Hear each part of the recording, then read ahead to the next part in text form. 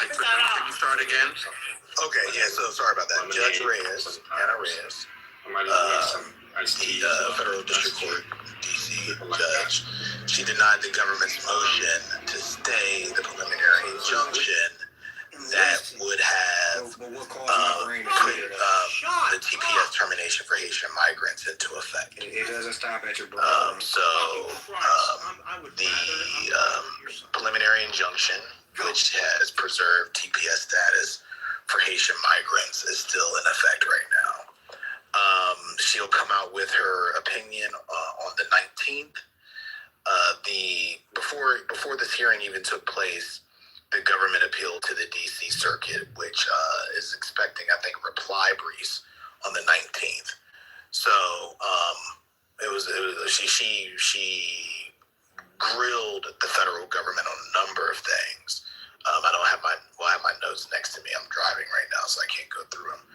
But I want to just flag what she mentioned at the end of her hearing after she gave her verbal order, which was the threats that her chambers has received as a result of her granting the plaintiff's preliminary injunction preserving TPS status, referring to her by the C word, telling her to eat a bullet.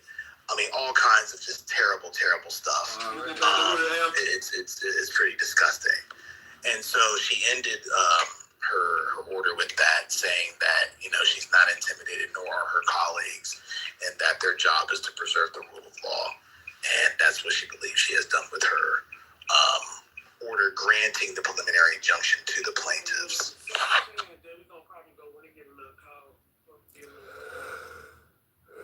I can't do the heat. I'm be stuck in the house. That should make my nose bleed. So can you give a background on who this judge is, please? Yeah, I'm confused. Give me the background. Hello? Is a judge. She was appointed by Biden. Went through Senate confirmation hearing. She is, in fact, herself an immigrant. She graduated magna cum laude Harvard Law. Worked at a pretty impressive law firm for trial court attorney, and she was the judge who granted this case is Miat v. Trump, which deals with the termination of TPS, temporary protective status, for Haitian migrants, which was supposed to expire on the 3rd. She granted the plaintiff's preliminary injunction, which meant that TPS status for Haitian migrants would still be in effect. And the government filed a motion to stay, basically freeze that order, that preliminary injunction, until litigation worked its way out. She today denied the government's motion to freeze that order, because freezing that order would have meant that TPS status for Haitian migrants would have terminated, and thus, of course, leaving them available to be detained, deported, and so on. In her colloquy with the government, it was pretty powerful.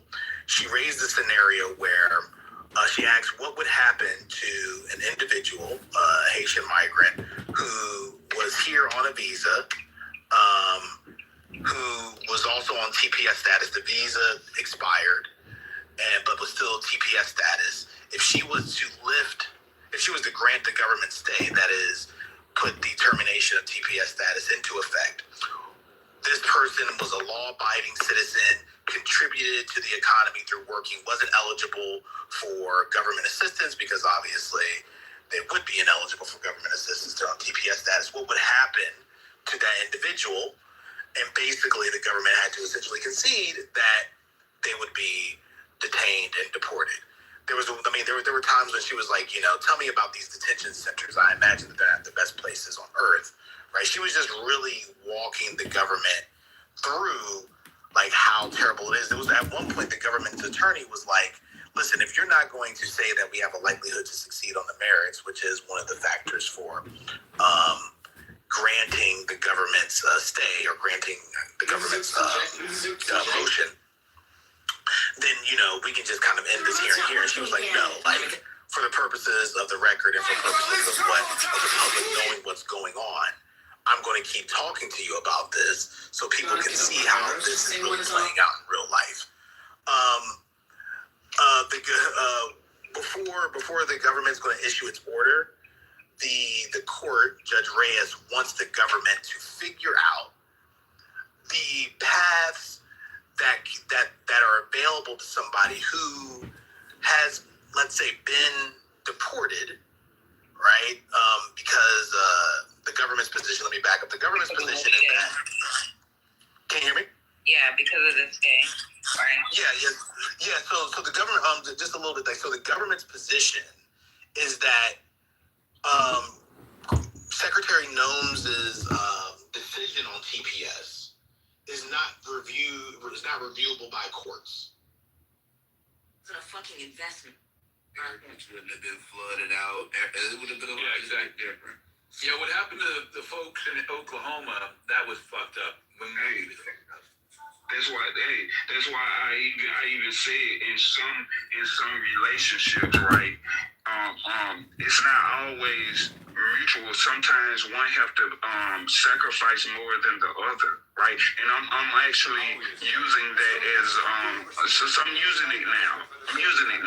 Right? And you give me that, right? I'm not trying to argue. I understand. I agree with everything y'all saying. Stop playing with me. Yes, I do. Because what you're not under, and now you're bringing it back to like mutual agreement and benefit and allyship, right? There has to be mutual benefit on both sides for it to be an allyship. And again, there was no benefit to slavery.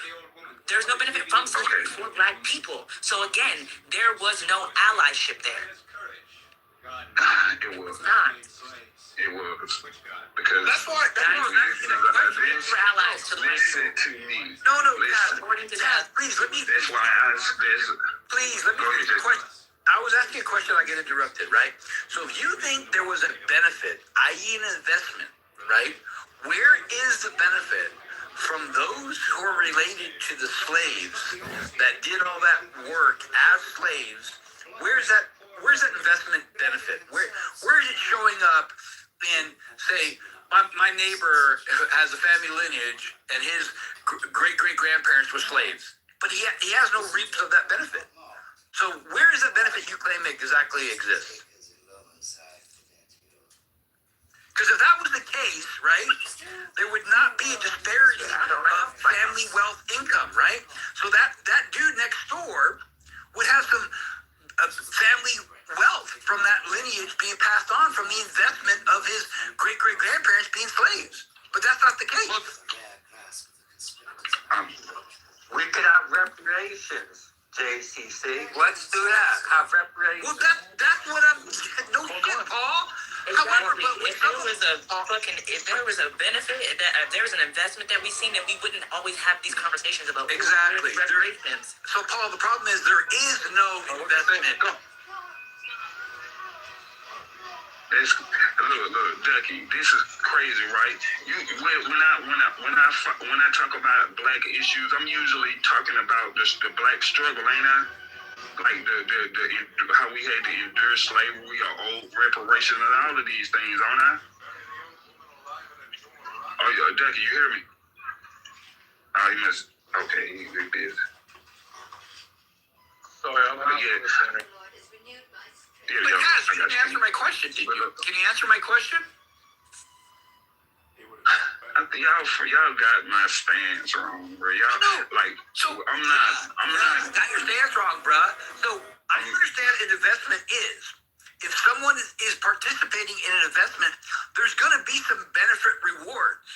So show me the benefit rewards of someone who is associated with someone who is a slave. Show those to me. Hello? Hello?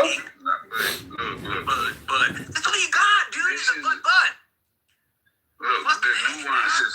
I'm not. There is no. Y'all want to go all into details. I'm not trying to mention how things were promises were made and then reneged upon. There are a lot of things that we agreed upon that were reneged on in society, but that doesn't make our efforts, it doesn't make our work. Wait. Are you saying that there was a promise?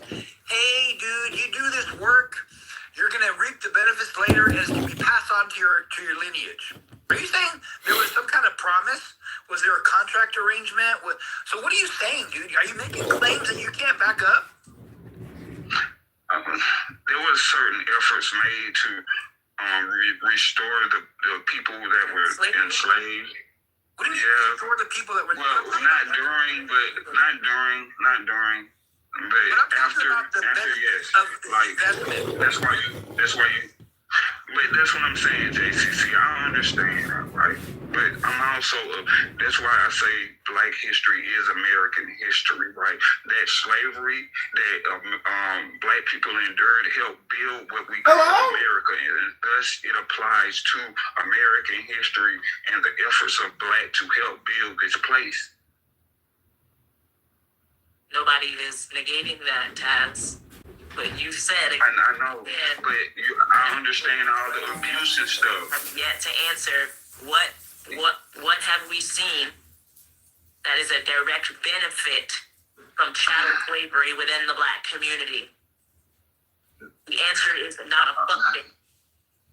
I mean, why everyone's asking for reparations. I think there are certain unseen spiritual aspects. Oh my God! You know what? Jesus help me. See, and that's why I'm trying not to go into the nuances, right? The investment, let's just call it a spiritual investment, an investment that kept us here, some type of investment. Just make it an investment for the time being, right? So you don't just disregard all our work that built the wealth of this place, right? It built the wealth of what we call America. We call home. This place is home. Americans, in which we are. I need specifics. Who benefited from that wealth directly? Was it us, or was it the slave masters and their families? No, we didn't get generational wealth. We didn't benefit from the investment that we made, but right, we are still here in the place that helped build America, right? I'm making it more general, right? Yes, we sacrificed more and didn't benefit, right? But I'm trying to not demonize. I want to talk about greatness, that work, that blood. Slavery should be demonized. Slavery is bad. Slavery is no bueno. Not good. No. Bert, man, can you help me, bro? Because Bert know where I stand too, right? I'm not saying that slavery was good. I'm not trying to dismiss slavery. That was that chattel slavery that Black people endured is the atrocity of the earth that I say is greater than all things. That's part of it makes Black Americans are part of the greatest allies. We endured such things by those we consider allies to us, right? And endured it. When did we think? What the fuck? When did Black people think that slave owners were our allies? When did that happen? I'm sorry, my alarm was going off. When? Yeah, that's funny because literally mine did too. I said, when did we think that? When did slaves think that slave owners were our allies? When did that happen? I mean, sometimes you forced. I mean, that's what happens. Sometimes you gotta take. Like I'm taking a situation and the lemons and making lemonade right now, right? I'm not trying to spoil it. Usually you hear me, like you hear me. You heard me speak. JCC heard me speak before. It's not like you hear, like some people think I'm racist the way I speak. I think you have a very skewed view right now, and you're ignoring like historical fact, and that is my issue. No, I'm ignoring the historical fact when I'm actually making it history. Benefited from slavery When we No, I'm not saying they benefited. I'm not saying. I say it was an investment that yielded no returns. You know what I mean? We invested, but yeah, other people took that investment and kind of mishandled it. You know what I mean? so now you're changing. Now you're changing what you're saying. So, Taz, What the fuck? I think you have the wrong understanding of investment the way you're utilizing it. Because the only people that invested into the slavery was a handful of people that bought the ships, that got paid the people to go to Africa and bring people back. Those are the only people that invested, and it wasn't necessarily white or black. It was a handful of people, and that's it. When it comes to that, right? Another people that invested is the people that bought the slaves in America, that had the farms, the owners of the farms. It wasn't every single individual. So black people did not invest into slavery unless they put money down or created situations where it benefited them to own slaves. So I think the word investment should not be utilized the way it is right now. I understand, right? But I'm talking about the efforts of, regardless of our place, right? Someday. And so we're still obligating certain things, but then we're like, oh no, you don't have to do that over there. Well, why not? How come we can't just charge the holidays? cash and then the rest on my card, like this and that. It's a different religion. It's new rules. If it's $3, yeah, right. Yeah, they should have. Instead, they should have just Christianized the That's Tanakh. just that happens. Do you think it's me hurt? No, you don't like that on normal. I'm sorry. No. Listen. I didn't hear you. What did you say? I said that Christians, instead of tossing out the law, they should have Christianized it.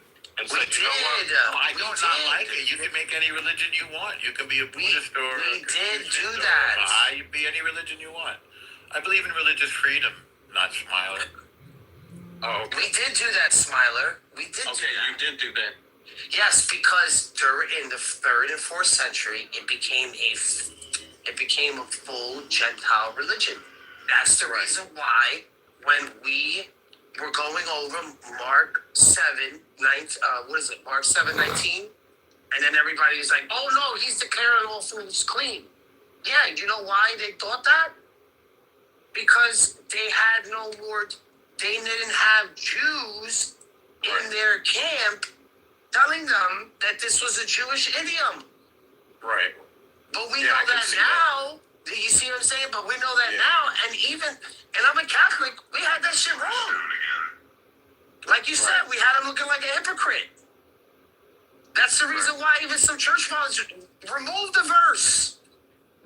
If you go to the NIV, the verse is not there. The verse is only there under the RSV. If you go to the NIV, it's not there. Because they removed it because people were misquoting him, misrepresenting him, making him look like a hypocrite. They're like, wait a second, come on, we can't do this. But how are we going to explain to them? They want deeper justification for not observing Torah. They're not going to just take Paul. They're going to want to take now and misrepresent what he's saying about all foods being clean with the hand wash. We went through this. Right. So that's what I'm trying to tell you, my brother. You can't, if you choose to observe the law, continue to observe the law. That's on you. You understand what I'm saying? That's on you. For me, I don't eat meat. I wouldn't say I'm of the. I don't know. I don't like the word observing the law only because it's like because I don't want that to seem. I don't want it to seem like that's my main source. Our main source is to look to Jesus and to follow his lead. And so what I do is I use the law as a reference point. So I'm like, okay, well, what does the law say? Because Jesus obviously didn't talk about everything. So I'm like, okay. Let's see. Point.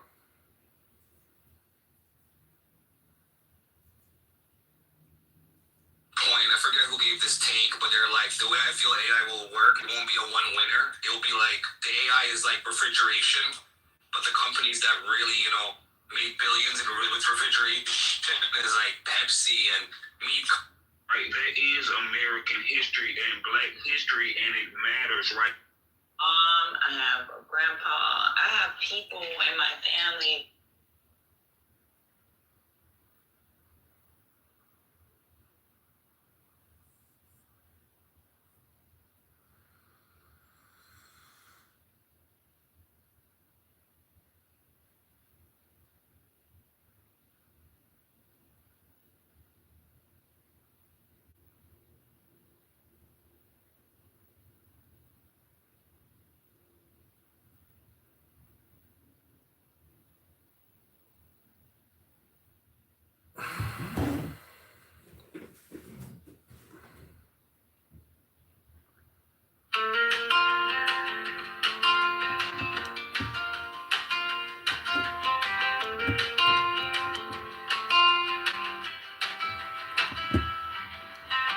Curtains crack a line of gray. Kettle sings Hey, Shake. and slips away. Shake, do you want to take a round trip flight to Iran with a hangover layover in Palestine? Or would you rather go to Iran with a hangover layover in Israel? Well, if you want, do you want to book a return flight ticket from Iran back to Israel with a layover in Palestine? Or do you want to... Empty cup and a quiet sink. I watch the steam before I drink. Deepest breath of the day. Let the hurry fall away. Hands around this little heat. Slowly waking, slowly free.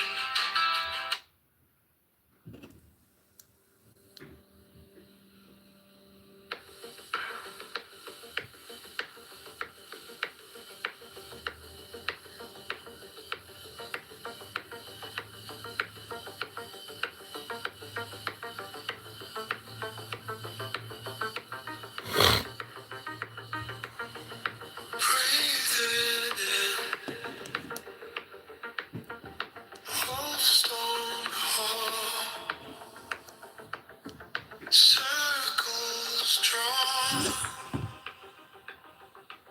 on the wall.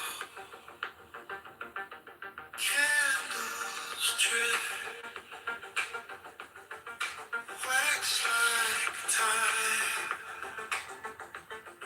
Hands held still, tracing still.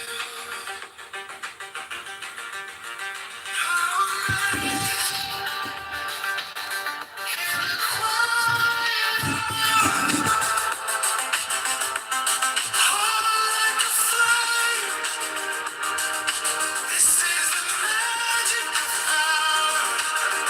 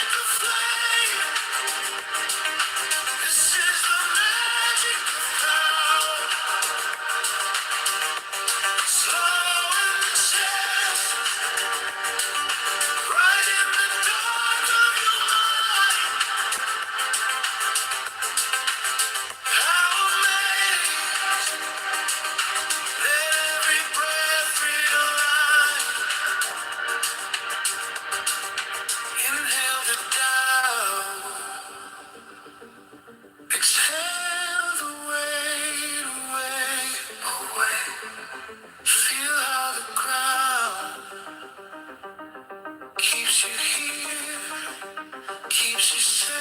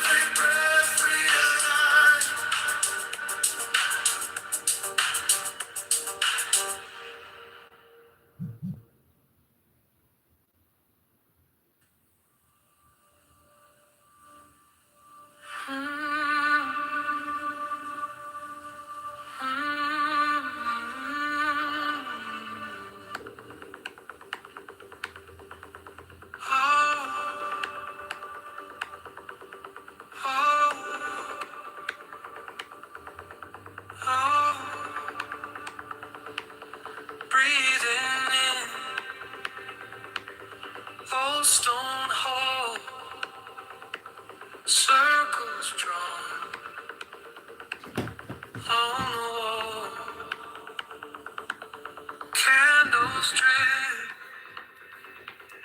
wax like time.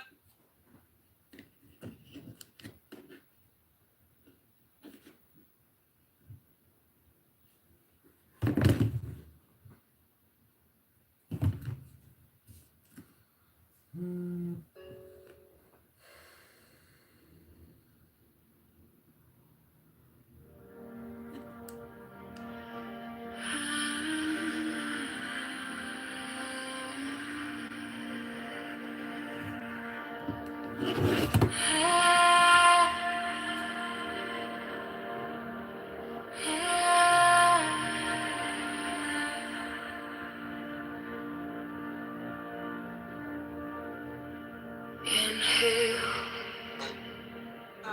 soft and slow.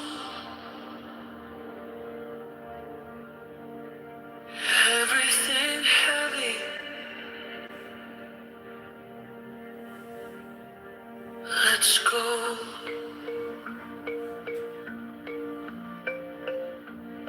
Lay your arm by the door. Every thought falls to the floor.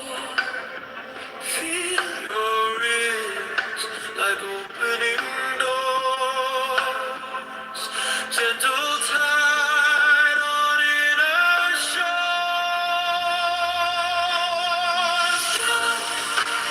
Into the quiet, let it take you in through the silence.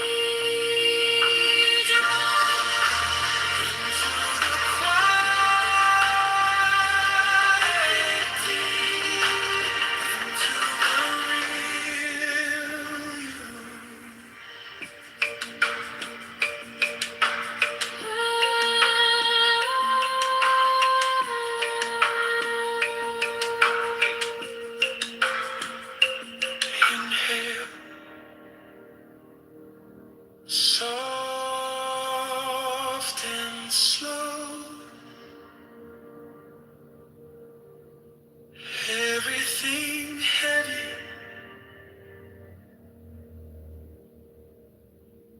Let's go.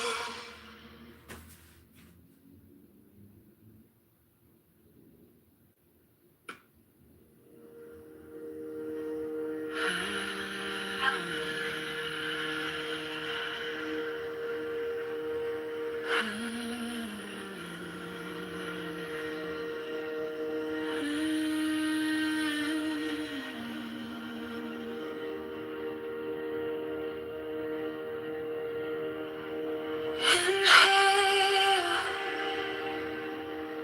soft and slow. Everything heavy. Let's go.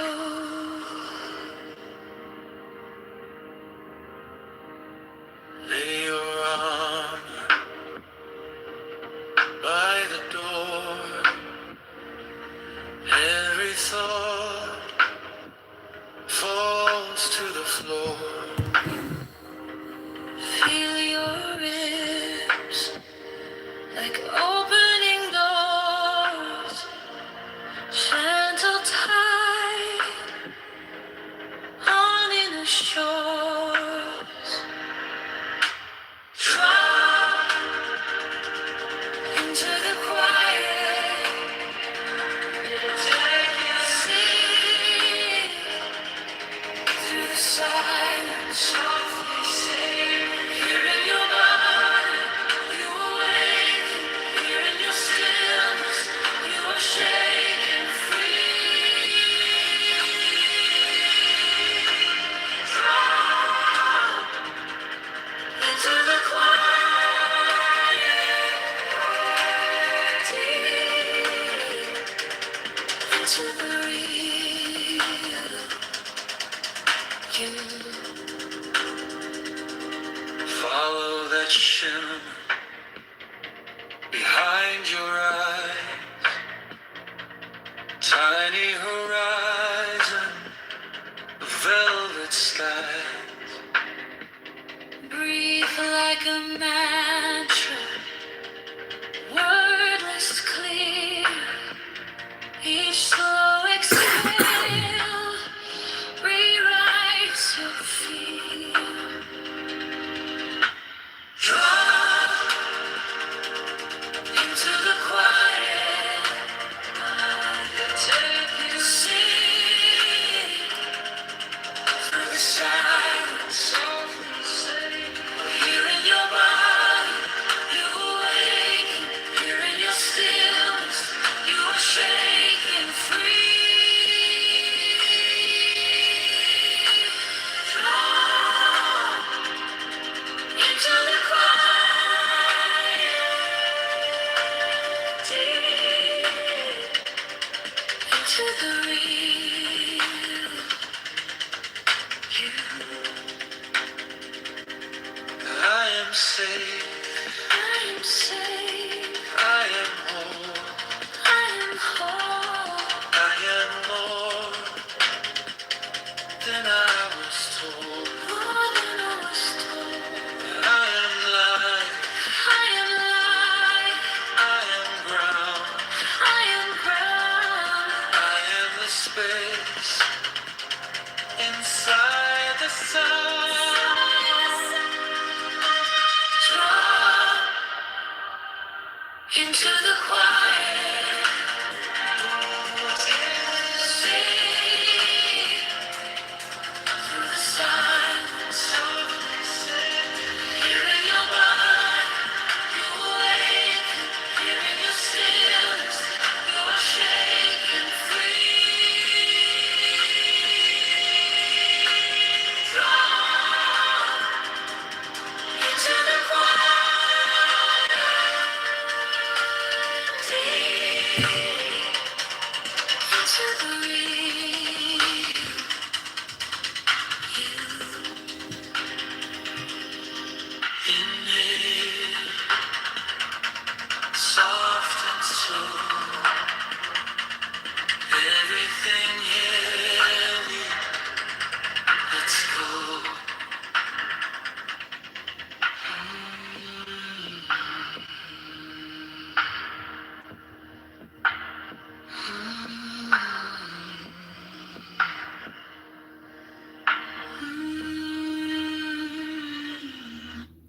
Hello?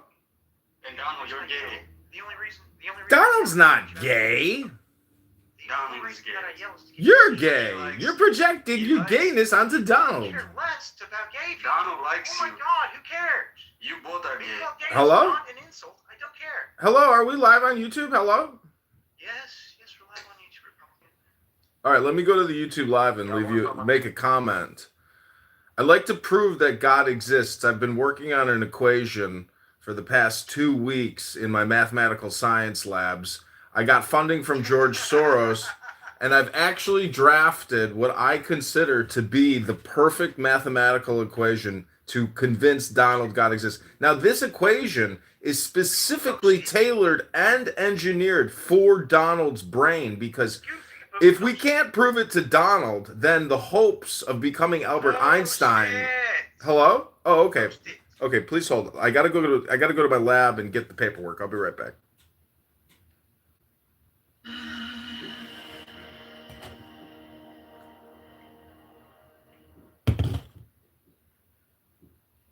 Actually, Donald, can I just leave? Can I just post the equation to your YouTube live so the world can see the brilliance of the equation? Sure.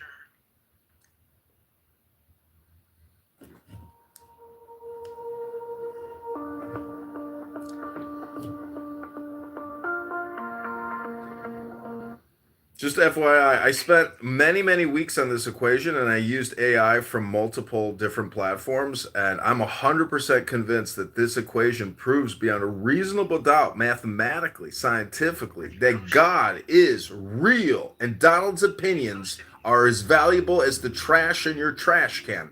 Hello? Circle of salt on the floor. Candles breathe in the dark. You trace signs in the air. I feel them light up my heart. Hello? Your eyes close. And I want to thank CM down in the audience for all of his negative criticism in the chat over the past couple days. That's what really pushed me. Hello? Hello? Hello? Yeah, I do math because I want to know the truth of the earth since my birth. And the truth is that CM is not as good as a mathematician as I am. I'm the best mathematician there is. CM is an amateur mathematician. And science. Anyways, I have my mathematical equation to prove that God exists, and I am complete. I'm gonna do it with my finger in the air. Okay, I just did the sign, everybody. I just did the mathematical equation sign of the infinity loop, and I have proven beyond reasonable doubts that God is.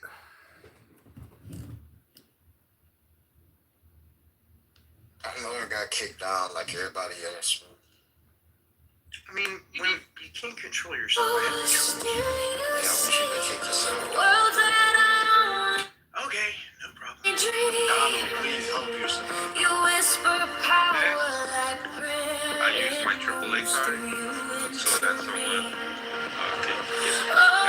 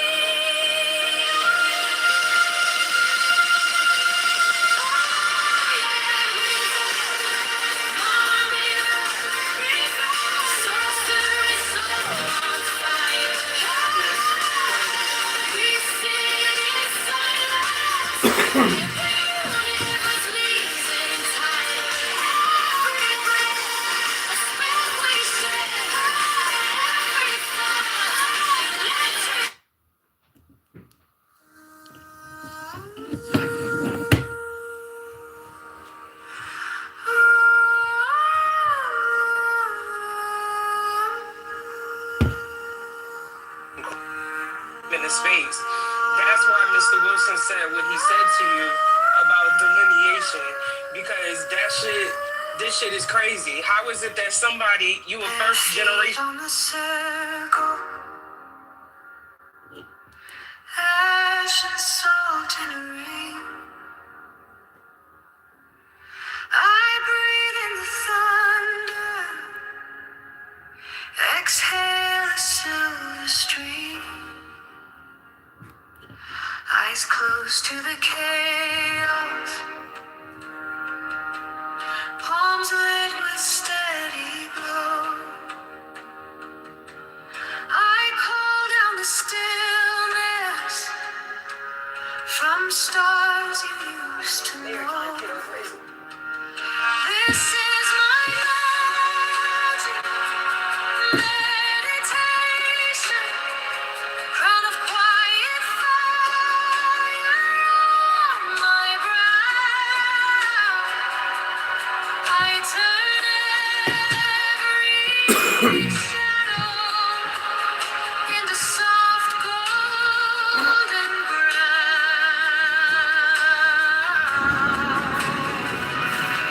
In this meditation, hear your wild heart slowing down.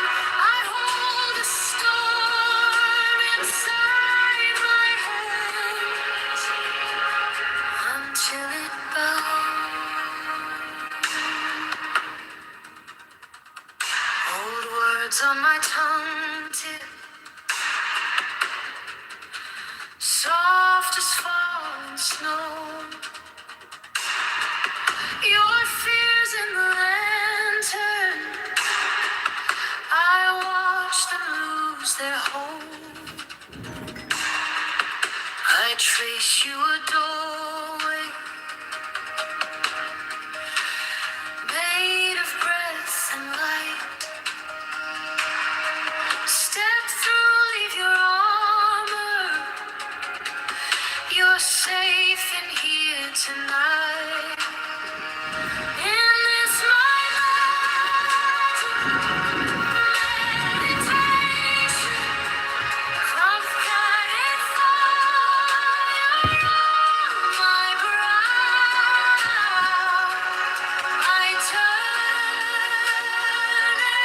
every shadow into soft golden brown.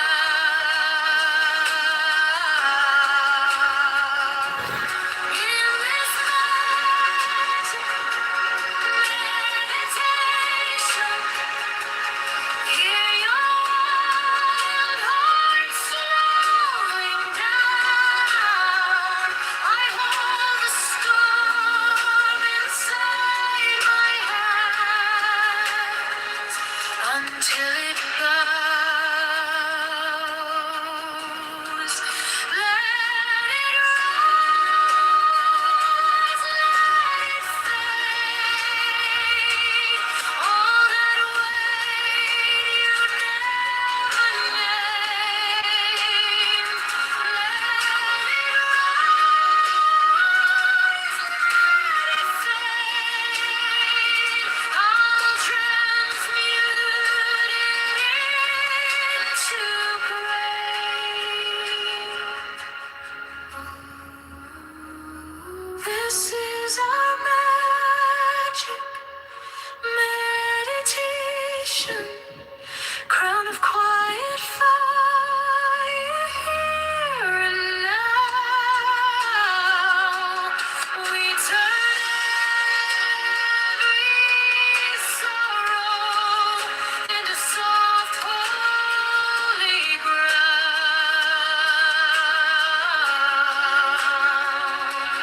In this magic meditation, feel your fears so settling down.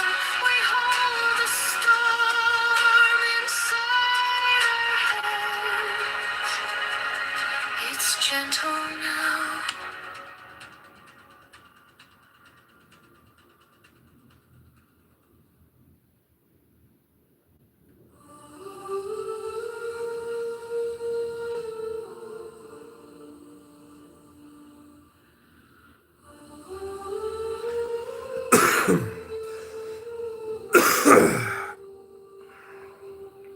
Bare feet on the circle, ash and salt in a ring. I breathe in the thunder, exhale the stream. The local comic is earning laughs on stage and praise in the gallery. Eyes closed to the chaos, palms lit with steady glow. John Kitover. I call down the stillness from stars you used to know.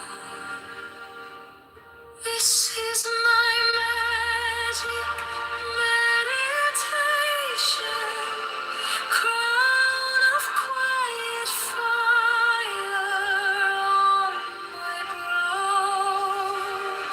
I turn every shadow into soft golden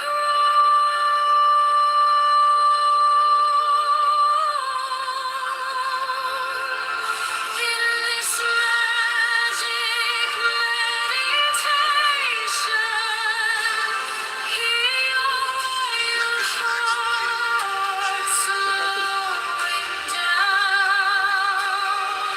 I hold the storm inside my hands until it blows.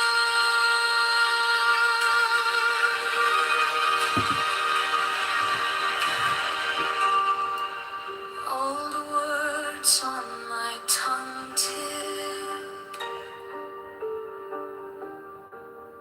soft as falling snow. Your fears in the lantern, I watch them lose their home. I trace you a doorway made of breath and light. Step through, leave your armor. You're safe in here tonight. In this my magic meditation, crown of quiet fire on my brow. I turn every shadow into soft golden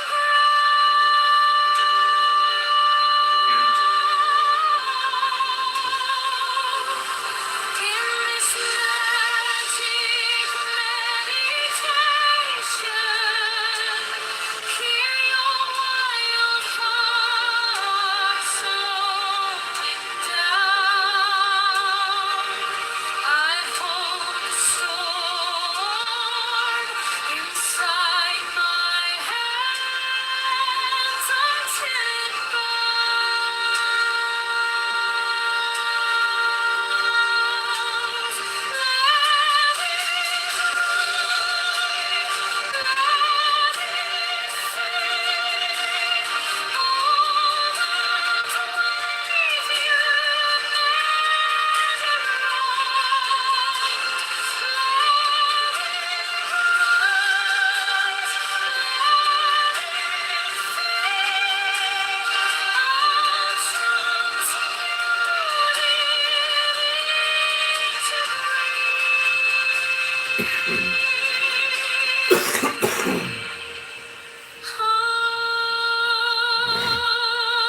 this is our magic meditation, crown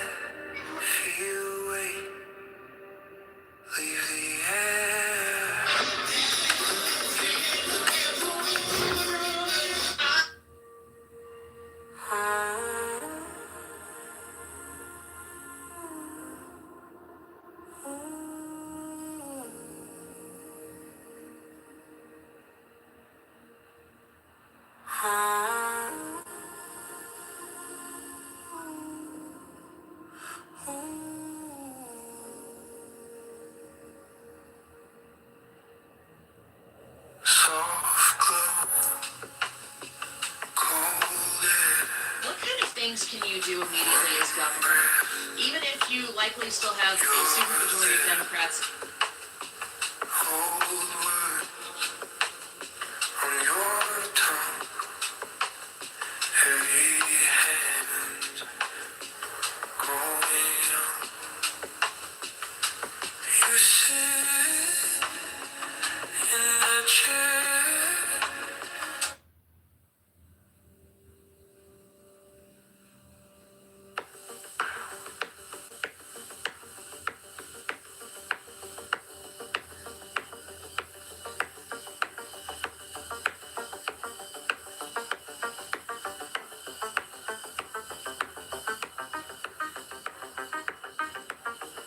Breathe it in. The whole stone hall. Circles drawn on the wall. Candles drip, wax like time. Hands held still, tracing silk. How amazed in the quiet hour, heart like a flame. This is the magic hour. Slow as a chest, right in the dark of your mind. How amazed, let every breath realign. Eyes half closed, sparks inside. Name your fear, let it ride. Watch it turn. Just what you see lives in you. How amazed in the quiet hour, heart like a flame. This is the magic of power. Slow in the chest, right in the dark of your mind. How amazed, let every breath realign. Inhale the doubt, exhale the weight away. Feel how the ground keeps you here, keeps you safe.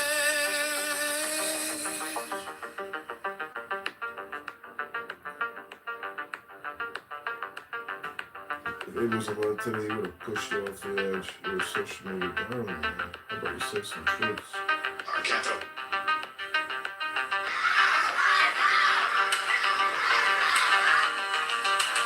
How amazed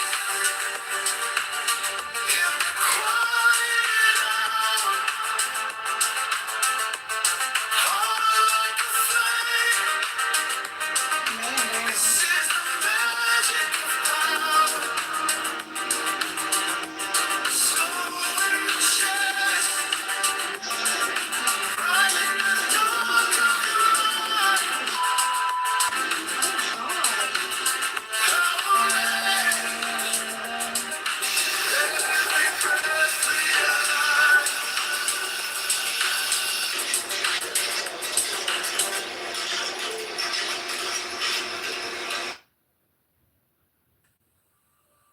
Chicago Flips Red, we had the pleasure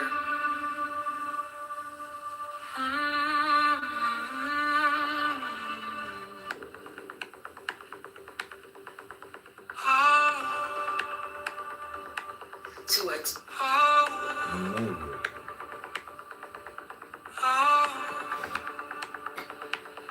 Breathing in old stone hall, circles drawn on the wall, candles drip, wax like time, hands held still,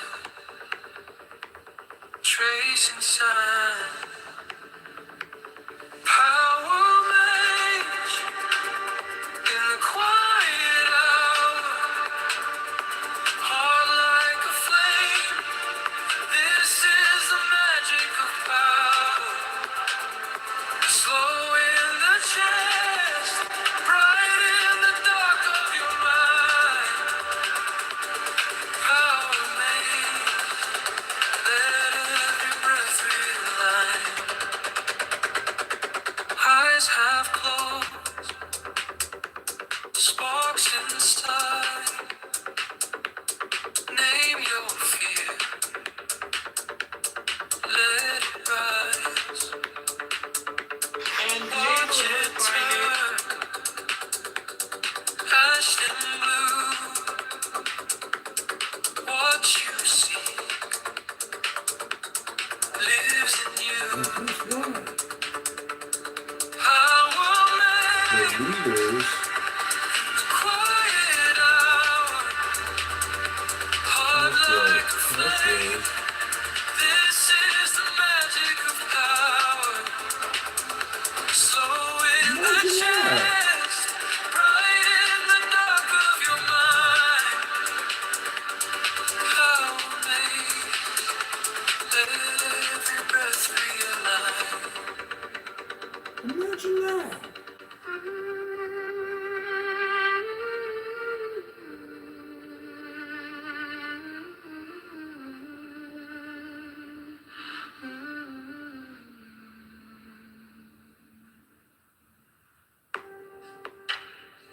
Inhale the doubt, exhale the weight away, away. Feel how the ground keeps you here, keeps you safe. Power makes in the quiet hour, heart like a flame. This is the magic of power. Slow in the chest, right in the dark of your mind. Power made, let every breath realign.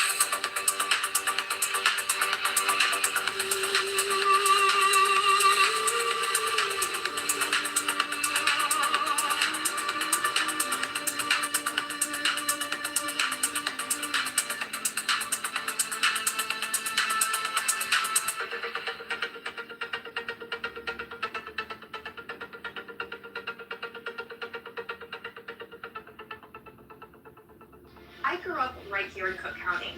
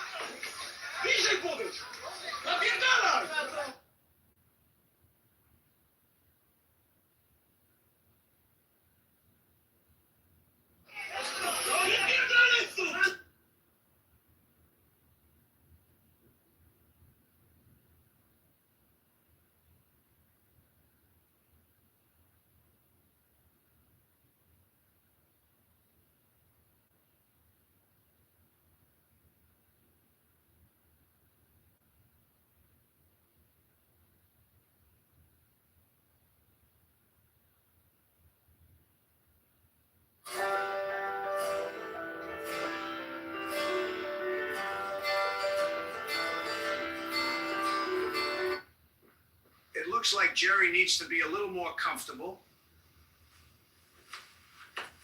This is why we need term limit.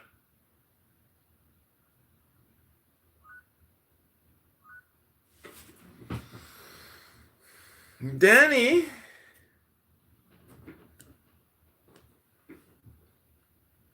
Hello.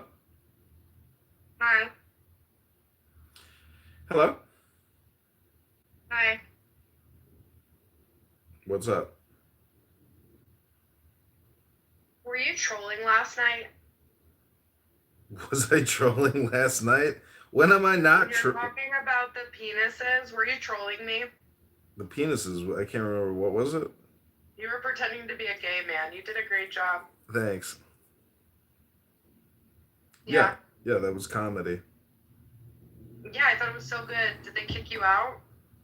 I think so, yeah. But I had other compliments too. I had other people messaging me last night say I was very funny. I thought that was really good. But I still feel like it was a psyop. That was the psyop in the psyop. Okay. Becomes psyop slop. How many psyops are there? An infinite amount, because every single thing is a psyop. Oh, okay. Mm-hmm. How do I know the difference between, like, entanglement and, like, people reading my mind? Everybody reads people's verbal and nonverbal cues. We're scanning creatures. And part of cognitive behavioral therapy is that mind reading is like people's fake problem, meaning that, like, not a fake problem, meaning that, like, people that do mind reading are trying to, like, guess or infer when they shouldn't be doing that, because it's almost like speaking. Like, the more you think, the more you speak, the further from the truth you get. So if you do mind reading, you're, like, very far from the truth. You're using your imagination to create opinions, and opinions are what the problem is. That's why people are unhappy, because they don't go with the flow. They're constantly giving an opinion on the flow, as opposed to just merging with the flow. Hello? Yeah, like, so, like, the ocean. Yeah, unite, be one with the ocean. And the ocean is really a metaphor for the reservoir of subconscious emotions, which are infinite. So it's, just go with the flow. That's the whole thing. People on this app are actually trying to obstruct your flow. That's why it's called the, dark pit of despair. Wait, what is the dark pit of despair? Clubhouse. This is where souls come to die in eternity, trapped in a hell of fire. I don't know. Do you know who's back? It's just a joke. Who's back? Doc. Yeah, I talked to him last night. He was listening to me do my comedy last night. Oh, you do comedy? You didn't hear me last night? Are you talking about when you went in bathhouse? Were you in another room too? Yeah. With Yep. That was really good, you know? I've had some weird shit happen in my life, Yeah, same here. you know? I feel like Clubhouse. What do you say about the communication is hypnosis? And sometimes I wonder if I hypnotize people in the wrong way. Well, you hypnotize yourself when you hypnotize other people, so make sure it's a good performance. You don't want to suck, do you? I know, but I don't want to hurt people. Well, if you hurt people, you hurt yourself. You know, love thy neighbor means love thyself. Well, some people hurt people in order to help themselves. Manipulative people. But, like, how do you become a president? How do you become a CEO? How do you be, like, certain things? Like, if you're going to be a billionaire, you have to have that type of mentality. Do you know? Not really. People promote and like the nice person. There are people out there that are just so authentic that they're unstoppable. And there's really a lot of CEOs like that that are extremely well developed. So much of life just comes down to showing up, not fucking up, being pleasant in all things. Like, if you're not pleasant in all things, you're not a very good leader, because like I worked for this guy once, and we wasted 4 days on this like seminar, like this educational seminar. Total waste of time. Could have been compressed to like 2 hours, instead we wasted 4 days at the government's expense. And then he has the gall to scream at all of us for wasting all of our time and making it a horrible event and screaming at us. And I'm like, bitch, you're the fucking leader. You're the one who organized all this, and you're screaming at us? We should be screaming at you, motherfucker! And we all looked at each other like, I can't believe he's screaming at us right now after he is the organizer and wasted all of our time. So, there's good people out there that won't waste your time. And, that's it. That's life. Life is complicated, Danny. But the whole point is you're in control, and people on this app want to take your control away from you. That's the whole purpose of this app. And that's how dopamine works in a way. You're on a dopamine quest. Just don't be the dope. Be the genius.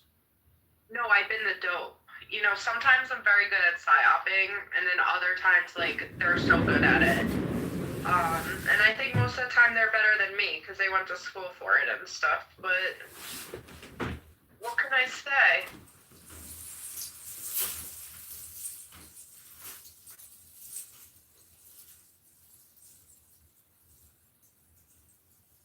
They're talking about religion in the other room. I feel like I've heard every single argument. At a specific point, maybe there is a point where there's nothing new to learn. Well, not on this app. Look at it as like a soup of words. Grace is here as well. Look at this as like a soup of words.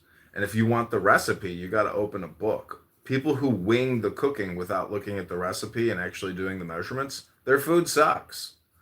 That's what people are doing on this app. They are creating dreck, schlop. I feel like some people have it in them to really cook well. By instinct alone.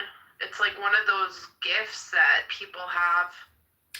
How do I find the other room? It's the Church of Buttercup. Okay.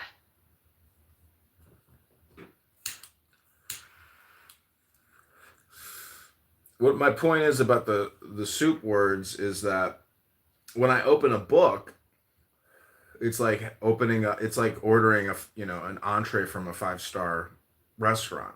But people on this app just like going to McDonald's. I like going to the gourmet 5-star restaurant. Hello? It sounds also like your cold went away. Grace's prayer must have worked. Did she say a prayer? Yeah, she prayed over you like 2 weeks ago when you were dying of influenza. Did I get the Misha Baroch. I did it for Lil Haiti. I did the Misha Baroch for her. Did it dislodge the chicken wing in her throat? He was in a coma. Lil Haiti was in a coma? Yeah, she had like something really bad that she was in a coma for like I think they might have put her in it for like a week, and then she was really sick. She might even still be in the hospital from like 2-3 weeks ago. Yeah, I haven't seen her heard her show. It's too bad.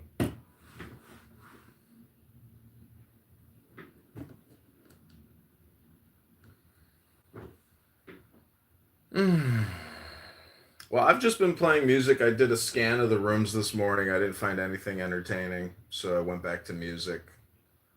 And I'm gonna go to the gym shortly, and then I gotta take out the trash, and then I'm setting up a new Clubhouse recording studio in my house, and I'm expanding my recording to record more. I bought more phones. I bought 2 new computers, and I figure, like, why rent one of my rooms to a person that I don't want to live with, that stinks and is annoying? Maybe I could just turn my bedrooms into recording studios, monetize them, as opposed to like having to actually interact with real human beings. I can just surreptitiously record people wasting all their time, and then waste all the time of everybody on YouTube, and then deliver advertisements to people that want to waste their time. That's my theory.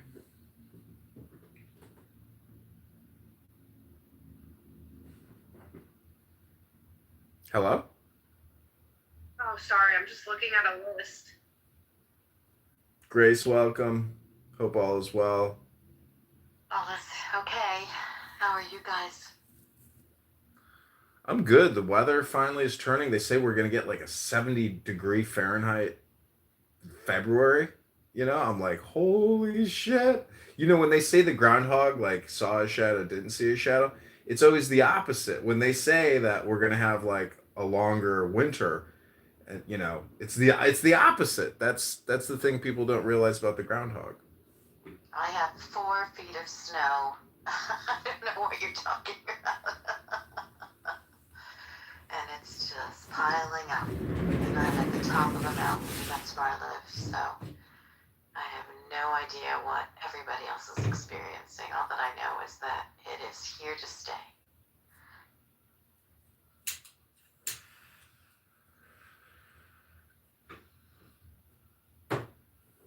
How are you, Donnie?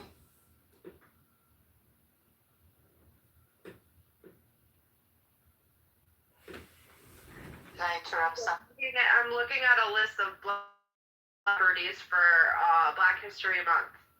Oh, great. That sounds like a good thing to do.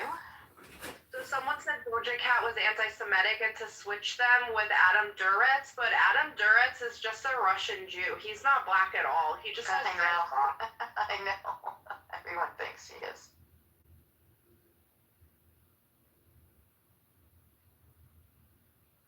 Well, I just popped in to say hi, guys. I hope you all are well, and I hope to see you again. Likewise, Grace. I'm gonna read something from a book. People on Clubhouse. Danny, did you hear about my 1,500 3,000 theory?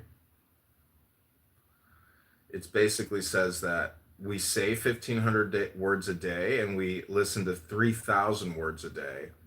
And the people that pick and choose what they say and listen to are the ones who are actually in control of the 3,000 and the 1,500, which is yourself. So if you take ownership of what you're listening to and what you're saying, and you control that 1,500, 3,000, your life will be a lot better, and you'll have less difficulty.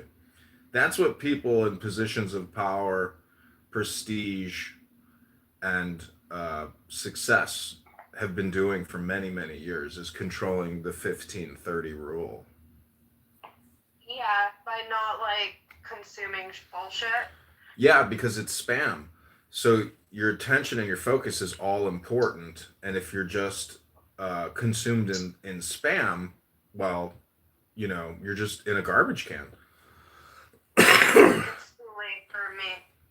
It's not too late for you because it's the 1530 law. And No, I'm just saying, like, I feel like I already fell into the shit. no, there's no, Sense. you can't fall into it because there's no such thing as past. There's only the now. The now is a compression of the past and the future. And if you increase your IQ, you increase your EQ.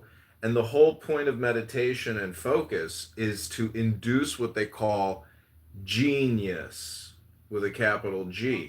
And genius is a little bit like a time machine, meaning that you can go into the past or future with a time machine.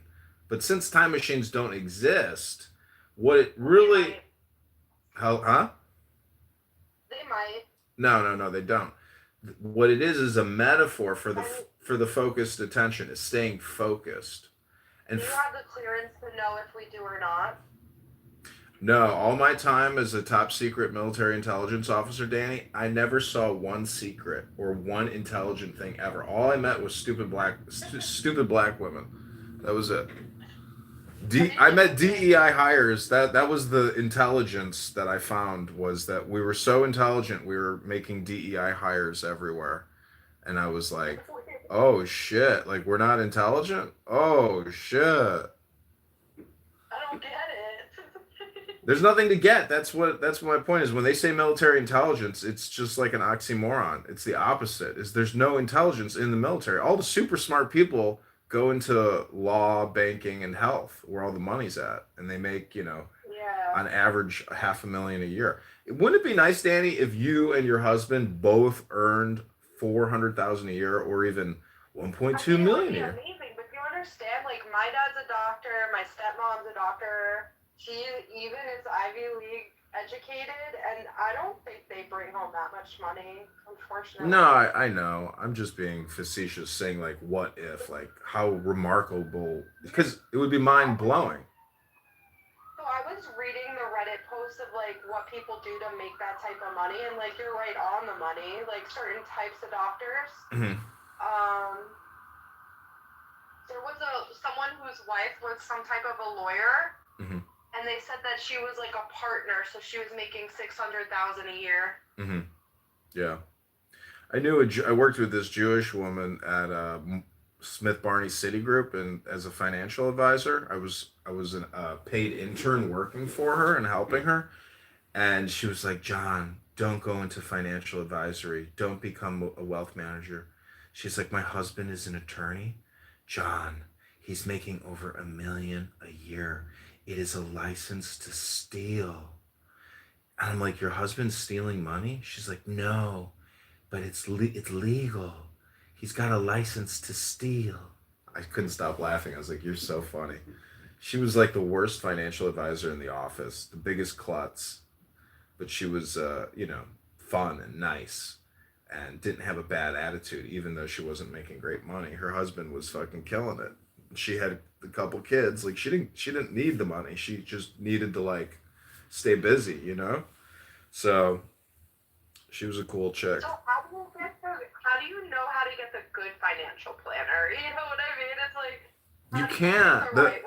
The right one is you. I really want to write a book and do like a website and call it like Fire Your Financial Advisor.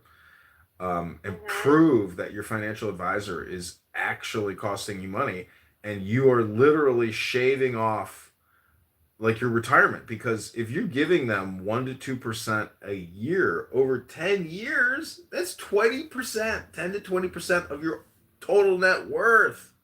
And if you're only getting, let's say, 4% to 7% over 10 to 2, so they're taking half of what you made with them. That's crazy.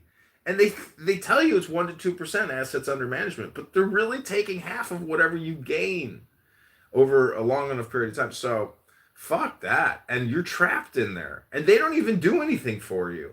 They literally sell you a mortgage, or they sell you a mutual fund from another company. But they don't do anything.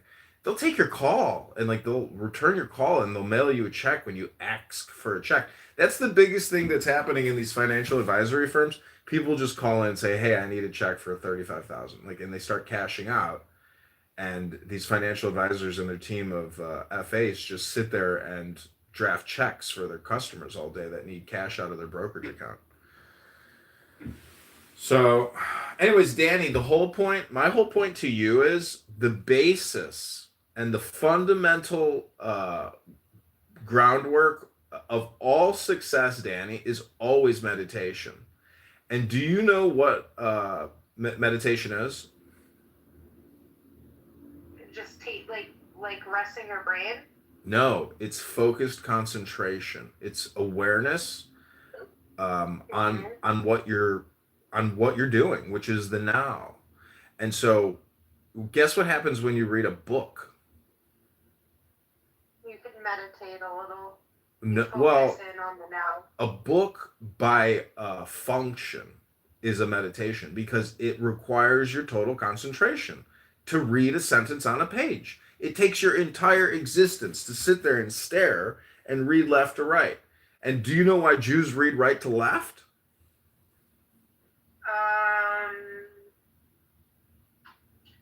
No.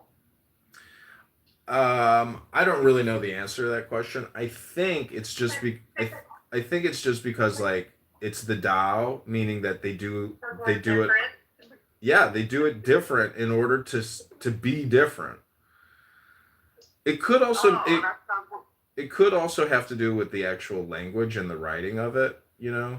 I'm not sure. We could Google it. We need like Grace or that other guy, the Israeli guy knows a lot. Yeah. The older guy. Yeah. He's from Chicago. Which I forget his name. Probably the same guy. It's Eitan. Yeah. He knows a lot. Yeah, he loves talking. Oh, okay. So listen to this. Jews read right to left because Hebrew, like other ancient Semitic languages, Arabic or Aramaic, was originally carved into stone with chisels, making it easier for predominantly right-handed people to carve from right to left to avoid smudging or injury.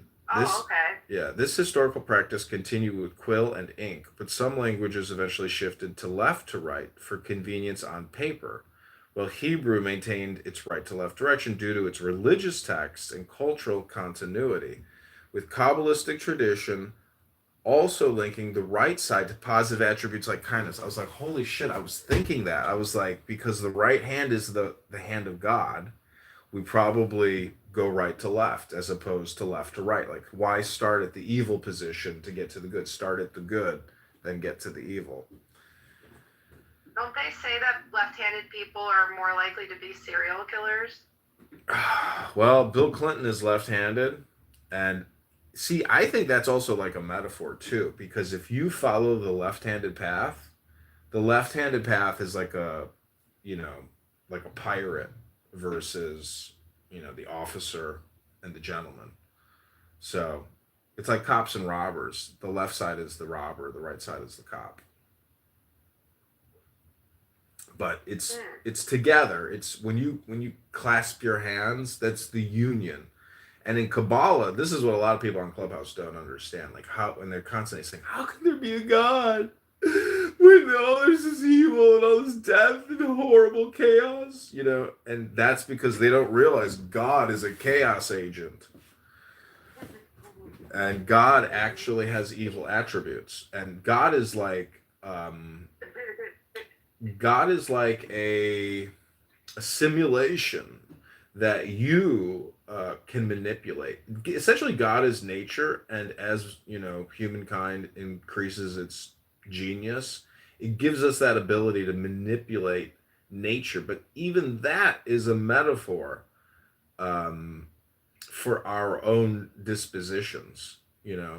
Like, you sound like a good person, like a nice person, and that's probably because of the input from your parents, from your family, from your friends. Maybe you've had some shortcomings, but nonetheless, most of your input is good. So you're mostly a good person. But imagine organized evil, parents and cultures or societies dedicated to creating, evil characteristics, controlled evil characteristics, meaning that you don't want to create a warrior that just randomly kills and commits crime.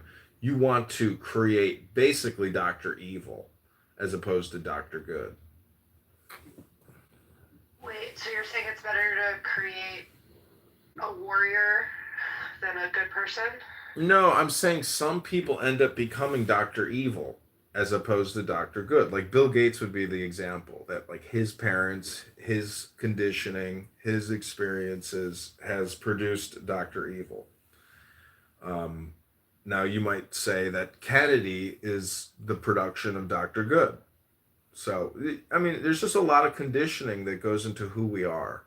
And the fact that we speak English is because we've been conditioned to speak English. We could, if we chose, we could switch to a different language if we were competent in it, but we're not because we haven't been conditioned with that. So, the point I think Bill Gates' his father is the reason he's the way that he is. Yeah, probably. So, all communication is conditioning. All communication is hypnosis. All communication is projection. All communication is politics. All communication is spam.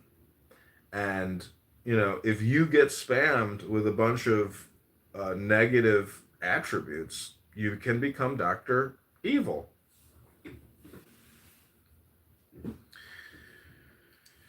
Yeah. And so when you listen to people on Clubhouse, unfortunately, because all communication is projection, all communication is conditioning, all communication is hypnosis, all communication is political. You're being conditioned on people's political communication all the time on this app. And most people here, in my opinion, are very low energetic, very depressed, moping, and they don't know how to play the game as a system.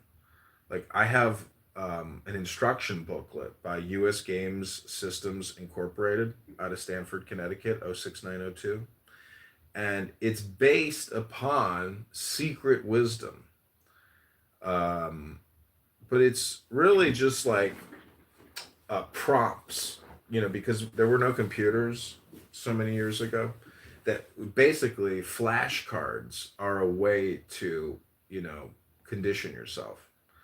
So if you could use the tarot, What's the book? it's the tarot cards. Any kind of tarot card is basically a gestalt prompting system in order to induce wisdom, because there are cards in there that are very smart. Like for example, tell me a tarot card in your memory. Do you have any tarot cards memorized? The Fool, the Hermit,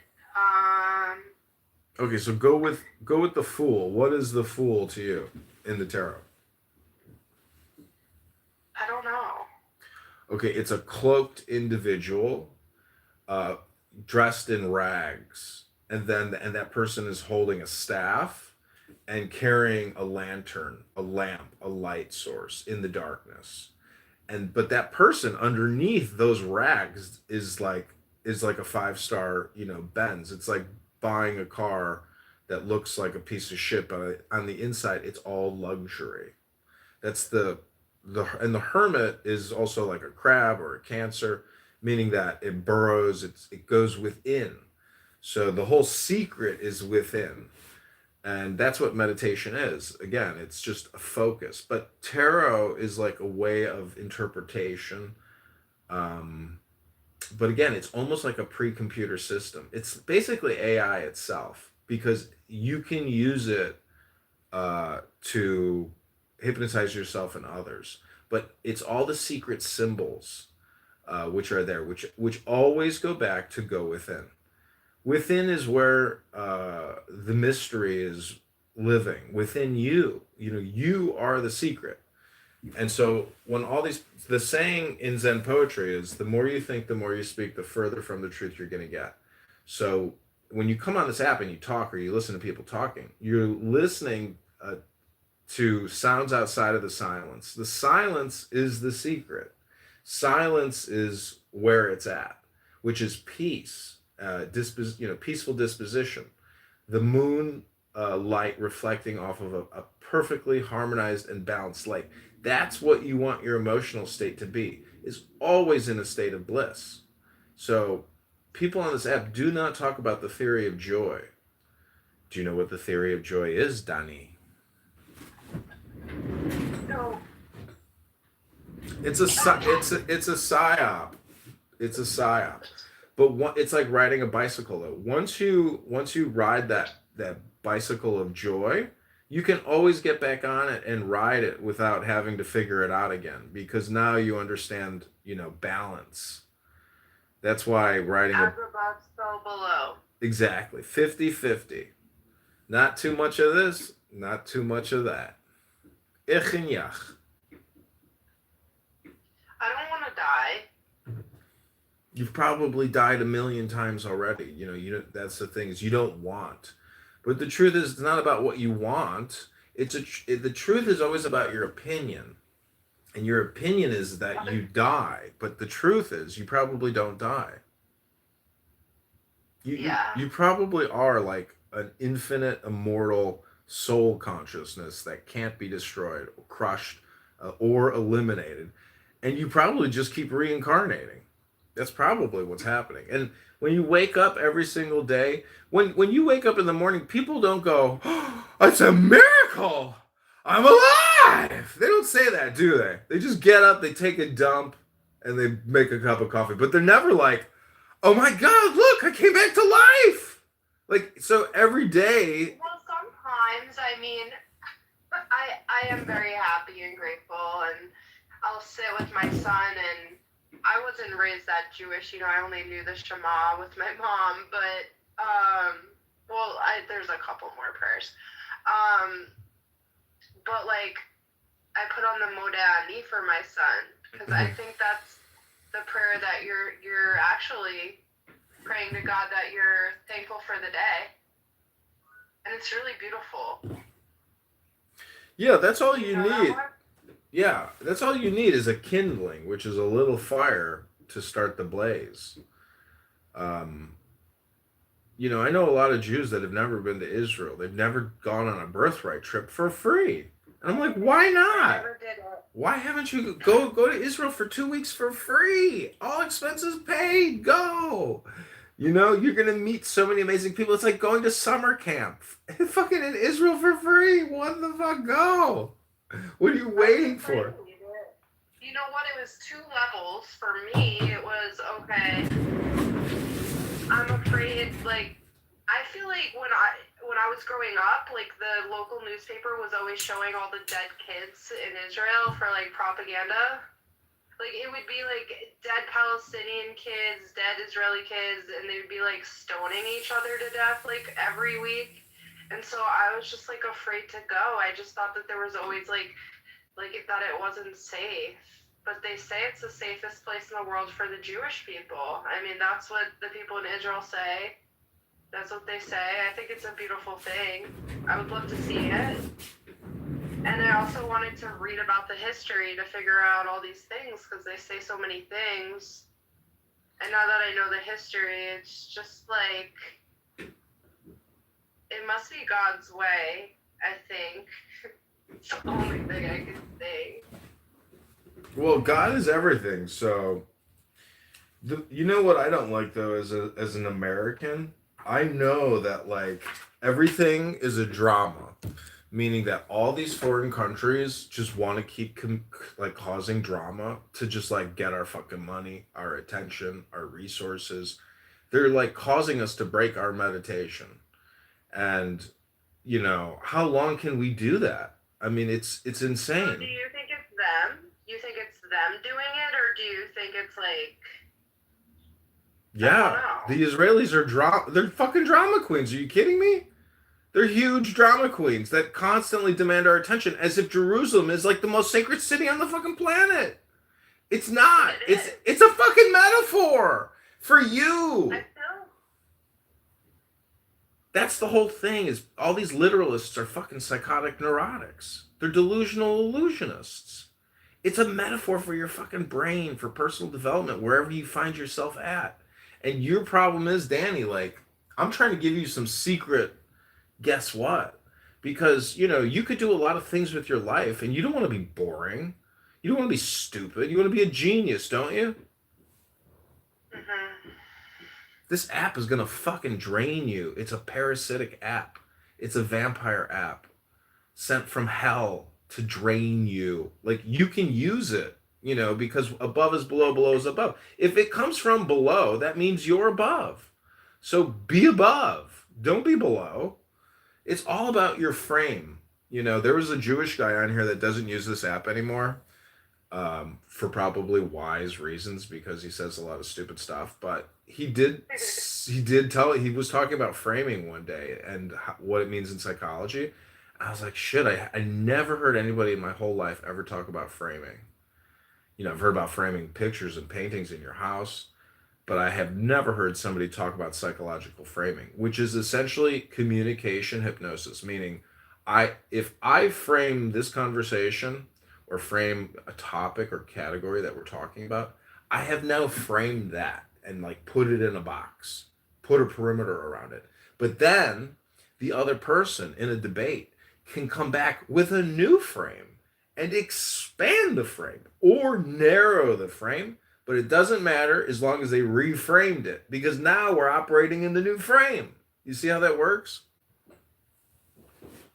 Yeah. But it's basically people framing and reframing.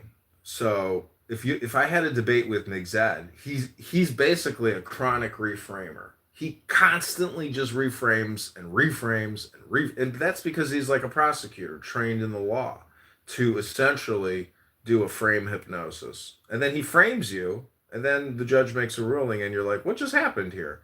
That motherfucker framed me.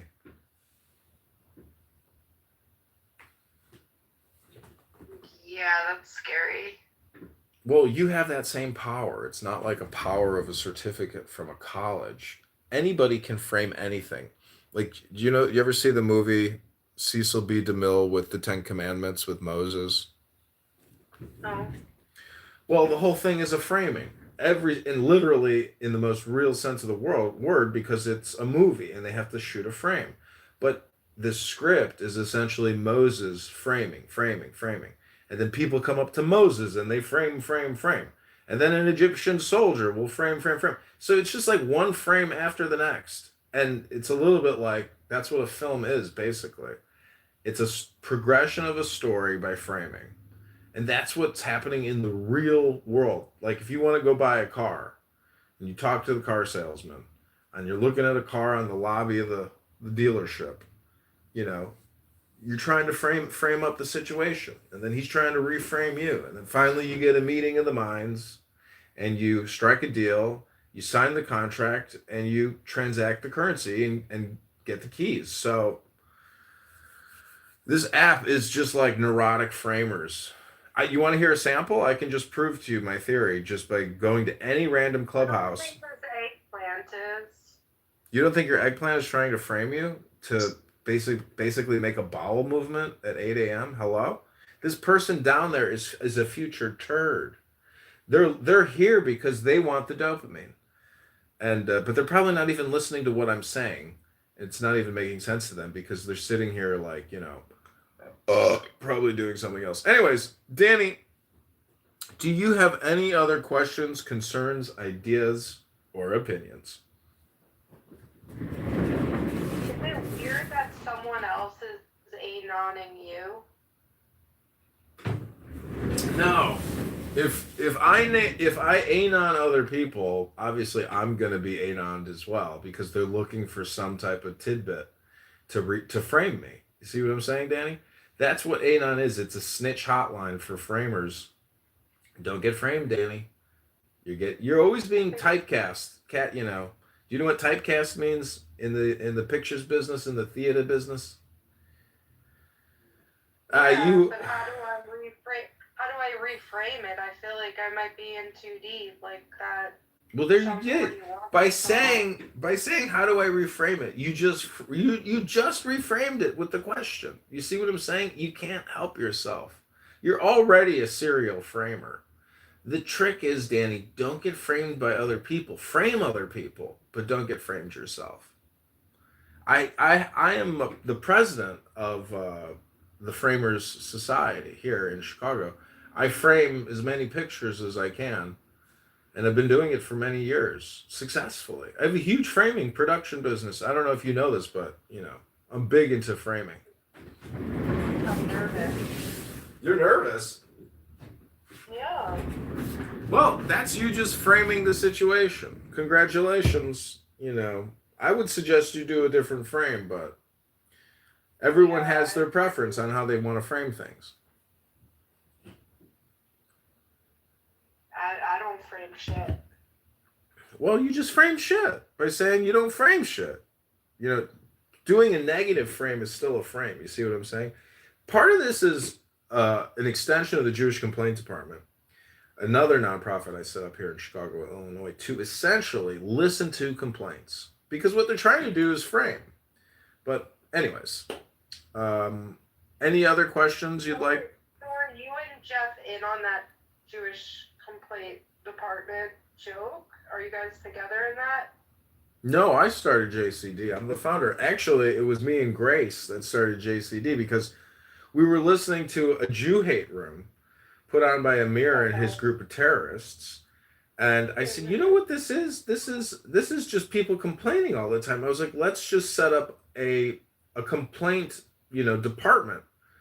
And so we did. We set up the Jewish Complaint Department, and it's the thing is, it was founded by a Jew. It's not for Jews. It's not by us, for us. It's just the Jewish Complaint Department. Because there's so many Jewish complaints all the time. I was like, we need to essentially set up like a ticketing system for Jewish complaints. Whether it's Jews complaining or people complaining about Jews, I want to be at the center of all Jewish complaints. And so we set up the JCD. Can we come up with a brand called Jew Fubu? JFU, Jewish for us bias, JFubu. Well, do you know what NFFN is? No. Nigga, faggot, faggot, nigga. No. But when I was a kid, I had FUBU gloves, and I think that was not okay, because it's for us bias, but that's for the black people. JFubu. So it was like embarrassing that I wore FUBU gloves, because I didn't realize it was that guy from Shark Tank brand for us bias. FUBU. Why don't we call it how do we get Zubu Zionists Zionists for us by Z Fubus. Zionists for us by Zionists. Zubu. Z Fubus. All right, well, I'm gonna make another cup of coffee, Danny. You know what's better than a cup of coffee? A cup of water. No, a cup of espresso. Because an espresso is like a very expensive coffee, and it's a little bit like cannabis versus tobacco. People that choose tobacco choose tobacco because it's cheaper. Cannabis is very expensive, but it's essentially the same. I don't know. I feel like cannabis is cheaper than Cigarettes? Yeah. That's possible at this point. Yeah, if you could get like an ounce for under 100. Yeah. And cigarettes are like $20 a pack.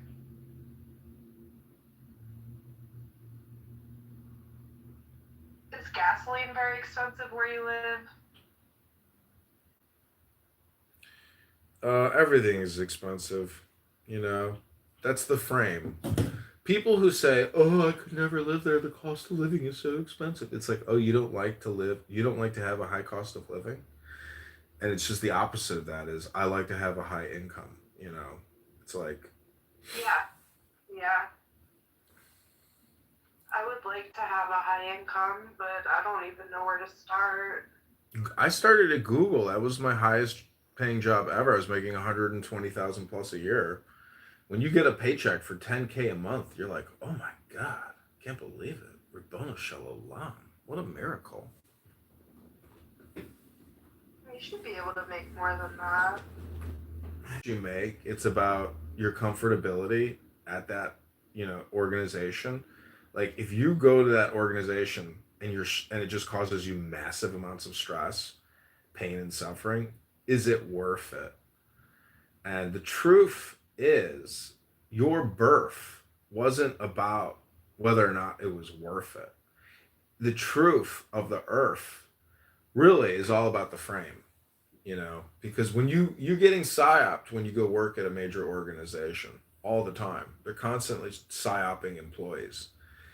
All communication systems, whether internal, external, are completely independent and categorical, and every organization is, which is so funny. Most organizations should be spending all their time spamming people on the outside, but most organizations spend all their time spamming people on the inside of that organization, and that's so stupid. It's such a huge waste of time. Like I worked at the IRS for 5 years and I got spammed with so much information. I was like, eventually I was like, it was too much. I was like, I don't want to work here because of all the unnecessary communication that is constantly bells and whistling me on my fucking laptop. I was like, this laptop is like a giant fucking cell phone. When you open a laptop, it's like opening up an old flip phone. And that fucking IRS laptop was like sticking that fucking thing on my head all day, every day. The worst thing is like when you go to sleep or you wake up and you're still thinking about that fucking laptop. Ugh. Now I'm still thinking about it, still talking about it. I carried that laptop over here, from 2 years ago, Danny. I just reframed the conversation with a work laptop. Hello? When I used to sell shoes, remember coming in and talking to my coworker who had the same dream of selling shoes, and we weren't sure if we had a shared dreaming experience or if it's just because you're just at the job so much, you start to dream that you're there.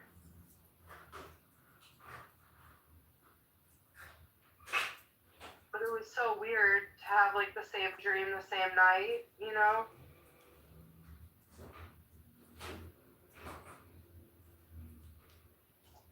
Do you believe people can communicate in their dreams?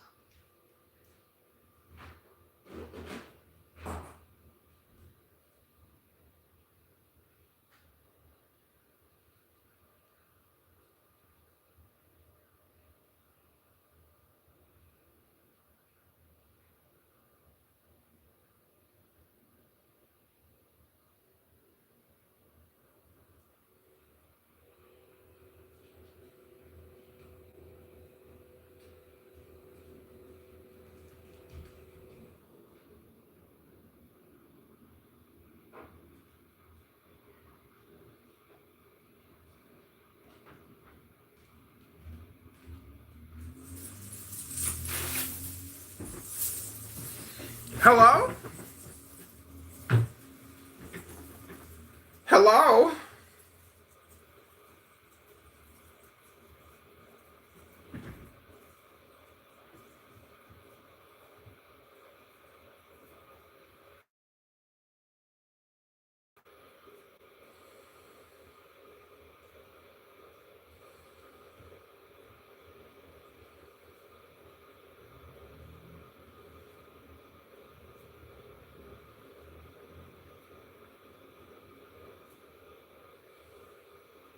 He didn't actually make any critique of my argument, so you're lying. He thinks it's false, though. No, he doesn't. He never reviewed my argument. He's never seen this argument. He left before I posted it. So you're lying. Then how are you guys on the same page? Hello? We're on the same wavelength in terms of our spatial IQ. You brain-dead side character. Stop unmuting yourself. Hello? What's up, Laura? Hello? Hello, moderators. I would like to give you my opinion on the problem of evil. Well, let's see how long it takes me to kick you. Go ahead, my friend. So, I was wondering, why do Jews write right to left as opposed to left to right? And it's because of the problem of evil. Originally, before the quill and the paper, man had to use a chisel on a stone and did that right to left because that's obviously the logical place to start on a block of stone. And so it's really a meta or a metaphor. Some people on Clown House are so literal that they don't understand the psychological, the cognitive, the neurolinguistic, psychological development. We tried. I'm sorry. I'm sorry. Oh, boy. Welcome, LSF. Good to see you, my friend. Jordy, sorry for the abuse you endured there. Pluro is he's an unusual character. He's back. Welcome back, Pluro.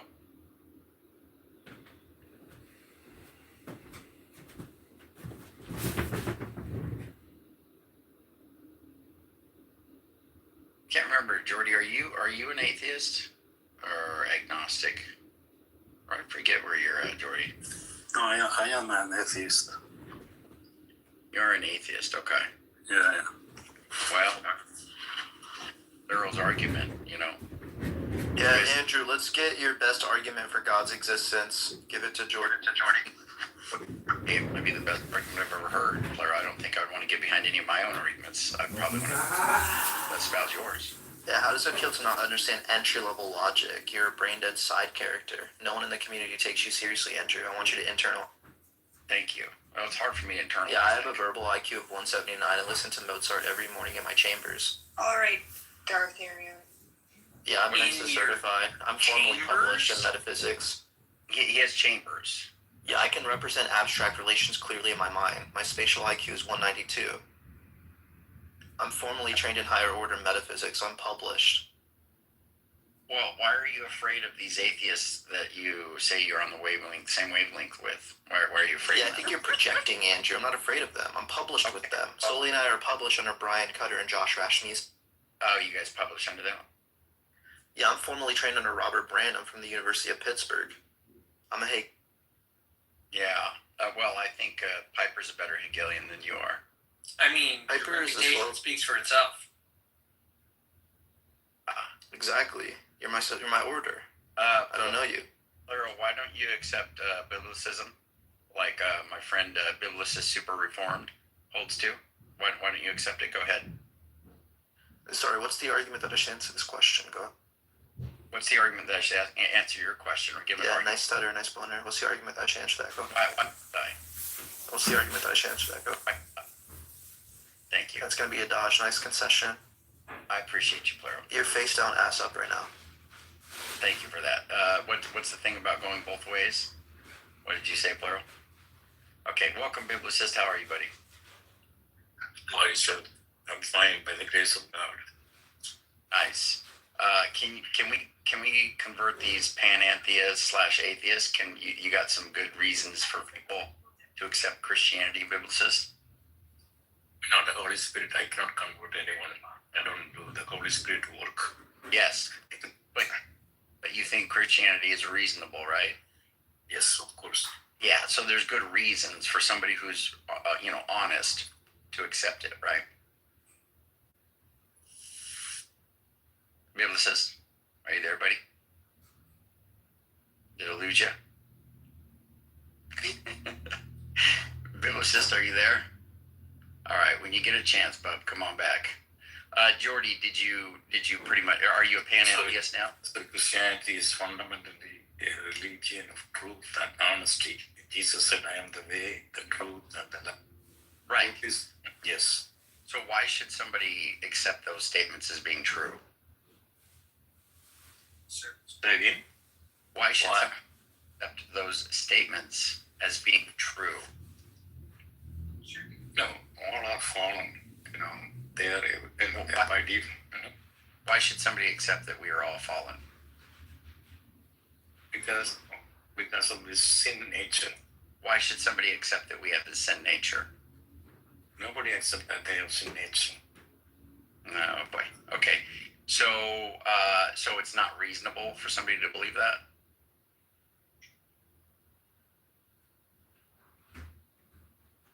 Are you there, Biblicist? You doing all right, brother? Yeah. I'm eating. I'm on my lunch break. Oh, Biblicist, did you know Andrew thinks God is evil? That's fine. I don't. But he's a Calvinist. He does. I do not. Andrew thinks God only actualizes the best possible world out of all possible worlds. But God can't choose any possible world that has no evil, right? Because in all these possible worlds, humans have committed at least one evil action. So God has to desire evil in some way on Andrew's view. The only way he escapes it is by appealing to God having weird knowledge of like counterfactual conditionals, which entails like a formal contradiction. So that's why no one takes Andrew's view seriously. But which it doesn't inform. It does. Andrew is an atheist, so. Well, He hates God. His view can't be distinguished from skeptical theism at the very least. Mr. Beal, it's good to see you, sir. It's good seeing you, atheist, my friend. Thank you, my friend. My Calvinistic brother. Yeah, he only thinks that because he doesn't believe in free will. If he believed in free will, he would understand that evil has to be optional because we desire freely to love. Well, Andrew does believe in free will. He's a Molinist. He thinks that. Not to be. He thinks we have free. I know, but you probably don't, right? Because that's why you think that that evil doesn't exist in every possible world. That's not what I said. I'm a compatibilist. I think free will and determinism is true. Okay, but do you believe that evil would exist in every possible world? Well, I was talking about Andrew's view. I actually don't think there are possible worlds. I think the only possible world is the actual world. Okay, that's fine too. So in this actual world, because this is the only possible world because God actualizes the best possible world. So you're right, right? Well, not on all views, but on my view, sure. Okay. So yeah, Andrew doesn't believe in that, by the way. Right. Don't take his word for it. I don't know what he's saying. Andrew doesn't want to say that God can only actualize this world, right? He wants to say that it's possible for God to actualize other possible worlds within those possible worlds. And it would be possible in all possible worlds. That's right. Him and I have had that discussion before. Oh, yeah. Remember? Oh, yeah. The different variations. Yeah, but Andrew wants to say that evil exists in all possible worlds. Well, so if there is God, right, then the idea would be that if somebody freely was not choosing God, right, then evil would be present, because God is the absence of God is good. So it is a true reality. It actually exists, even if no one is operating in it. It is a thing because God exists in every reality. God exists in reality. And if God were to be removed, evil would be present.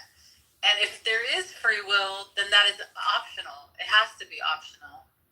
Because we're all choosing God freely. Right? Am I wrong? Yeah, no, God already knows what you're going to do, so you don't actually have control. Oh, here we go. That's a whole Andrew, is that true that you believe that evil exists in every possible world? Well, I think it's a fair response. I mean, I'm not super committed to it, but I think you were just advocating for it. Yeah. Do you think that God creates in every possible world? No. I think there's worlds where God does not create. And in those worlds, there is still evil, even though it's just God? No. Right, so it can't be every possible world. In every possible world in which God creates. Well, you didn't say that before. I don't know about that. I mean, homosexuality was considered as some sort of psychotic deviation in the DSM-5 for some 17 years. You're talking about treating psychiatrists. It hasn't been a deviation since the DSM-3, but your point is still valid. Right, that's what I meant, the DSM. Sure, but I think that we learn. We live and we learn, and it's easier to condemn things that you don't understand. And also in a society that was based off of Christianity and religious indoctrination, it wasn't accepted for so long because of that. I don't think you're born gay in every case. I think, yes, some people are born. I think that's a fair statement. I think there's a proportion of people that are born to be gay, and I think there's a proportion of people that become born to be gay. Well, not necessarily because I was born to be gay. Opportunity and what the hell? Happy. But not angry. There's distinct groups of happy. people in its continuum, and hello. To understand the hello richness of where that may be, but also I think the actual teaching on the homosexual acts, which is where the Jews are on this, right, is the act itself. That's the problem. Like, they're pretty clear. I don't know. It's not illegal to be fabulous. Like, if you want people to be around and see the value. No, John. It is illegal to suck a dick. Don't fuck a dude in the ass. Or fuck a man in his asshole. There are a ton of things in life and religion that, priests and rabbis can focus on. That's probably at the bottom of the list. Yeah, rabbis don't really want to talk about your anal sex practices. Hello? Rabbi, is it illegal to be fabulous? Or is it illegal to fuck a man in the ass? Hello? I get that. Well, at least in traditional mainline Protestantism and Catholicism, that's not the case.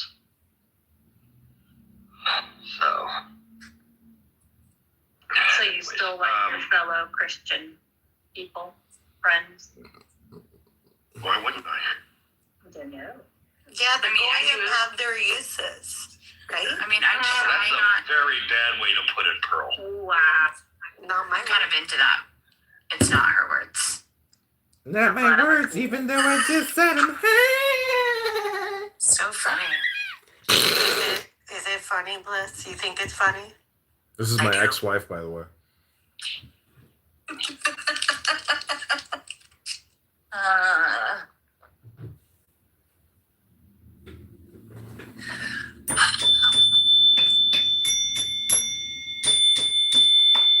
Hello? We don't like anonymous in here. Please leave anonymous. Thank you. That's my ex-wife. Hello? Jason, you piece of shit. Oh, you think it's Jason? The other Jason? No.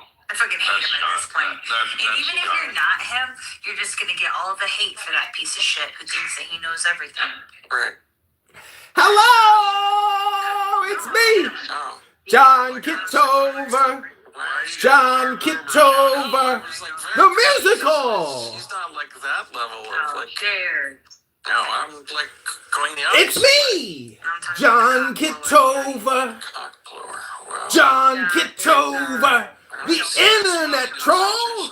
Hello? Come up on stage and he's like, well, I think this and women are subordinate and this is how I think and this is how the world is. He's obnoxious. Yeah, you guys sound like frickin' frack. You should go on the road. When somebody says he is obnoxious, are they projecting their own obnoxiousness? I think so. Hello? Yeah, so I know it's you down there, you little cock smoker. Billy, how you doing? It's not. It's John. John Jingleheimer, you blew on last night. John Jingleheimer Schmidt. Yes, it's my name too. John Kitover's in the goo. He's secretly listening to you. My name is John Jingleheimer Schmidt. Kitover, Kitover, John Kitover, Jingleheimer Schmidt. Just for a year. What? For what? What'd you do? Yakov, I'm sorry. I went to the doctor. She said you can't drive for a year. Okay, and who did she notify? Did you have it? You had a seizure. State of New York DMV. She notified them? She She's has a mandatory reporter. She's literally. She's a mandatory reporter. A kid came in beaten up. I had to report it. Let's report her. No, it's just the right thing to do. No. I asked her sheepishly. I asked her sheepishly, am I gonna lose my driving privileges?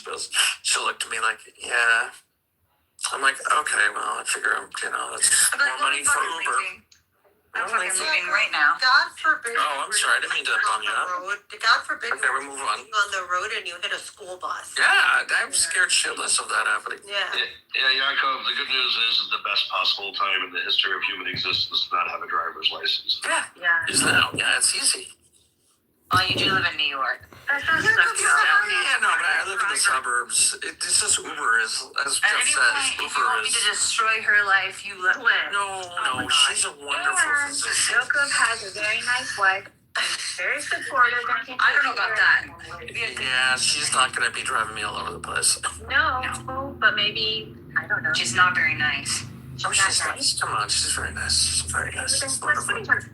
She has occasional tinges of not nice. Occasional? Is your doctor Jewish? Yeah. Okay. Just kidding. I only go to Jewish doctors. Why? Just so you know, they happen. All my doctors. Actually, no, sorry. One is German Protestant. I was looking at a video. A video of a soiree I went to. I thought it would be funny if I made a obnoxious laugh. Oh,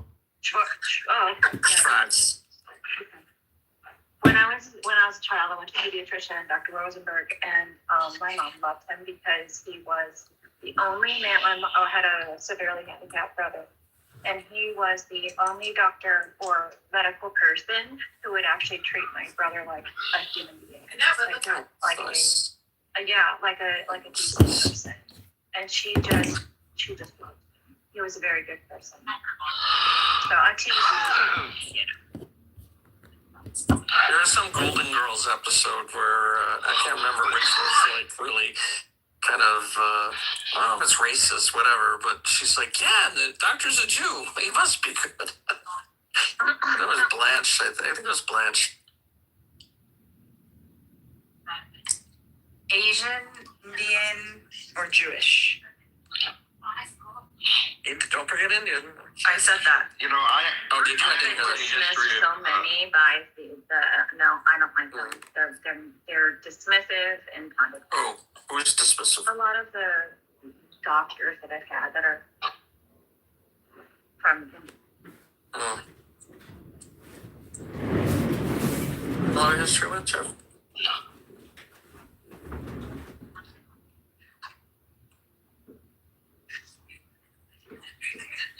Persians are good. Yes, Persians are good. I had a Persian doctor when I was in Boston. My favorite Persian doctor is Dr. Now. And then she got Now? Dr. Okay, why? How do you spell that? He's the one on my 600-pound life. You know, my 600-pound life? He's the weight. I've heard of it. My 600-pound life? And he's actually fat, which is crazy. Like, and you can't tell he's fat because the people he deals with are 600 pounds, but that doctor is overweight. Yeah, he's overweight, but like, you know, he's Persian. He's fat. It's so fat. Like, what do you want from He's so fucking fat, not to be a fat doctor. I love Dr. Now. He's so epic. Oh my gosh. He's I tend to go to overweight Gentile GGs. I love that.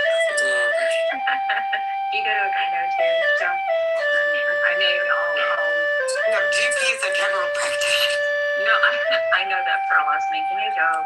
Oh. Because he's all encompassing. What does that word called? All inclusive.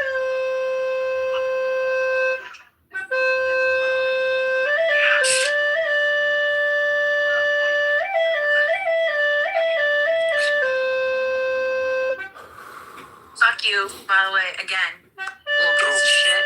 I hope that your whole entire headset breaks down, your phone falls into the sewer, and you get hit by a bus. Express your real thoughts. You may be anonymous, but your energy isn't. So, do what you do, motherfucker. I'm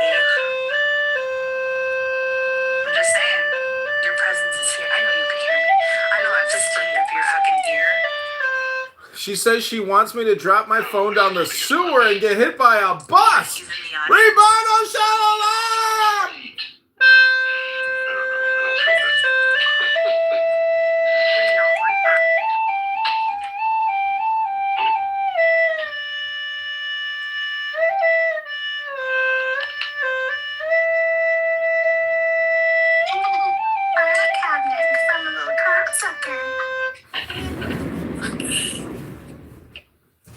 Hey, let's not disparage the cocksuckers.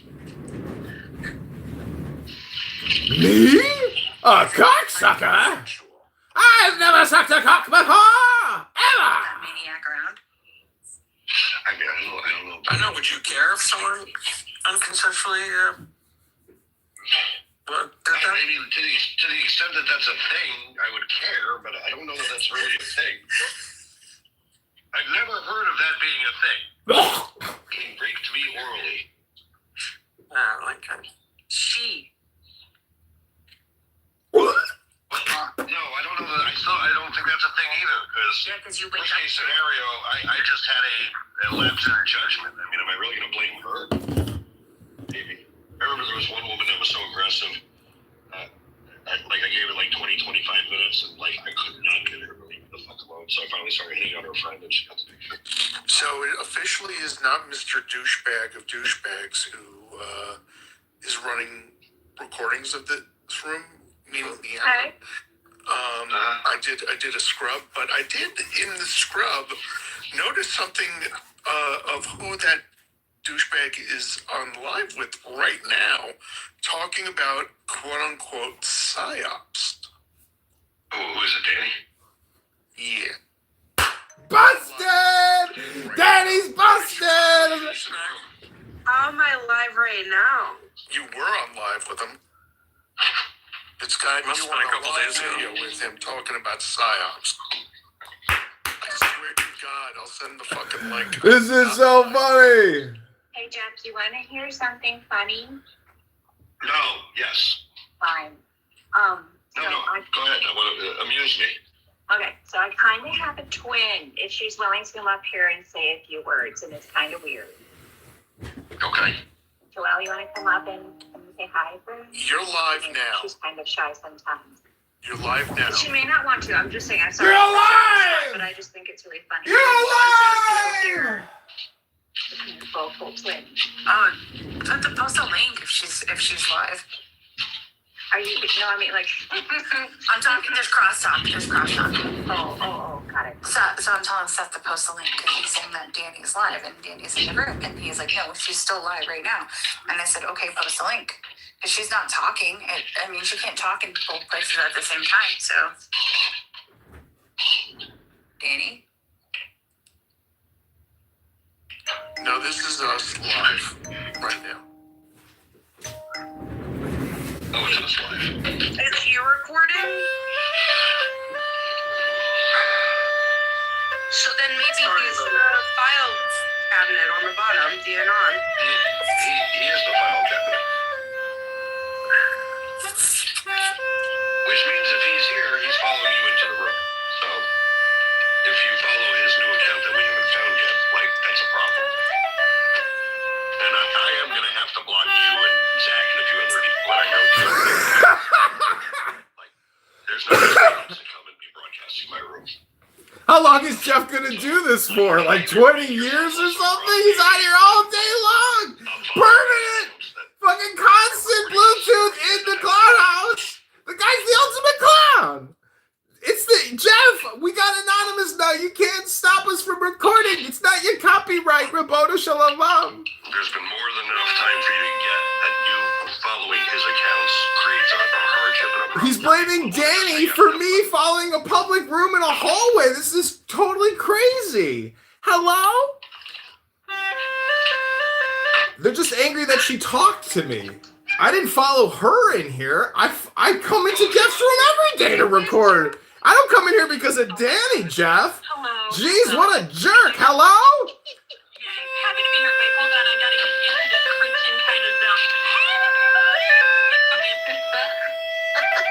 Yeah, that's weird. I don't know if we can handle two of you. I'm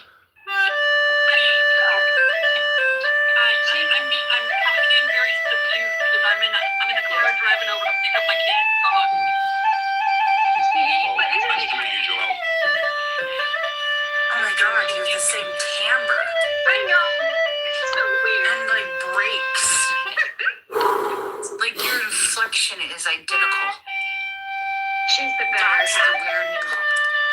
That's the weird part. It's not necessarily the pitch or the sound is exactly the same, but like your inflection is, and that is creepy. Yep.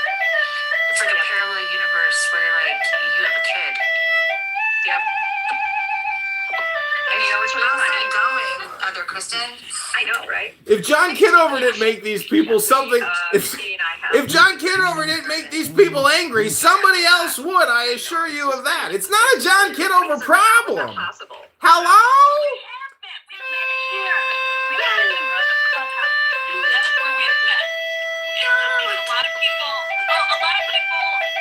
Find some really incredible friendship through this kind of environment where normally we not, didn't have those kind of connections, but when you find similar interests and you're like, dude, this person's really kick-ass. I want to follow them into different groups, and that's the kind of person Kristen is. She's insightful and freakishly brilliant and brilliant talent. I love it. So I know that if I'm in a Jeff's little protective bubble. It's getting penetrated. What it's all about. It's Jeff's world.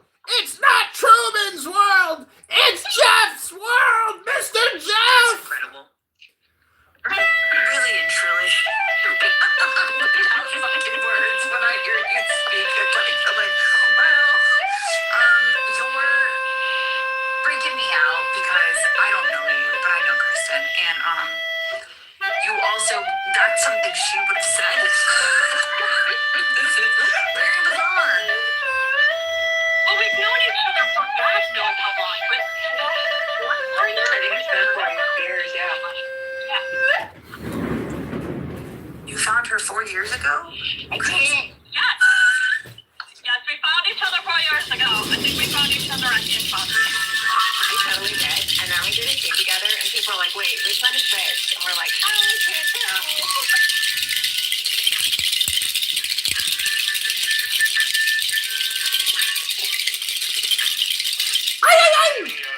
I've gone ahead and blocked you, FYI.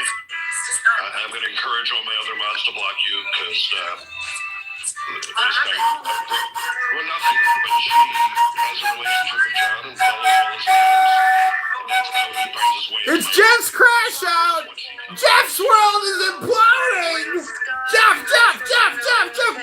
can't take it. Jeff, why are you doing this to yourself, Jeff?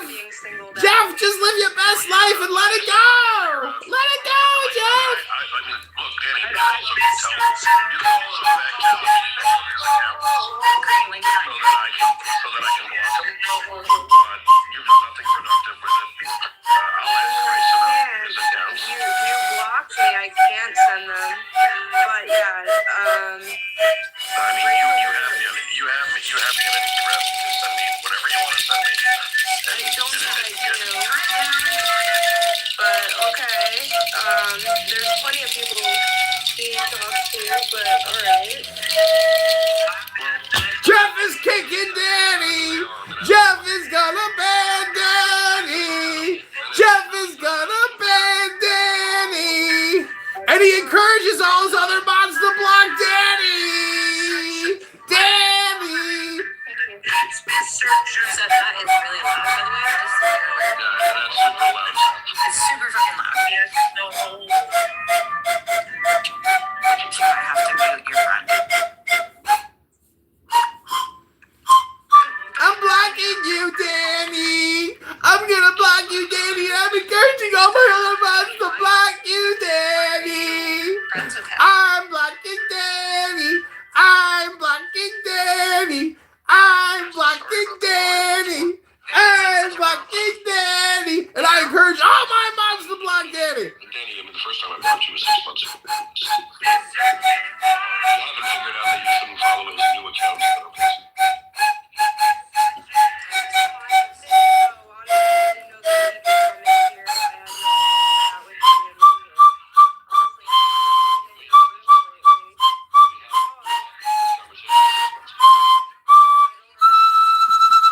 I'm blocking Danny. I'm blocking Danny. I'm blocking Danny.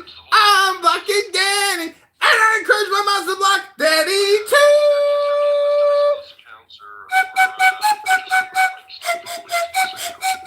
My name is Jeff, and I'm a financial advisor living in Miami, consulting with high net worth clients looking to get the highest rates of return with the lowest rates of risk. My Instagram is on my profile. You can follow. You can send it to me there. Okay. I'm blocking Danny. I'm blocking Danny. And I encourage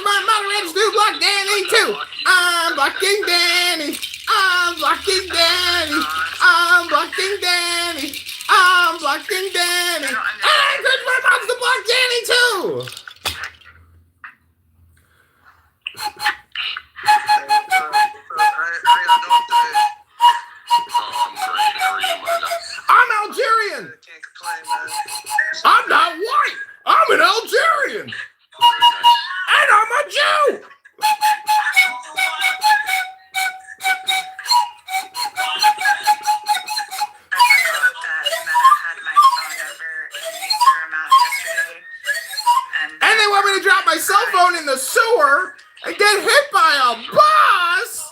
I don't take the bus. Weird, because you had the grooming in the title. Oh, yeah, that guy.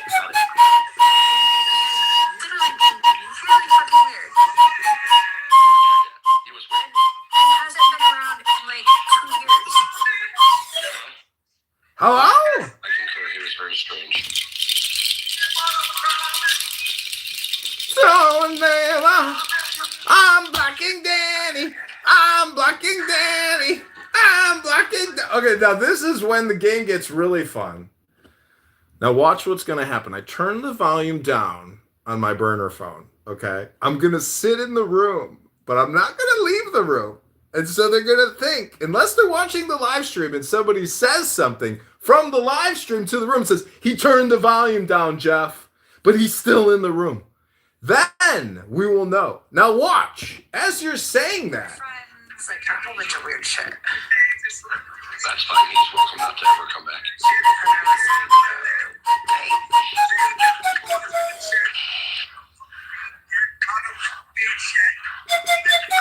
I haven't talked to him since he was really named Achiever. Who's named Achiever? It rarely is appropriate to be named Achiever. And we had him staying with him in Texas. Oh, yeah. That was recently. Yeah, wasn't that long ago. Oh, is Achiever going back again? To Meta? That's still a bit loud, sir.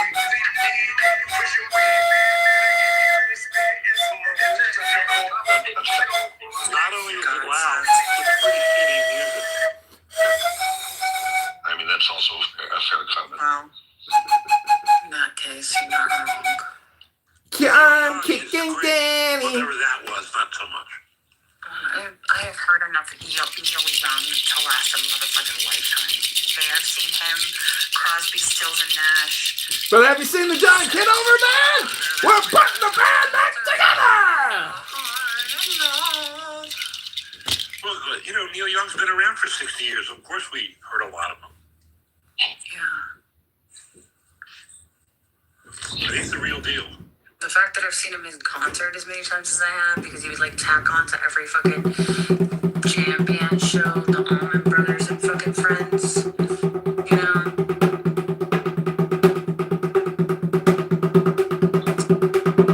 John Kitover band.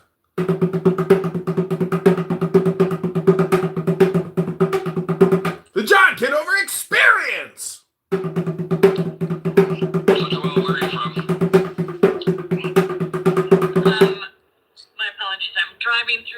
Through the forest. I am originally from Chicago. Chicago! And I was living in Southwest Florida for way too long, and now I'm in North Central Florida, where there's actual green space as opposed to a cluster F of lead. So yeah, that's where I'm from. Where are you from? Algeria.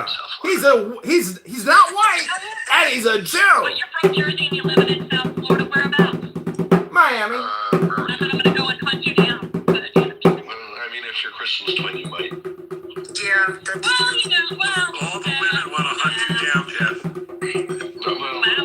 I do not want to hunt down Jeff, okay? Well, so, I mean, specifically Kristen.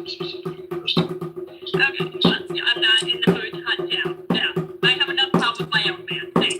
Oh, perfect, you're taken. Now, if you weren't taken, there might be concerns. Turns out having a man doesn't necessarily preclude women from never.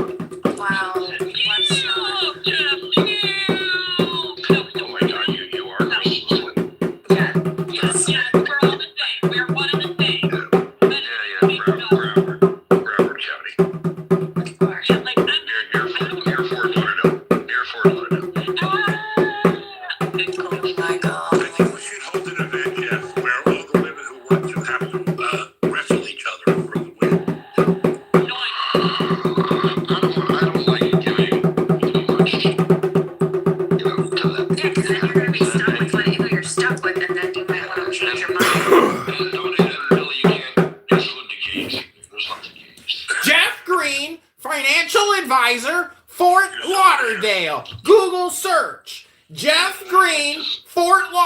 email, financial advisor, search. Hello?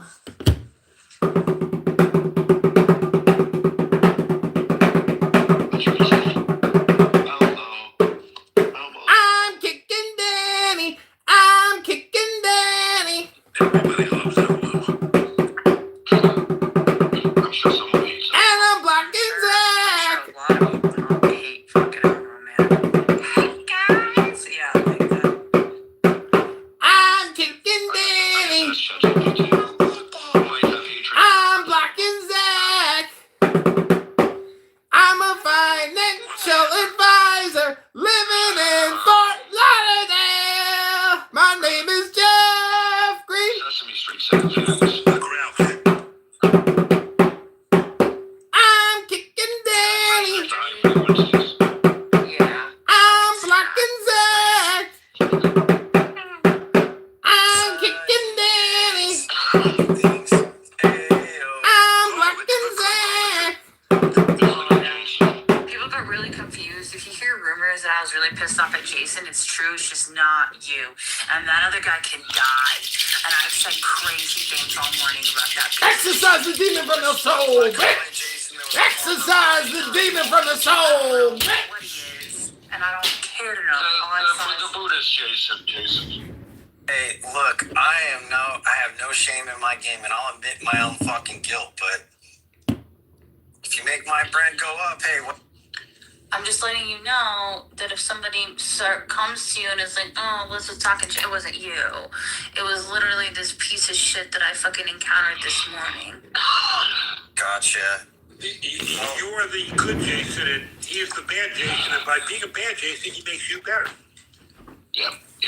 Jason, it's Dusek. Jason Dusek is what she's talking about. Yeah, fucking ballsack. Jason Ballsack. Oh, Bliss, you're leaving it on the table. His name is Dusek. You should convert it to Dushek. Douchebag. Yeah, people usually don't tell me there's a problem unless they want to gossip about other shit. So no one tells me that I'm mad at you or you're mad at me unless they got other shit to tell me. I just watch those people and I'm like, all right, thanks for letting me know. Yeah, it's funny as much as I hold so many spaces and there's so many, like, I get everything secondhand. Like, I rarely have someone coming to me and going, I'm really mad at Jason. But what I will have come to me is someone come and say, these three people are mad at Jason. Or whatever. Like it's never direct. Like, hey, that person's annoying me. Can you help me? It's third hand. Oh, I get rumors about myself all the time. I'll put that on my list today, Bliss. I'll make a rumor up soon. Not today, People but soon. will tell me things about myself that I've done or said that I didn't do or say. They'll be like, oh, I heard you X, and I'm like, no, what are you talking about? And then I'll hear it from quite a few people. I feel like with gossip, everything gets back to me. ChatGPT thinks I'm dead, or at least it didn't. What are you talking about? You're not famous enough for ChatGPT to care about your death. Well, I didn't say cared. I said it thought I was dead. How did it even care? Billy, do I have your permission to take your likeness and create something on store about you being dead? A parody? Why? No, Sure. it's too Do whatever soon. you need. Do it after he's actually dead. But why? That's what he meant. Oh. I thought he meant now about him being dead. And they said do it after. Okay. We're all going to monetize Billy's life after his death. I'd love that. How about a strain of weed named for Billy? Sunshine. Billy Sunshine. Yeah, that's a great strain of weed. I'm going to call it Dead Daisies with Billy. There you go.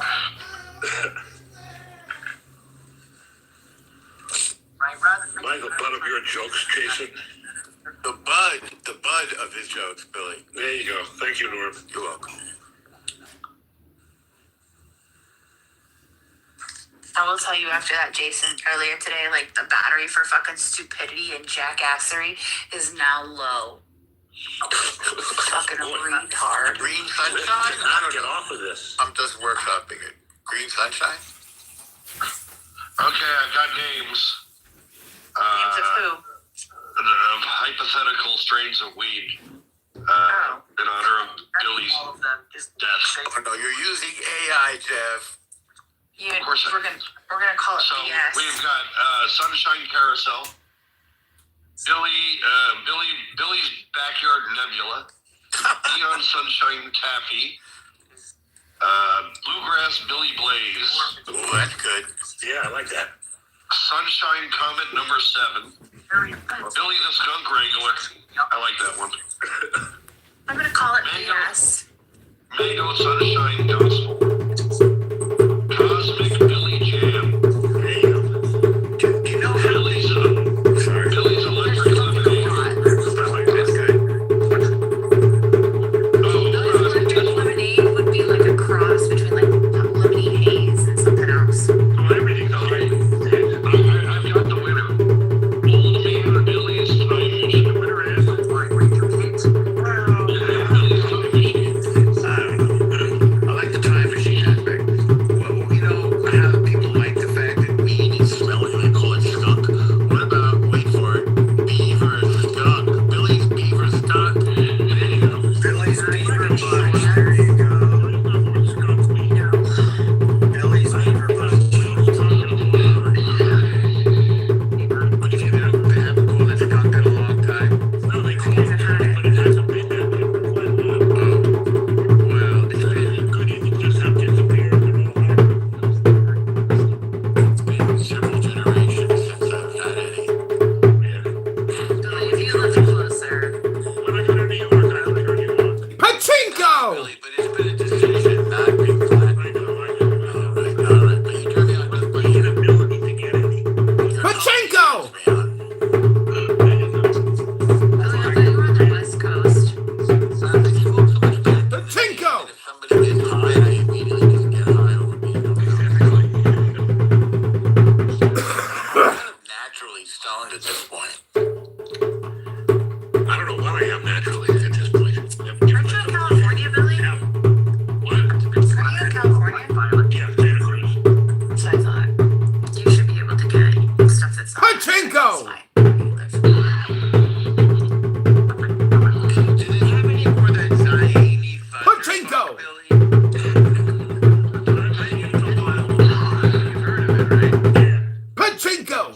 I went to Club Zahini back in a year I won't even divulge it so long ago, which maybe you've heard of as well. Bingo! Mountain in Santa Cruz, and there was the Mighty Ducks were playing and featuring Neil Young. Bingo! About 12 people in the audience. I had Where did you see the kids. Canada? Is that what the name of that place is? Pachinko! On the top of the mountain. Oh, that would be, well, that's the place where Neil Young did that Harvest Moon thing, I think. Yeah. I You can hear the love seals. that video. It always makes me tear up. You can hear the seals too if you go outside. It's weird, unless I'm just tripping completely. Anyway, I had 2 hits and I couldn't drive. I just had to sit there till it passed. Not a problem. Pachinko! I always drive slow. Me too. Pachinko! Yeah, BS. I hear a lot of that. People like to play the BS. Pachinko!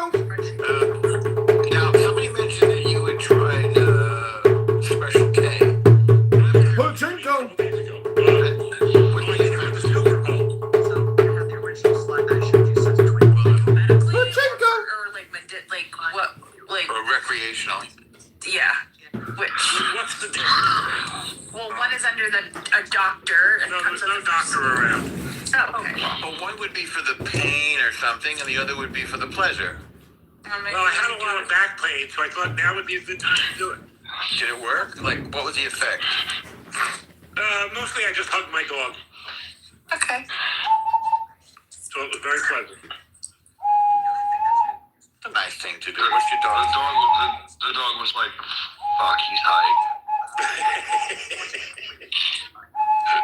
My dog is so crazy. 9 months now I've had her, and we spend all our time on the couch hugging each other, and she sleeps in the bed with me. But if I'm standing up, she's running away from me. She sounds very cute. Maybe she wants to go work out, Billy. No, she's lazy like I am.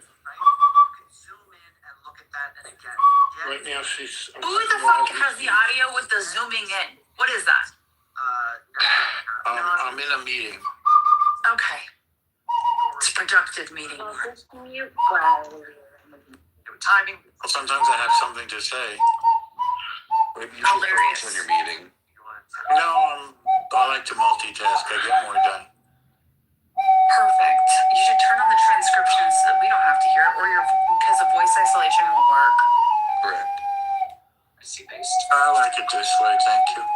Whether you have to be fully present for us or not at all. I think that what you might be missing here is that it's really distracting for the rest of us because we can hear your whole entire meeting, and maybe that's not a meeting that we want to be a part of.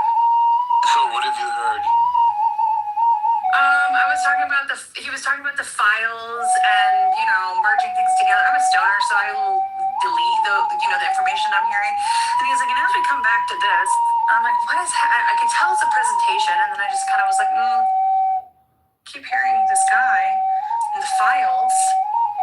I don't have the files, Norm. I don't have the files. Smoke another joint, you'll filter out the whole thing. I wish that was true. But as a mom, I can listen simultaneously to 6 conversations at once. Pick up a 10 Imagine each. like Norm is in a good relationship. So let's talk about. Hey, who says I'm not? I love my relationship. Well, by what you just said, Bliss, you just basically said you can do the same thing as Norm. Right, but I would never induce that to you because it would be disrespectful, right? Because I know that even though I'm capable of listening to a meeting and you guys at the same time, when I do that at home, I put the transcripts on so that I can be active in the meeting and listen to you guys, but you don't have to hear those voices. They're really distracting. That seems fair. That means that you actually care about like human beings.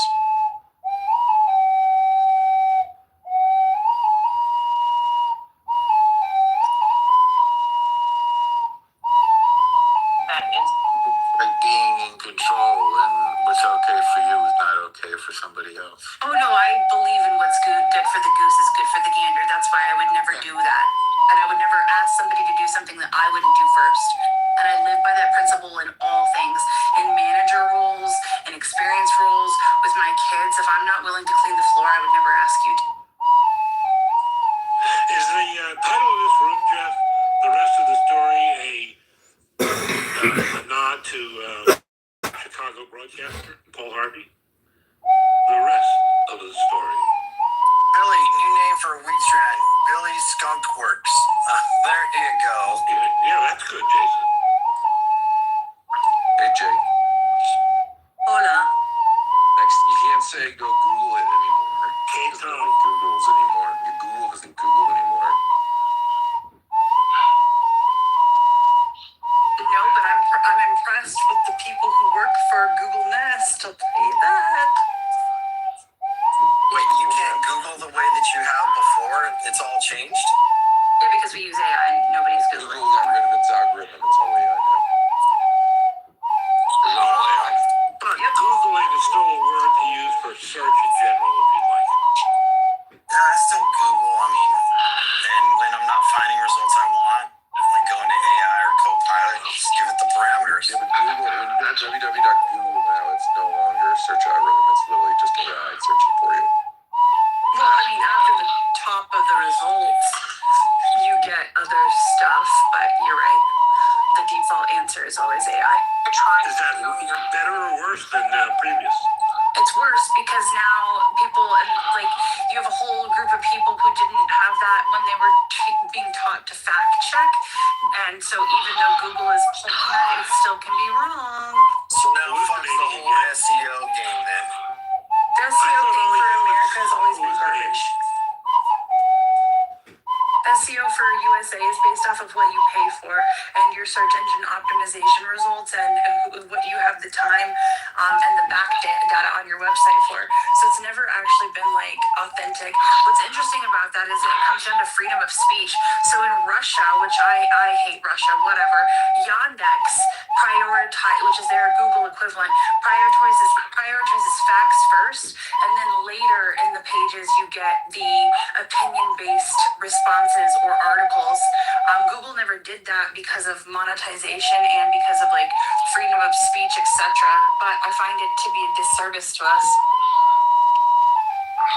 would agree. Hence the saying, we have to set our own priorities and search. Yeah. so we're saying that we don't have true journalism anymore. You know, it's interesting. I don't believe that because the Nancy Guthrie case that just broke, every single news affiliate opposition all is reporting the same things, and they all seem to be on the same fucking page for the first time, showing that it is absolutely possible to report facts and not have an opinionated bias when it comes to reporting the news, but that they choose to do otherwise. Or they just are all relying on one reporter's facts. Copy. There's a few different reporters who have gone out and done this, the boots on the ground, and they're still all sharing, reporting, and collaborating the news. And if it was anything political or current event based, it might not be so straightforward.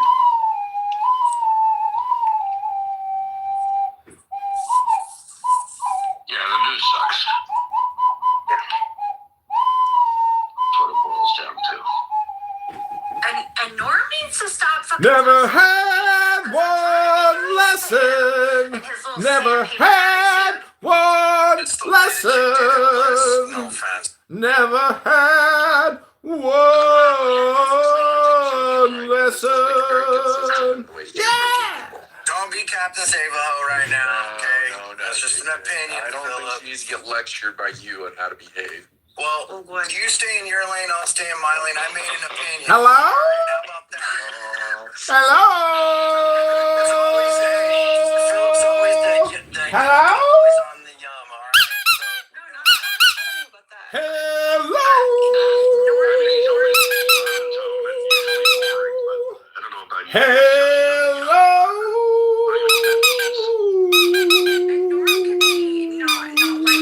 Said something and I could give that to you, but then it's just like, but don't act as if it's the perception of I can do it and you can't. So fucking weird. Like, no, dude, I'm just saying, like, we can all hear. And I was trying to let him know we could hear it. I wasn't like, hey, shut off your fucking meeting, we can hear you. I was like, hey, Never had one lesson. Never had one lesson. Never had one lesson. Never had one lesson. Yeah! It's very simple. he's the only, like, yeah. Like, Bliss, you were fine. Whether or not other people want to say words. I actually think you're actually very nice about it, to be honest with you. Like, I get annoyed when people react to you as if you're being mean or something. Yeah, I mean, there was nothing but you being polite in that interaction. And then, you know, his response was not polite. It was pretty self-centered. I was like, okay, motherfucker. Like, as it turns out, I'm fine. I'm like, okay, cool. He did this thing to me yesterday. He said drudges in a word, dredges. And I was like so annoyed because I was like, Philip, you don't get to complain about anyone. You've been fucking weird for 3 days. What? You've been like angry, argumentative Philip. You're like, you've got your period. I should stay out of the rooms. But, yeah, maybe a little bit. But like, that was just one of those things where like, don't go that shit where he knows like exactly what's under somebody's skin.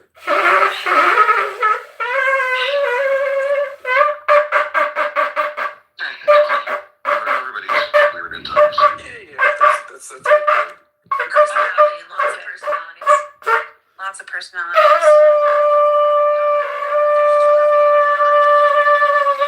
I'm not sure I'm okay with that.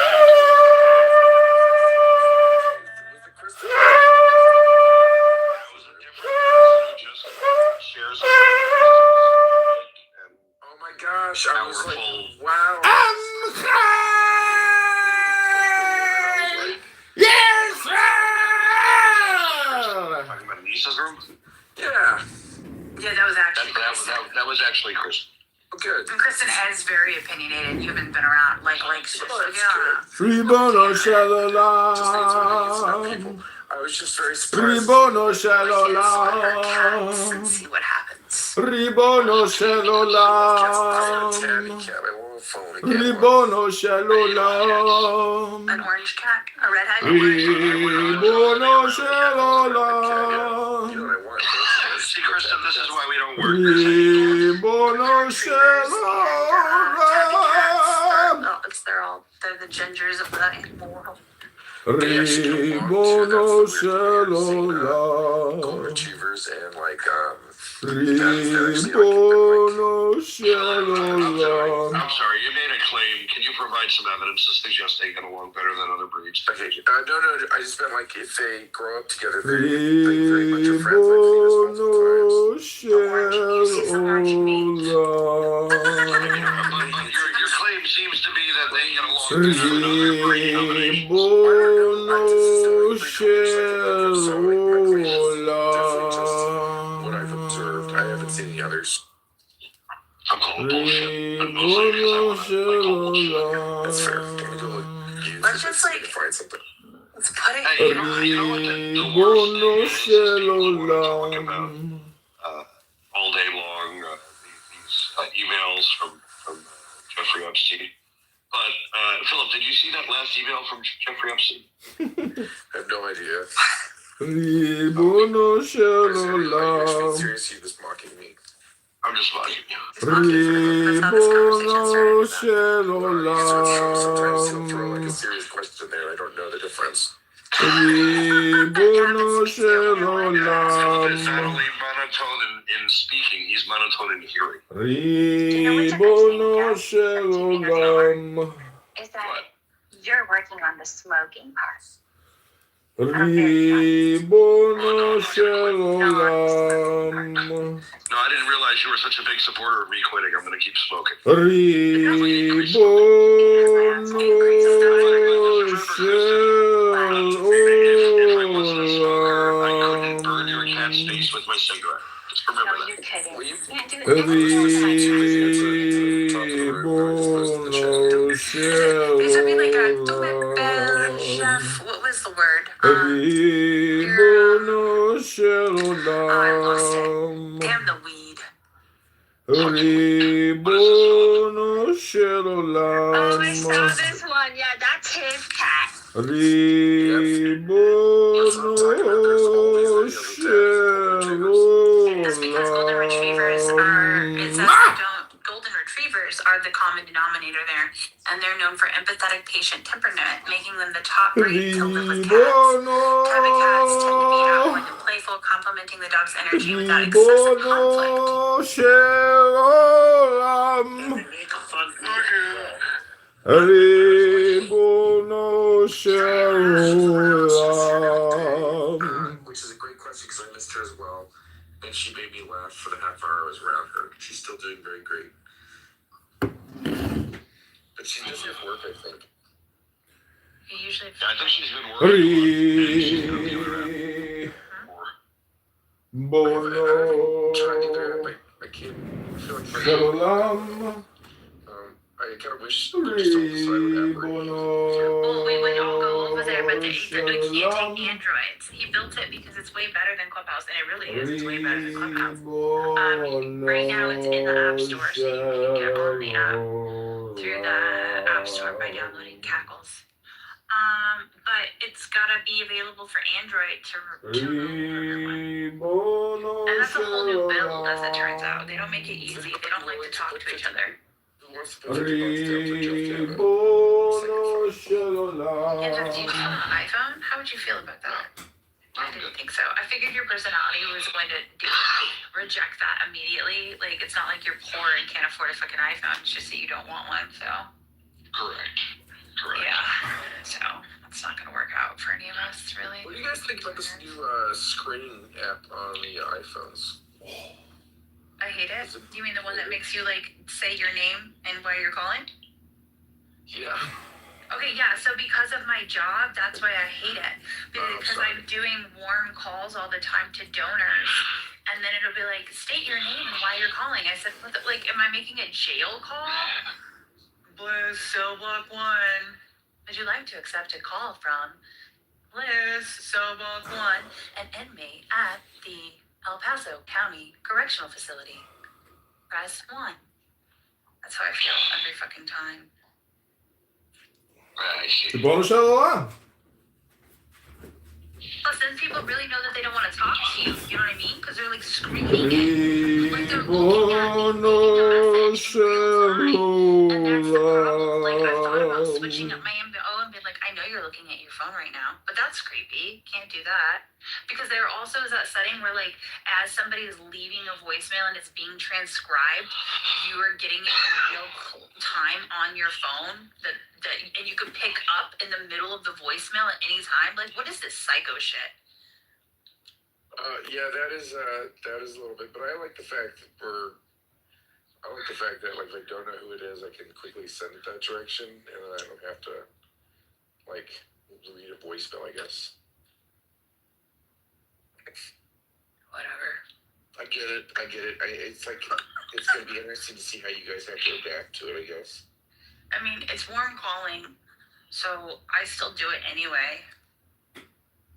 Yeah, good for you for doing that, though. That's probably why you're so good at your job, is that you're not afraid to do cold calling or warm calling. I call 40 to 80 people a month. It's funny how many people like can't do your job because they can't get over themselves. I can't get over that, or the hardest part is like being told by somebody else that you have to ask somebody for like a really large amount of money. Sometimes it'll be like you will have done a wealth assessment and realize that this person doesn't have what you're being pushed to ask for, and you can either push back and be like, oh, and adjust it, or you could just go balls to the wall. Most of the time, I don't give a fuck. I'll ask somebody for crazy amounts of money. Because what are you going to do? You're going to say no? It doesn't affect my life. We're not friends. You know what I mean? Like, I'm doing a job here. So it's like you hate me. And nobody hates somebody for asking them for money. They just say no. Or it's just, here's the other thing I've learned, is it's so awkward for people, like the conversation of money.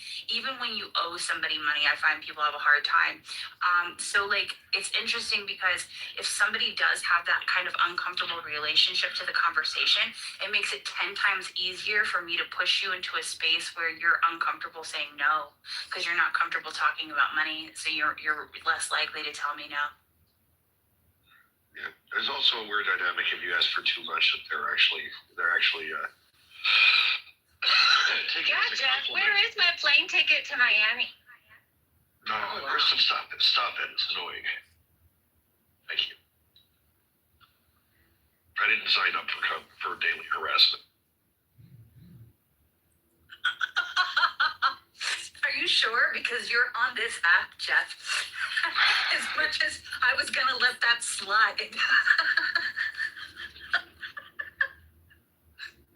Oh God. Why can't I joke with you? Why can't I joke with you? Because I don't No, I find get it. I'm not arguing. I get it. I'm just kidding with I find it uncomfortable. And I I think if you understand. were a man and I was a woman, every woman on the stage would agree with me. Bernie, women on the scene. I agree with you. I agree with you. And that's why I'm saying I'm just not going to mention it anymore. I'm just saying that I was just being funny and I won't do it anymore. Hi, Leslie. We missed you. Oh my God, I missed you. Jason from the room. Like, did Jason Lilly get upset and leave the room just because you told him not to? Wow. Where did he go? I asked for Leslie and I got Billy, I was literally about you last night. Jay is like one of Wait, those. how were you thinking about him? I was just like, I haven't talked to Billy in a while. I should text him. Billy, you asked the room, where's Leslie? Thank you. And when you said to the room, "Where's Leslie?" I texted Leslie, "We miss you." Oh, okay. Yeah, I was finishing up something and I'm finally here. Literally, Billy was like, "I miss Leslie," and I just sent a message. Hi, Leslie. Hi, thank you. Welcome. Dude, We've accomplished a lot this morning. how many Valentines do I have here? I'm gonna assume a lot. Hello, my Valentines. Hey. My Leslieans. Help me in. Real talk, I just got a phone call and at the end this girl was like, and by the way, happy Valentine's Day. And I was like, oh. Hey. Hi. Is that today? No, it's Saturday. Oh, okay. Yeah. Leslie knows knows damn well what it is because we've been counting down. Oh yeah, Bliss is having a huge party with her girlfriends. I managed to live a life where I never celebrated. Because tomorrow is Galentine's Hello? Day, right? Right. Hello? Friday, the 13th. Oh, wait, tomorrow's Hello? Thursday. That's right, I'm sorry. Wait, what's today? Thursday. Today Yeah, so tomorrow is Valentine's. You're right. Let's hear it for the girls. So my friends are coming over tonight to help me make my balloon arches. They're Hello? going to use slave labor and inflate. Hello? So Hello? this is the first Hello? time that this same group of girls will do this because after one time, usually people will never do it again. Nice. Which is fine because I have enough friends to continue to rotate through Hello? for eternity. And never Hello? blowing up balloons. So What about hospitals? Hello? what about the hospitals? Get trouble blowing them up too, or?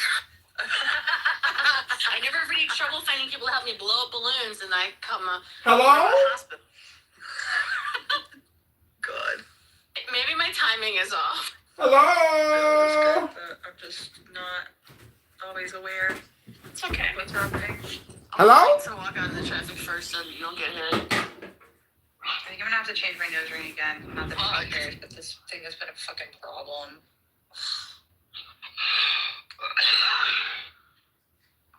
Philip, this is an interesting article to ask you about. Still hear you. Yeah, So apparently Israel had a policy that, or Ben Gurion Airport had a policy that foreign airlines could not park their aircraft overnight at the airport, which they've just reversed. Why would that be?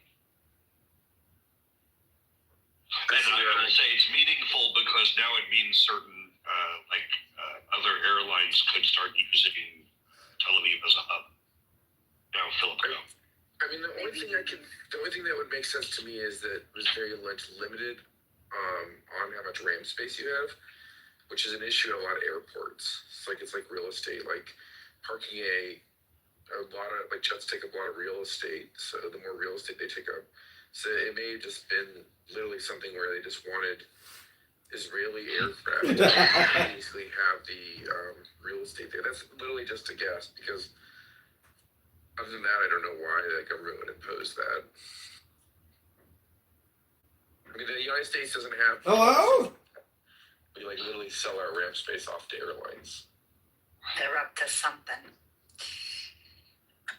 Is the Israeli airports, are they considered military airports as well? Hello? Just civilian. Okay. Because you know how, a lot of countries, when you go into those countries, you see, one side of the airport's civilian, and then one side's, military. Okay, yeah. Hello? You've never been to Israel? No, I've been to Israel, but I've never paid attention to this stuff. Gotcha. Okay. Yeah, I've just never... I almost saw a commercial pilot aircraft come and smash into a plane going to Centennial, a small. I was like, what the fuck? I swear to God, from where I was sitting, it looked like there was only 2 feet in between. Ribono Shalom. This is it for somebody. Ribono Shalom. Ribono Shalom. Ribono Shalom. You leave Centennial, the way you go. Ribono Shalom. You basically go. Ribono Shalom. Just turn to the east, and then you go to IKEA. And then as you come over to IKEA, they'll either send you to IKEA or they'll cross you over IKEA depending on which Roman you're going. Can we talk about the exits of I-95 Northern Virginia, please? What? I want to talk to you about the best exits of I-95 Northern Virginia. To be fair, the stuff that happened at Washington, it's really interesting because, as a pilot, it's always confused us what they've been doing there with helicopters. And it's never made sense. This is. Oh, you mean that Black Hawk thing? Yeah, that's why I brought this up. There was something that so a lot of this kind of stuff out there is very interesting. on into that airport. And it's always been confusing to us about how we have to be like looking out for these military or really helicopter routes that we could be going over. And they do things at that airport where to help traffic, they do what's called they'll have you circle to a different runway and it'll come out of nowhere. Like taxiing to a different runway? It's circling, so like you're supposed to land on one runway and then like you're on final approach, then the controller will say, Hello? 34, 65, switch to runway 35 right, and you're on 35 left. And the issue, it doesn't seem like a big deal, like it happens all the time, but for pilots, our workload goes, when that happens, we get a real big increase on workload, and you typically forget about what's going on around you. And that's typically a lot of us, when we saw what happened at Reagan, or not Reagan, Dulles, it was like very much like, it all makes sense, especially at night and all this other stuff. Like during the day, at least you would have been able to see it coming. At night, it's like there's just when they make those switches, your workload goes up, and a lot of times you just start ignoring what's going on around you. And that's why they have controllers. Controllers are supposed to be out there looking for us. The FAA actually is for the first time ever just took responsibility for that incident. Usually it's always the pilot's fault. Yeah, it came up yesterday briefly that they were finally coming out with a decision from like NTSB or whatever. South Cleanse, yeah, that's kind of the way they send us was, for South Cleanse was, you probably were seeing two planes coming from each other. My guess is we probably, the other thing I realize is things look different on the ground and the air, like when we fight aircraft, we're told the sequence behind them. So like sometimes it'll be one of those things where maybe what you saw was a pilot just basically coming from I mean, I get to see a lot of the, like where I live is flight space. So, I mean, they're live by the airport or close enough to an airport or near or in restricted areas. What they say, live by the airport, you die by the airport. Serious. I don't think anything good ever happened by the airport. No offense to anybody here. Anyway, By the airport. By the airport, baby. By the airport. You know what? You should have been on Broadway. Jeff. Missed opportunity earlier. Who says I wasn't, Bliss? Missed opportunity. You fucking weren't. You would have told me. It would be. It would have come up already. Trust me. It would be out there. I mean, I'm a very humble man. I don't want to tell you all of my accomplishments, all of my accolades. I gotta keep something for the Holy Spirit. Right. I said you sound like Huey Lewis in the news talking, but not singing. Jeff, just so you know, it's all capacity. The whole thing was all about capacity. Meaning they didn't have enough apron space to make that accommodation to the foreign airports. Yep. Seems like they got to resolve that. Sounds like they have kind of resolved it. Yeah, it's interesting. I wonder how they did that. What are you gonna do? Ooh, I thankfully picked up some cough drops. Hello, mentholympus.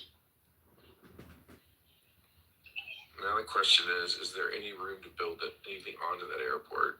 Why do people get cough drops? Because I'm sick. Like your throat is sore? Everything's wrong right now. Yeah, actually, I'm not suffering that much comparatively. But my biggest issue is my nose and stuff. There's actually quite a bit of room for that airport to grow. Which one? Ben Gurion. The Centennial Airport? Or wait, what are you talking about? Tel Aviv, Ben Gurion. Oh, whatever. I think part of what may be informing that is, they opened Ramon Airport in the south, and they just decided, apparently, to open another airport in the middle. So I think they're thinking that they can push off some of those, some of the activity at Ben Gurion will be deferred to a different airport. Yeah, absolutely. Yeah, that's a lot of ways this stuff works. What are you doing, Philip? Where are you? Are you home? Let's go to the gym. Fuck I'm your not shit. home until tomorrow night. Finally. Are you, Oh, fuck that. are you sad, Philip? No, I love work. It's very funny. Like I really do like my job, so it's not hard at all to get ready for it. I don't know, like I only thing I describe to you guys is like I show up for work, the worst thing that happens is maintenance delays, and I don't get them on time. Beyond that, like, you know, like recurrent training's kind of stressful, but. Do you ever fly to Arizona? Yep. Did you happen to fly during the waste management? No, that's a whole shit show, by the way. Because there was a woman that was like, Was for being a strong man, and then said that other men these days have too much estrogen in their bodies. Y'all know to be putting names on it. Yeah, put a headshot on it, brother. Brother. Oh, it was Lisa. Something like, let's be very clear. Oh, it was Lisa. But that's not a complete surprise. Lisa was talking about how men these days have too much estrogen. Too many men have too much estrogen, and was praising Said you have a date. Rob. A date.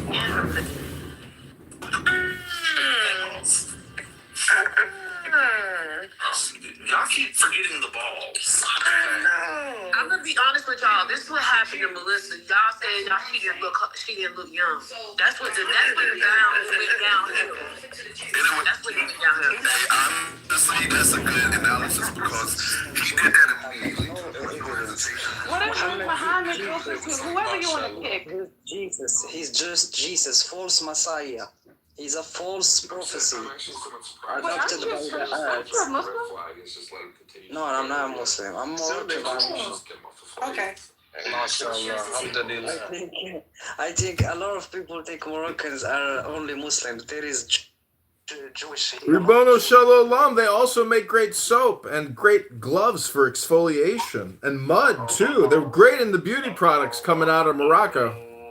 Came on. Hello? Yeah, I know. Some people are talking about Morocco. I'm adding to the conversation. Is your green bean of power making you feel powerful? They weren't done talking, buddy. I'm doing that shit. Hello?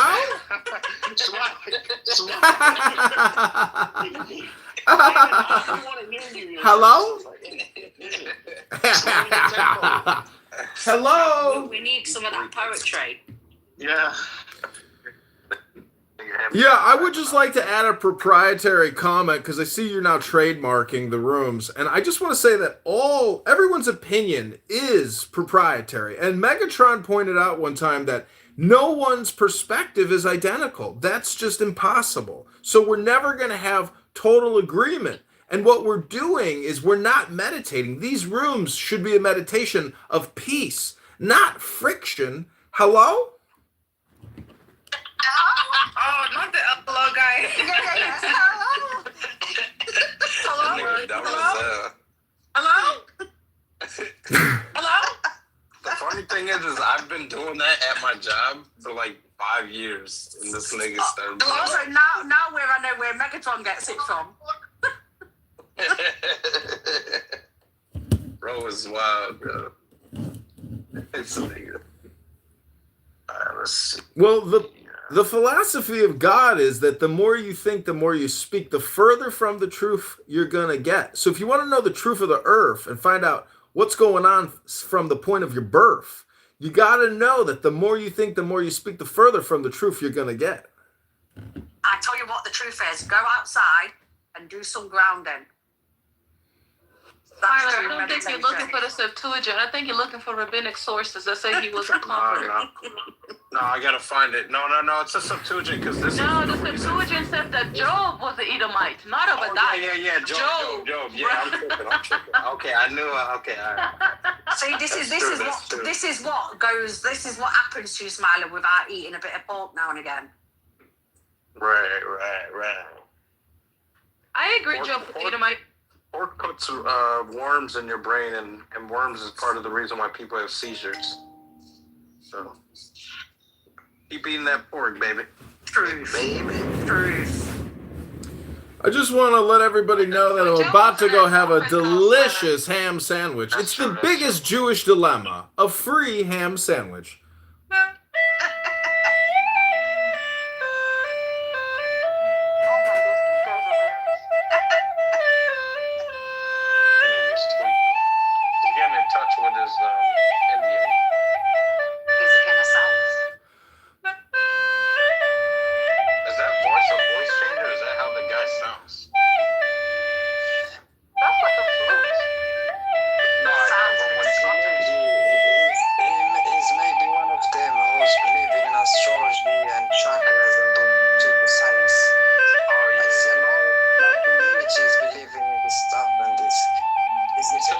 Morocco, Habibi? Yeah, I live in Morocco. You're welcome, Habibi.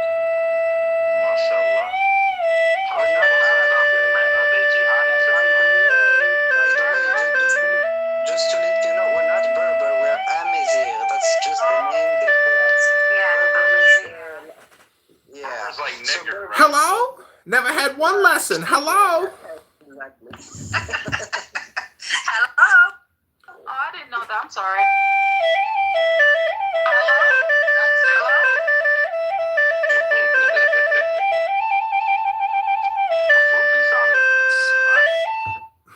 Hello? Never had one lesson. Hello?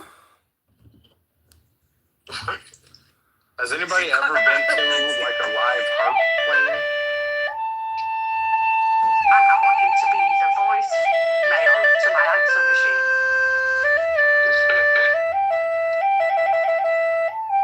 Just take his voice and record it. Listen, and put it in ChatGPT and then.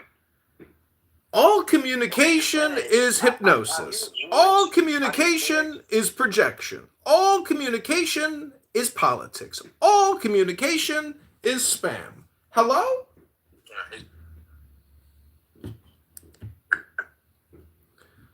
Who kicked him down? Hey, I have a question. Are you Jewish?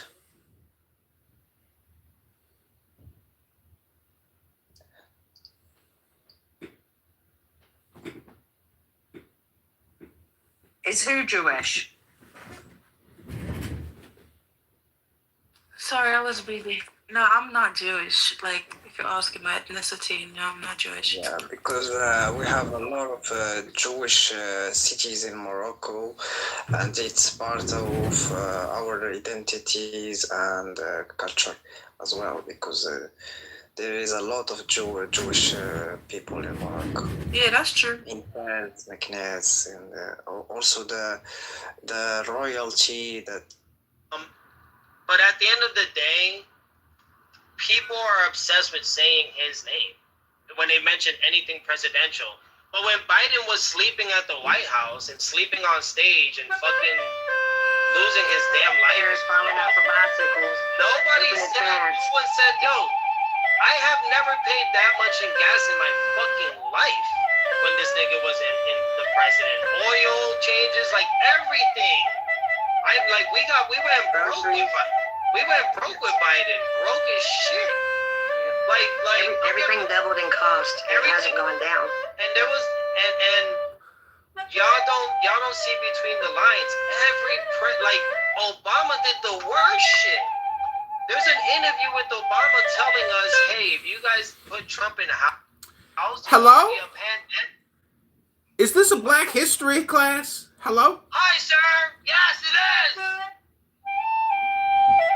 I wanted to say that Jeremy the Talking Ape, his real name is Jeremy Hill, and he's the CEO of Cloaked Wireless. And I've notified his investor that he comes on here 100 hours a week and makes hypersexual, hyper-racist, horrible anti-Trump, anti-American rhetoric, and I've reported him to his investors as well as his employees. His name is Jeremy Hill, and he's the CEO of Cloaked Wireless, otherwise known as a fat, disgusting, white piece of shit out of Canada, aka white trash, and he has run his mouth long enough in the Talking Apes, and finally, a silverback in Illinois, in Chicago, in America, is fighting back against the tyranny of that fat, disgusting, loudmouth piece of shit CEO, Jeremy Hill, of Wireless, Canadian piece of shit CEO of Cloaked Wireless. And again, we've notified him about his stinky legs. He's got stinky legs and he needs to wash his legs. And we've notified his primary investor, Mr. Back, who he loves to tout, who was an early crypto enthusiast, just like Jeremy. So again, Jeremy, CEO of Cloaked Wireless, we've officially doxed him. We've officially put him on every platform. We have filmed him. We have made an ass of him, but it's really himself who is a giant ass who sits here and runs his big, fat, disgusting mouth, and America is sick of it, and we are fighting back against the CEO of Cloaked Wireless, a talking ape piece of shit named Jeremy Hill. Hello? Oh, Yep. oh wow, what's going on here? Yeah, we're aware of all that stuff, sir. Was that like a public announcement or was that propaganda? You tell me. You tell me. Anyway, so yeah, back to the shit we were talking. When it comes to political conversations, people love saying Trump, man. Kind of want to get a cloaked wireless phone now. And as soon as you curve the conversation to another president, everybody gets quiet. Our politics are all fucked. We know that. And in all honesty, when we sit here and want to talk about politics, talk about religion, you guys need to be happy. That is the overall goal in your life.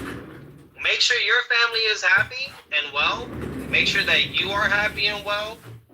Make sure that when you come up on this app, you actually have time to be on the app. Make sure that before you come onto this app, your kids are taken care of, your spouse, your family, everybody's doing well. Yeah, it's called the theory of joy. Does anyone here ever talk about the theory of joy or bliss? No. CEO of Cloaked Wireless, Jeremy Hill, all he does is run his fucking mouth and slobbers all over the place, all messy. He's getting messy. I'm about to get messy here, boys. Jeremy Hill is a disgusting human being, and he should be censored, and he should be limited from even being in the Talking Apes. You need to get rid of his privileged status.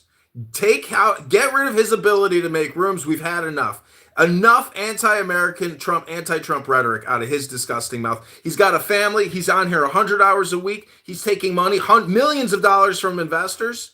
He's got 2 YouTube videos up, and the guy is on here lecturing us all day long. No, resist. Jeremy Hill, CEO of Cloaked Ventures, aka Cloaked Wireless, is a human piece of shit.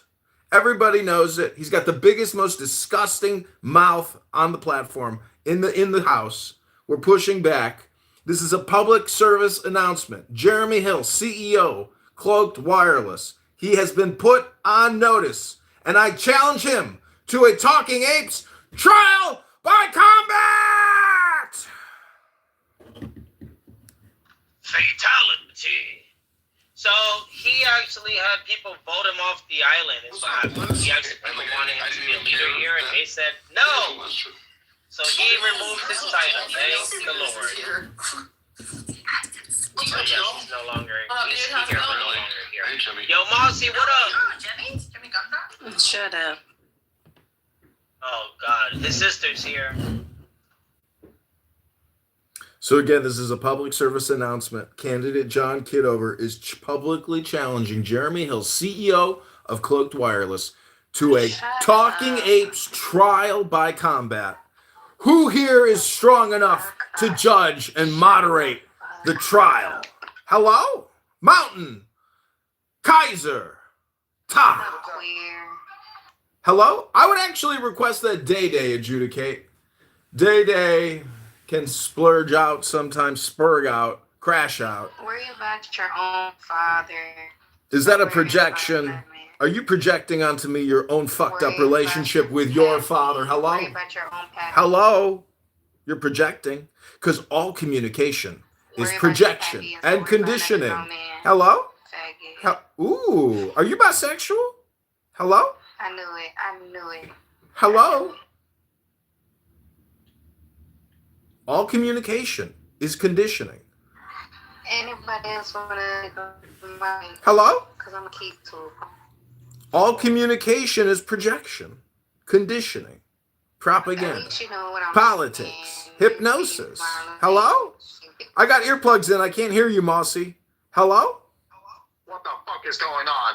Hello? Hello? Hello? Fuck, you guys gotta be killed. Hey, Martin. What's up? My friend today. What's up? What character is it? What character are you today, Moxie? TA Mossy. Always a TA.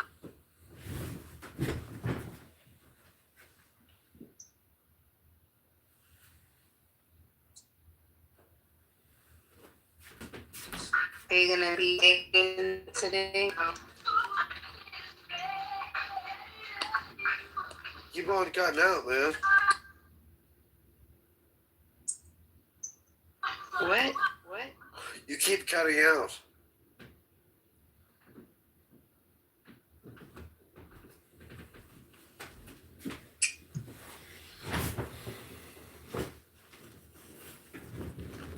Who was that individual that came on here saying that about Jeremy? That was John Kitover. He's in the goo. He gave his name. Well,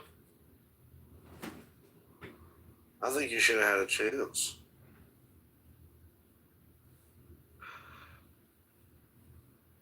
Well, you did challenge him to combat of death like that, so. Alright, here we go, guys. Wish me luck. Cowboy Gumbo! You don't like hearing the truth? well, I don't like people being doxxed. That's cool. Every room got him because of how he is. You think that happened in this room? That's that's public information. I know.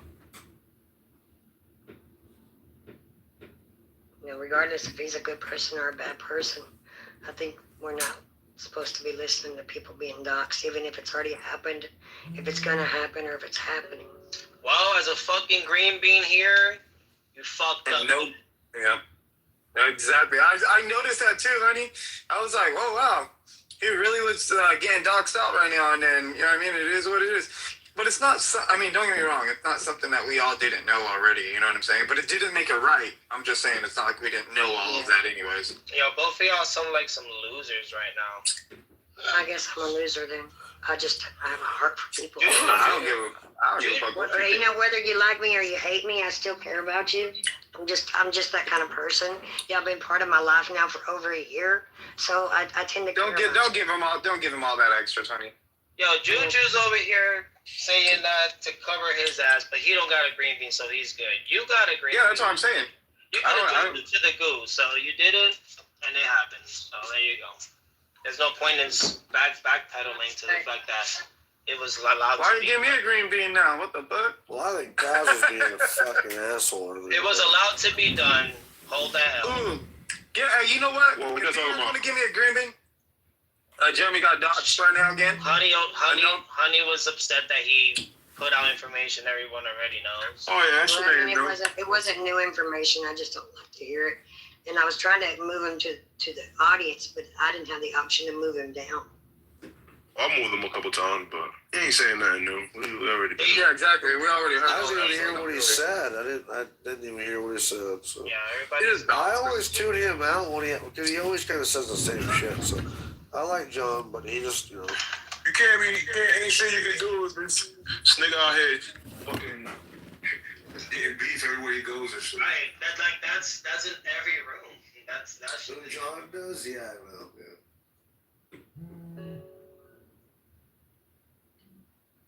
But stand on business. Ain't no need to backpedal. Yeah, there ain't no backpedaling. CEO of Cloaked Wireless, Jeremy Hill, is on notice. That big, loud, disgusting mouth of his. I'm challenging it. Oh, you dropped? No, I was gonna drop him too. I'm like, nobody wants to hear that shit, bro. You gotta repeat yourself 10 times, bro. We allowed you to do it a few times now. You know what I'm saying? Like, we got it. Oh, you just want to hang out with me then? You just want to hang out with me. I get it. You just want to hang out? Hello? Yep. For the you know, what does he call that fuck, dude? He says the same shit Taz does. For the impression, kid. Fuck, dude. He was acting like a straight bitch this morning, bro. Those are the two 6 hours. Those are the two dictators of the talking apes, Jeremy and Taz. Do me a favor, dog. Anybody who has a green bean, give me one when Taz is here. I'll straight kick his ass from the room. I don't care if you guys block me for whatever the fuck. I don't care. Fuck that dude. I was going to if he was, because he kept on kicking me down. I was just waiting for somebody to give it to me, and I was going to fucking boot that bitch. I didn't care. I was tired of it. Yo, Matt, what's up? Welcome. The way he let him rock, because this is shit. He was being a bitch to Sabrina, too. Yeah. No, he boomed the room. That's true. You see how it gets, bro? That God complex be affecting motherfuckers. Oh my vicious. God. He really did. Can He you sound hear the me? whole room hostage, dude, for 6 fucking hours. Hottie, we can hear That's you. crazy. All right. So did you know that there were Black Americans from a long time ago in the Dominican Republic? I'm sorry, can you repeat that? There's some Black Americans that I forgot the history, but they went to Dominican Republic a long time ago. You do realize that Haiti is pretty much Dominican Republic, right? Of course, Hispaniola, but it was Haitian first. Obviously, Poppy. We have a Dominican here if you want confirmation. His name is Kaiser. Okay, well, I don't know much about it. I mean, it was Hispaniola first, and then the islands. But living in Indiana, they probably would have been far more interested. Right, exactly. When anybody brings up Real Housewives, I'm like, oh God, kill me now. We don't have predictions. Like, so might as well be talking about my neighbor. Let's talk about your neighbor. Please tell us some stories. There's this whole thing because like Simone Biles is dating, I don't know, one of the Browns. And then my neighbor, her husband is Shelby Harris. There's a weird situation, like I guess like cattiness between her and Simone Biles and my neighbor. Well, that's kind of like, I guess like the hottest goss that anybody would care about, I guess, but it's not really anything. I really don't like Simone Biles personally. No, is she like a full-grown adult now? Yeah. I was like, you want to call her Simone Vile? Should have let him come up. Oh, he's back. So He's back, bitch! I was gonna say, John, I just wanted to see you come back to the Anon. There you go. Just do yourself proper. Don't come in as you. Thank you so much. Don't be a real man. I'm going to take off now. But I appreciate the room and the topic, bro. Absolutely. All right. Bye. Take care. Bye. He's back. That chucked out to Anon being in the room, but not that. Intellectual and theological. I think that's your microphone or something. Hello? My concern, though, is that religions are using all these fancy words to redecorate simple bigotry.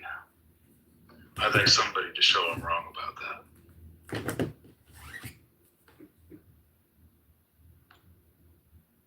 Hello.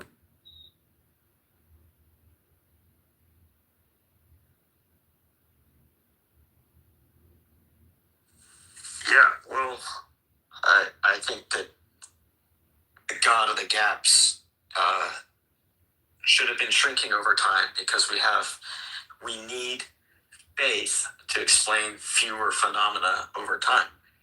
That doesn't make people more reliable. That doesn't make trust part of human nature. That doesn't make people good. Just an understanding of the mechanics is a little, it requires baking in fewer mythologies and superstitions and magic. Hello?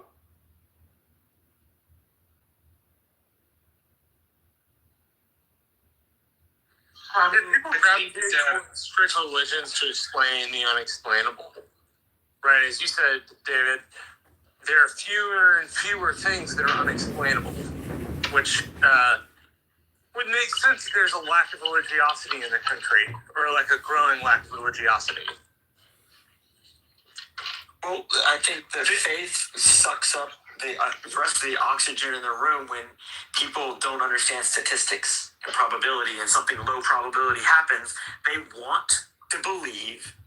Maybe they fear. Hello. They fear other bad outcomes. So Hello. The most convenient architecture to them might be that they were told to have faith that God has got a plan for them, and it continues to fuel the egoistic society. Hello. What would you say, David, to an alternative view, which is that religion stopped explaining science a long time ago, and most people hold on to a religion not for its science explaining capability, but for its moral explaining capability? Well, I just think it's moral laziness. Hello? To not look around and see the expediency of a organized religion and Hello? how it is part of explaining reality. It's part of explaining human history. That if you want to adopt a scientific framework, that the Occam's razor is the simplest explanation is evolution is true. That physics explains these things. And that take on fewer assumptions that you shouldn't make claims about the future because it's not knowable. You shouldn't make claims about pre-consciousness. I don't have any memories in utero. I kind of understand why certain things don't come online, like theory of mind, having a memory, the substrate you would form a memory on. But I also looked into the math of souls and what they say in church versus what science says about souls. And maybe I hit the fork in the road like you did and chose the path that had more explanatory power. But that was, I mean, I think some of that stuff touched on like eternal life and I don't know what soul is in a moral sense, but still I feel like it's language. Science is not touching. They're placeholders. Science is not touching morals. Do you think, or am I wrong? What touches morals? That's a social thing. Science doesn't touch social things. Almost, I mean, you probably agree that economics is not the same kind of science. It's not a hard science like I don't believe chemistry. Economics is a science. Right. So when I don't know where the membrane is. Am I stepping outside of science when you take a scientific language like math and explore finance? That's not economics, but how would you use science though to solve a moral difficulty? Tell me a moral claim that science can address. That scientists if even there go is on a ledge none, for. I guess I'm just asking what you would. Look, when I go pick up my kids from school, am I using science to say hello? No. Like, what if science isn't used for anything? Hello? Hello? The social life is I'm just asking, what would you say to somebody who thinks that their religion remains necessary because they Hello? use it for a moral lodestone? Well, then I would just ask them what else informs their moral Hello? perspective. What is the right thing to do about buying Bitcoin? That can't actually be in the Bible. Hello? Because they're not. So I would step as far away from talking religion with them and see what they say about moral things. The trolley problem and prisoner's dilemma. You can talk about hypotheticals without bringing up religion. If you do that too early with somebody, you're probably going to get them to not exactly tell you what they believe. Hello? Because they're going to be so defensive that you're looking up their constitutional skirt too much. Hello? Try to use case studies. I mean, I don't think I interviewed people about their money and started, what informs their moral point of view from a religion? Those things either happen naturally and people want to share them with you, or you're trying to interrogate somebody and they're not at church, or they're not where they would share that kind of thing with you until they feel more comfortable.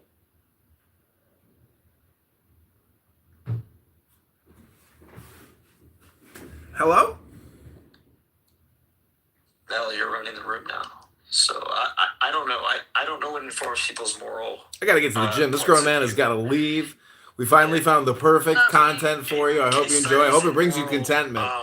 We're talking about they're skirting around the concept of God. That's all an atheist does is they swirl like a turd. Swirling around a toilet, facing the inevitable suction and demise.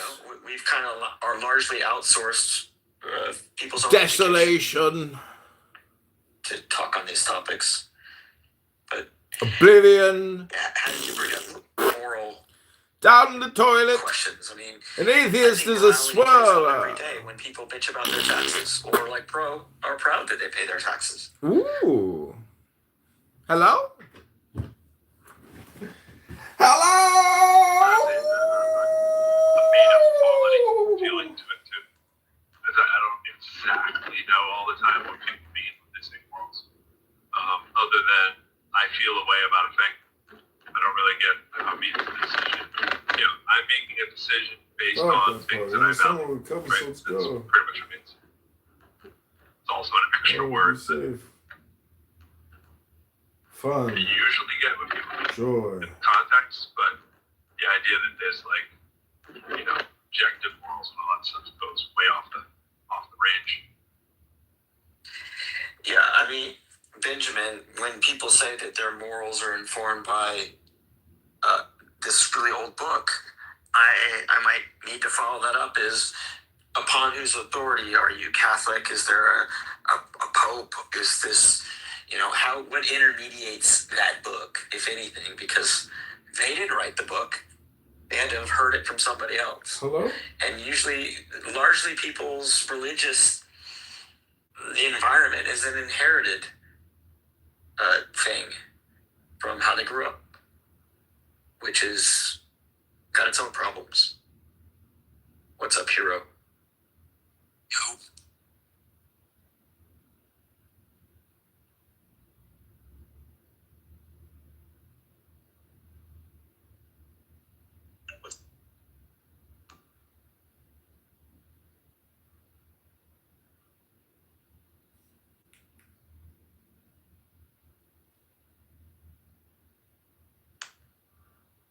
What's up, Caleb?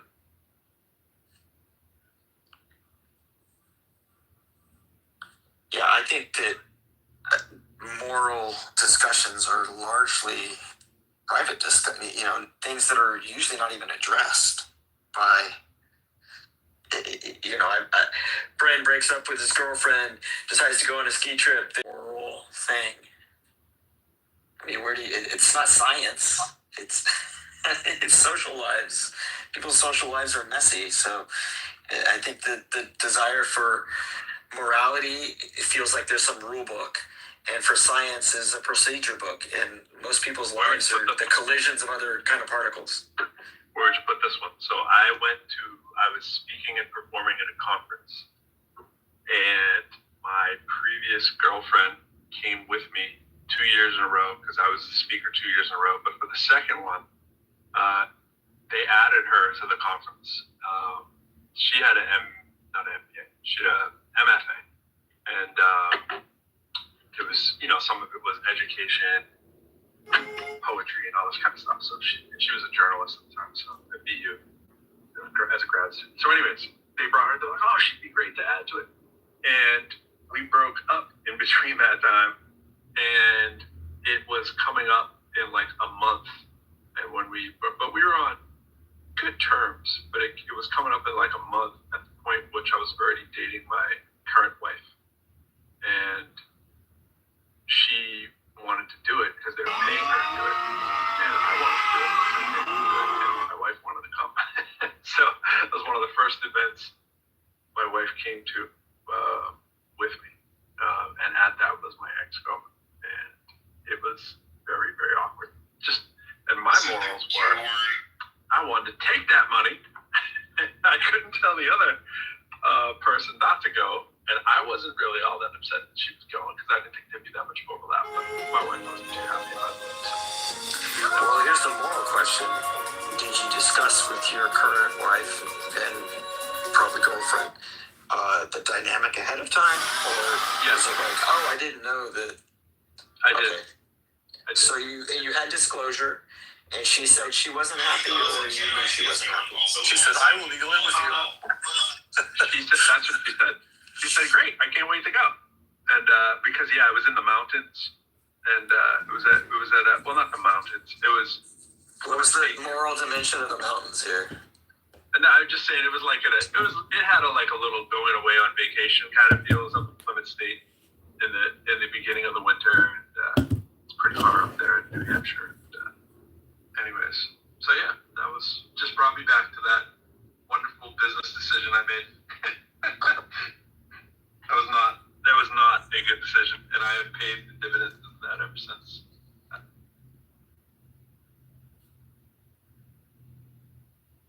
12 produce 70 that go to Egypt and leave as like 2 million, right? So that group that occupies the land of Israel that era you'd want to put at like 1,000 or something BCE. And the amount of time that they spend in Israel, 400-ish years of a monarchy and different civil wars. Then they get expelled 70 years. They come back roughly, another 400 years until you're at the year 0 with the final expulsion, right? So that's about 1,000 years, okay? 1,000 years of history for the Jews that we're talking about that I'm saying I descend from. Then about 2,000 years of those same people living in Europe, in eastern Italy, northern Italy, the Germanic region, then blossoming into the Ukrainian, Hungarian, Austrian, Lithuanian regions, right? All blooming up from Italy and France. France is also right there in the middle of the German Ashkenaz region. They were in Europe, my ancestors were in Europe for 2,000 years and claimed to be from the era of Jews that were in Israel for 1,000 years. So yeah, I am very European of the past 2,000 years. I know me, I'm a nigger Jew, and I'm proud of it.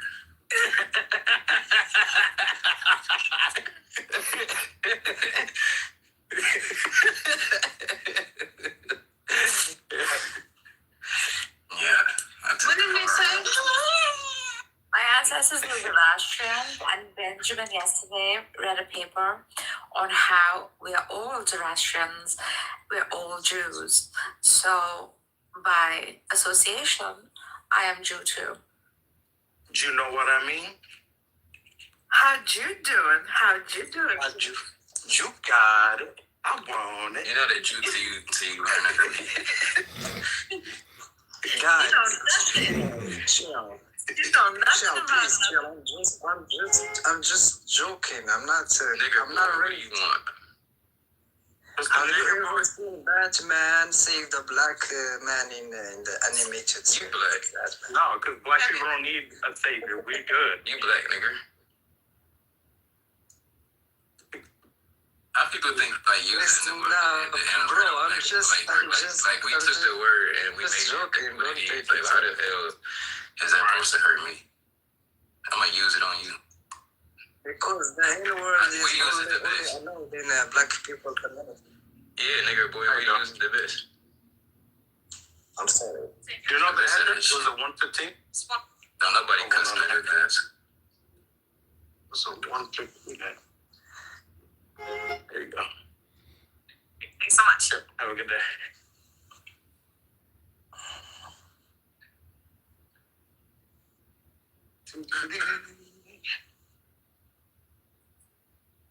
Just delivered some Catholic Church.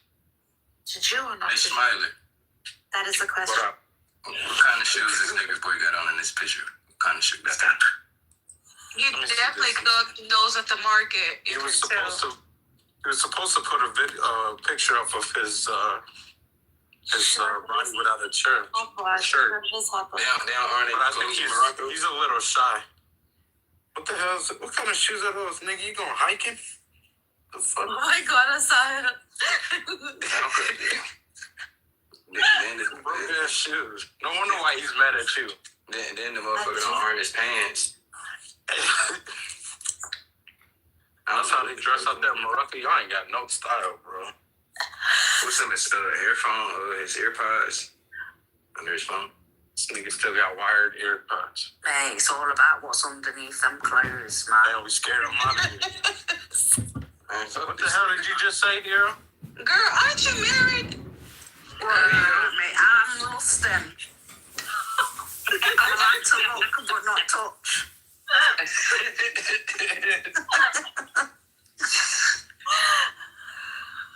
Hey, Look at that Jew in the room. That Jew in the room. Y'all kicked him out, bro.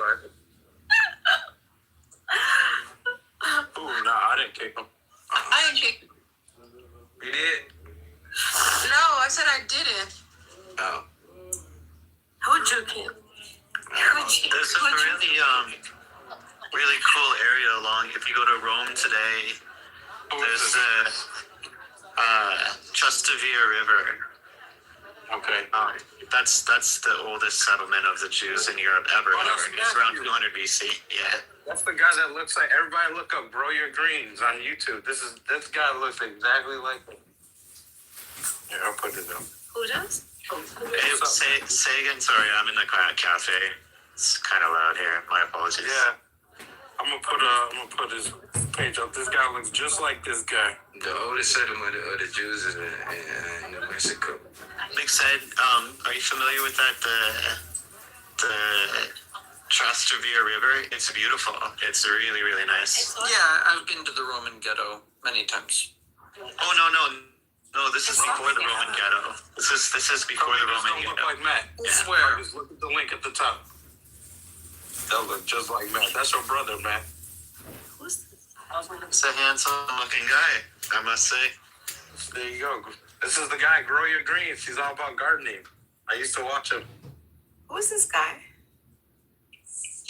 Oh man, I'm doing some gardening today.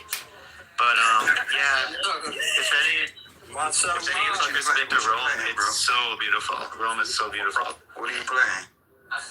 What am I planning? Oh, okay. So along my fence, I'm gonna do some hops. You guys know hops that you make the beer with? Wait, before you keep going, what kind of fence do you have? You have a white picket fence, traditional fence? What kind of fence?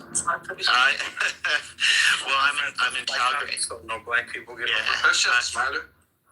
No, I'm in Calgary. I'm in like quote unquote the most dangerous neighborhood in Calgary, but it's beautiful. It's no problem whatsoever, bro. It's a nice place. All right, so what kind of fence? Yeah, actually white fence. Yeah, my neighbor is Vietnamese. Okay. All the folks in my town here are either Vietnamese or Ethiopian or Sudanese or Eritrean. So what kind of grass you got? Is it fescue? You talking? I don't know. Grass I plant, regular grass. Grass that will grow in Canada. Does it strain when you cut it, or is it like you got cooler or hotter temperature? Oh man, sometimes minus 40 here, bro. All right, so you got cool grass. All right, so you got fescue, Kentucky blue, maybe something like that. All right. Oh man, I wish I had the Kentucky blue. That would be amazing. That shit's beautiful. All that matters to me is I want to hear about the flowers you plant. All right, then on the fence, so what you got? Yeah. So that's what I'm gonna do some planting here, but yeah. What kind? What you got? Gonna do some. Oh, okay. So I'm gonna grow some scarlet runner beans. You know what those are? Scarlet water beans, no. Runner beans. Runner beans. Oh, no. Okay, so they can grow like 12 feet tall along a fence, and they're like little red flowers, but you can also eat the beans. Okay, cool. And then we're gonna throw in some morning glories, some blue morning glories. You know, they grow everywhere, cold or hot. Ground plants, or are they going in front of the toes? I'm gonna try to make it so that my entire fence is just covered in creeping vines and flowers. So all of these are tall. Oh, really tall, really tall. Well, you better keep up with them. and then I'm gonna put in some sweet peas. They smell amazing, you know, sweet peas, really tall creepers. And then, but the hops I'm the most excited for because the hops can grow like 9 feet in 1 year. The hops, if you Google Nah, I don't have much space. It's small. I'm in a neighborhood, but yeah, big enough. Yeah, it's big enough. It's big enough. Yeah, big enough. You know, gotta try to make whatever you have around you beautiful. That's my. Make you a nice trench, bro. Get you a nice deep trench.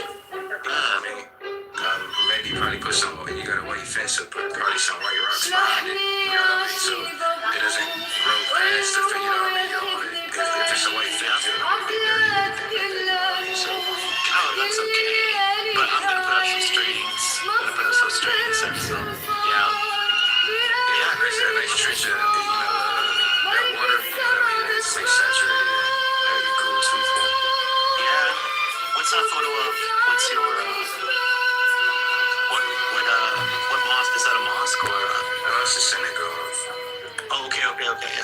Yeah, looks beautiful. Yeah, it's definitely nice. Yeah, Muslims can pray in synagogues too.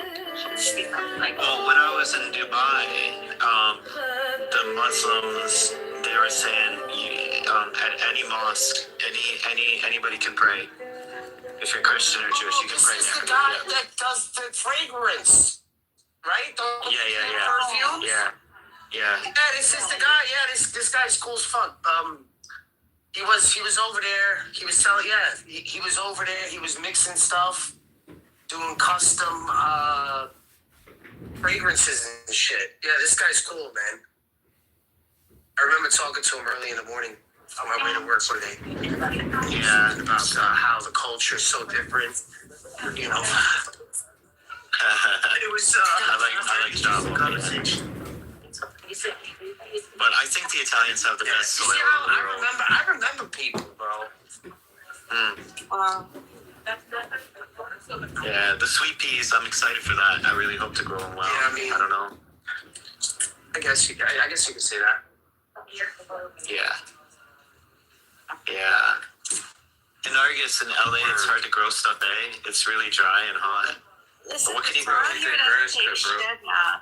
Like, the only thing we have is an olive tree. And, like, it depends. If you go to Ramona on the suburbs of San Diego, we do grow really good grapes, and there's a lot of wineries there. Okay. So grapes do really well. Avocados do excellent in Fallbrook. Okay. I was thinking of purchasing like one of these avocado farms where, I mean, ROI is fantastic on it, but it's extremely hard to freaking maintain it. So they're very delicate sort of fruits or vegetables, whatever they are. Eaten very often. You need like a good crew to maintain your farm, etc. So it's a very tedious kind of investment, although the ROI is good on it. But other than that, I think olive trees grow well. What is it called? You know, anjir. What is anjir? Figs grow well. Oh, wow. My neighbor has a whole lot of like tomatoes. Like her entire backyard is filled with tomatoes. And when you're living in the heart of the city, I live very close to the heart. It's Nargis, if you have the chance, grow something called osmanthus fragrance. Osmanthus fragrance. Get this. Try to picture this scent. So you take apricot jam, and then you take vanilla, and you take coconut milk custard, and mix them together, and that's exactly what osmanthus fragrance. It's like an apricot and vanilla and coconut milk smell. It's unbelievable. I'll throw it in the bottom. I know you can grow them down where you're at, because we can grow them in Tokyo. So yeah, I'll throw it in the bottom. Matt, I wanted to ask you something. I have synesthesia, right? So for me, I smell and taste and visualize simultaneously. Since I was like, for you, when you mix perfumes in your mind, she feels life simultaneously. Can you smell the fragrance? Yeah. So it's kind of funny. I had COVID hit me, but I was still able to mix perfumes because I can kind of like in your head. Yeah, exactly. I can write down like pen and paper and formulate from my mind's eye, kind of. You know, like for example, there's many famous musicians. If they lose their hearing, they can still like write symphonies and stuff like that, or write music. It's like, it's in your head. Yeah. Never yeah, of course you can.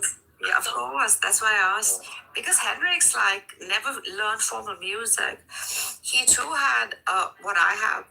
And it was just like a mix of, like, variations of colors and the permutations and combinations of these that led him to, make a tune out of it based on the colors that he mixed and matched.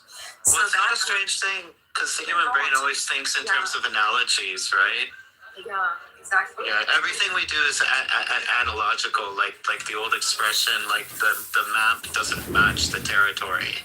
Like the universe and reality is super complex, and so as human beings, we're just analogy making machines, and that's when we come on the app, we're basically arguing with each other about the analogies. We're like, no, your analogy is wrong. No, I believe your analogy is too simple. You know what I mean? But none of us are actually talking about the real fucking world, you know? Right. Also, it's like, too complicated. I agree. Also, in the Eastern world, like you'll see that how they came up with pictorial depictions of demigods, goddesses, etc., was simply because language was not that prominent at the time, right? It wasn't as formulated, as sophisticated.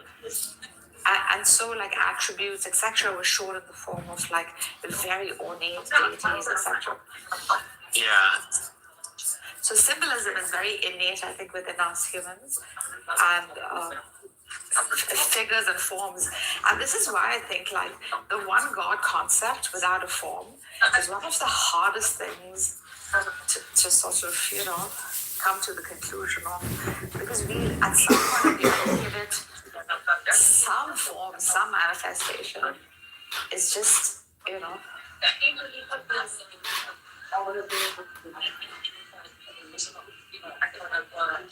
Yeah, I threw that flower down there, guys. If any of you guys like live in a place that's kind of warm or hot, you have to check out this flower. I swear to God, it smells like better than anything in the world. It's like so creamy, like milky coconut, but then also like a beautiful, like overripe apricots, you know? Anyways. Bro, it's amazing. It's amazing. Anyways, guys, I have to fuck off. I gotta go get some work done. I'll talk to you later. Alright, bye, guys. Later, man. Grow your greens. No, girl, she can't grow a damn thing. That is one interesting ass dude. Didn't hear he was talking about something. Gems. He just travels places and makes people custom like fragrances. Perfumes. He says that he was in Dubai because they love that shit over there. Dude, Matt is like everybody wants their own smell. Matthew is such a kind-hearted human. Like, he's so kind-hearted. He's one of those rarities who wants the world to be a better place. Yeah, I don't want the world to be a better place. I wanted to stay fucked up. You know. Look at this Juba. That's so black of me. Then we can't want me to understand how good, you know, good is. You know, we need some fucked up shit here and there. Yeah, I mean, that's true.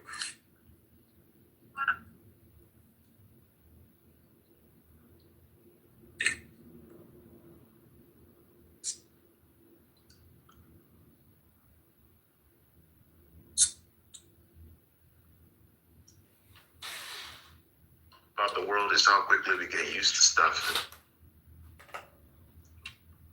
Like, I do drone delivery now. The first time I did a drone delivery, I went out with my son. We were like, wow, this is so convenient. We just ordered it. It only took 5 minutes. Now I'm like, man, where are my pretzels, man? Ridiculous, man. It took 5 minutes, 30 seconds. You know? Say drone delivery. I don't appreciate what. I just don't even appreciate delivery. That's an option, or they're just doing it in your neighborhood? Yeah, we in Texas, man. Wait, well, hold on. Wait, what is this? Drone delivery. Like, you got a drone, and you pick the shit up with a drone, and you deliver it to the house. What that be? So, depending on the state you live. Like the drone delivers it? Yeah, the drone delivers it straight to your house. Wait, so welcome to this. You wake up in the morning, you brush your teeth, you pray and shit. You say, in the name of Jesus, and our Father, who are in heaven. Then you finish the prayer, and then you say, good morning, son. You give him some cereal, then you do what? It's like this. Oh, man, I forgot to get eggs. Oh shit. Stop and get eggs. All right, got the fucking eggs. Am I going to drive the driveway for 30 minutes? All right. Or I'm going to press the button and it comes to me in 5. Which one would you do? Shit, man. I'd rather take the trip. Button, baby. What the heck? It's my lazy ass. All right, look, fast forward. It's not laziness. It's convenient. It's not just laziness. Because then you're using gas right? So it costs more. And But fast forward. yeah, go ahead. Human time. You do all that shit, get the eggs or whatever, make the pancakes or whatever, and then you go to work. Like, what happens now? No, I'm still stuck on the fact that people complain after they've had that done for them. But you wouldn't get it because you're not thinking about the grandmother, right? Who has disability issues, who this is changing their life. You're not thinking about that. Yeah, but this is going left. So why are you straining the system? Once you left, Yes, judges. Why are you not thinking about those who are I'm perfecting it. You need people to onboard so it scales. How do you think you're on Clubhouse? I'm all with you, Freeman. All for convenience, comfortable life. I just want to know how this drone shit work. So multinational companies are building drone beehives so they can just send their product to the consumer without an intermediary. And Electric understands the meaning of great service. How do you get the fucking drone? I turn on that company's app, Amazon, and I go enter. I want this, and then it sends me what I want. I don't keep the drone. The drone hovers above the house and drops on a through line the product in a box and then flies off. Oh, wow, so you don't steal it? No, I don't steal it. I'm saying it doesn't come all the way to the ground, so someone doesn't take it. No. Yeah. That's cool. It's coming to a city near you. Yeah, you know, white folks is extra coming all the way down to the white folks. The white folks did it. Yeah, look up there. Now, how many are you using that service? You got Amazon stuff? I got Amazon stock, man. I got Google stock. I got Zipline stock. There we go. So how fast is the how fast we talking? 5 to 10 minutes. God damn. So you just bought it at the store? Even less than Yeah, it took you longer to wash. Man, that's pretty convenient. Yeah. correct. Cause my thing is this, I hate buying shit offline. Like my wife knows this, I hate. I feel like if I give you my money right now, like you're not gonna wait for it to get to me then charge me. You're gonna charge me right now. So I need my shit right now. Don't have me wait 2 weeks, a month. I need it now. On the same day with them. Not all the time.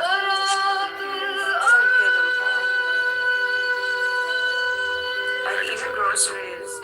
What it is, or Yeah, that is correct. You order your groceries online now? Yeah, for the past maybe 4 or 5 years.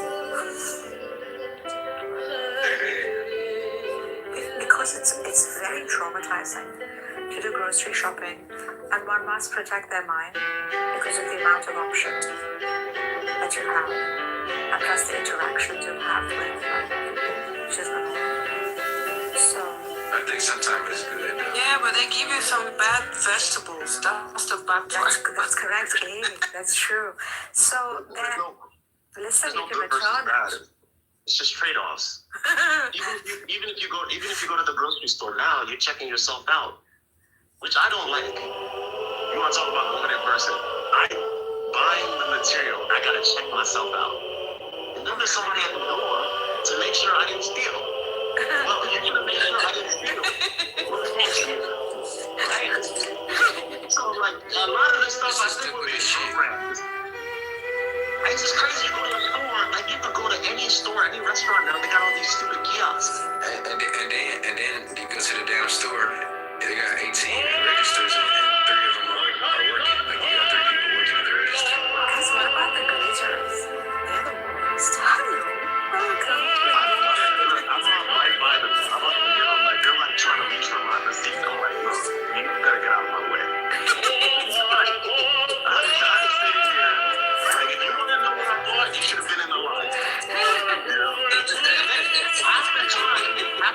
Half the time you try to use the machine, you need to call someone over. Yes. Now you look like a thief. That's one problem, exactly. Now everybody thinks that you like, oh shit, this nigga making red. But this some things these companies are greedy. Like I do like the drone thing because I was a delivery driver for years. I know how dangerous it is to like almost get hit by a car and you're like, man, I'm taking food to someone's house. I almost just died, you know? Right. So if they can eliminate people on the road, that's great. But some other technologies That's why I like being a mailman. I'm walking in the neighborhood. I'm on the sidewalk. You know. One time. They should do that for USPS. I think drone delivery would be great for USPS. What if they drop it in different people's homes? Oh, there's all sorts of horrible things can happen. I mean, it's an FAA. It takes a lot of coordination. That's why it's not in every state, because it takes a lot of coordination if you have these things in the air. What if the drone dies and falls on someone's head? What if you've ordered something super expensive? Right. What if I'll run right under that motherfucker and get me a loss. The technology exists right now for a lot of playing catch with my son and I got hit by a drone.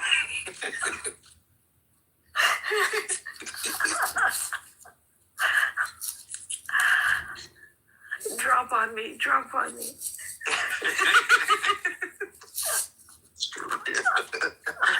You know people doing that shit.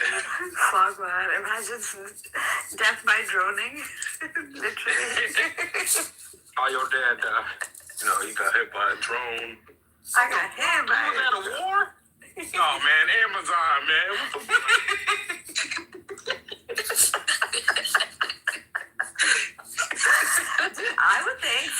I would think these drones would have been activated like years ago. No, the technology exists. The problem is regulation. They've got to really, because that's the Democrats. Ever since the Trump administration came through, all this regulation came about. You know, I think there's wisdom here because we have planes that crash into each other, so they really have to figure out how they can command the same airspace without colliding. I think they should slow walk it, definitely. So right now they're doing a lot of testing where I am. We've got like 6 companies that are flying medical supplies. I mean, think about it, man. Like someone gets bit by a cobra and the venom is far away. I mean, that kind of solves that problem, you know, time-sensitive things. So it is a good thing, but they shouldn't rush it because these companies are super greedy. They just want to make money. They want it on the road, and it's like, no, it's not perfect yet. Because like you said, sometimes they deliver to the wrong house, you know? Can you imagine like someone else's Vicodins being delivered to your house? Or the actual... We have the same thing now, though, right? How many times you go outside and it's like your neighbor's package? Yeah. So, or the delivery driver steals it. Listen, one time the delivery driver stole the blush I ordered with mascara. So it was bizarre. And then my building has, what do you call this? Cameras, security cameras. So when I went and watched it with the management, the chick she's opened it. She's tested it on her hand. Okay? Like, who would do that? And then she's freaking she's just conveniently walked away with the package. She's seen the shade, like, look nice on her skin tone. She took the freaking package and scooted in a freaking Amazon van. Can you imagine? Yeah. I mean, like I said, I did delivery for years. Delivery people, they eat your food. They do all sorts of stuff, man. So, bro, my mom and dad had just arrived. I ordered whole lot of like meat eaters and all kinds of Middle Eastern food, Mediterranean. This restaurant has like all 3 varieties. And they had just arrived and I was like, okay, let's have a feast. And they're tired. They've flown for whatever, 12 hours. Freaking that thing never arrived. Again, went to the management, looked at the security camera. The ladies come all the way to my doorstep and walked away with the food. Just taken it and gone. So she's made the effort to come to the door. She's taken a picture, right? Hasn't rang the bell. And that was 300 something bucks of food. Picks it up and goes. Just like that. And then I felt bad. I didn't complain because I think she really looked very skinny. And I thought maybe Don't do that. her eyes. I don't like that. No, that's why you just went left. No compassion. Because you got family to feed too. Yeah, maybe she. I don't know. Maybe it's because I grew up in the city, but like I'm kind of hardened. I drive by a homeless person. You gotta just think like, hey, some of them are on their job. Some of them, that's their job because they begging. And I didn't call. How's it going today? Y'all making money? Duh, I asked them how y'all doing. Like, if you grew up around it, you gotta know like. It's not everybody suffering. Some people are just in that situation because they choose to be. That's the truth. I thought because it's food, right, Freeman? Like, maybe she was hungry. Like, who does that? Maybe it was for her children. I didn't call. My parents said, "Don't call. It's okay. It's okay." She's taking for children. She's taking. A whole story was built around how she needed the food and how. I shouldn't complain and stuff, but I mean, it happens, right? Like drones can also, like, whatever, drop wrong food and different or wrong items.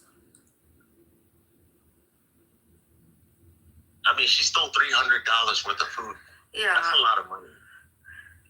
You know, the average. You know, everyone want to talk about poverty. What percent of Americans do you think live check to check?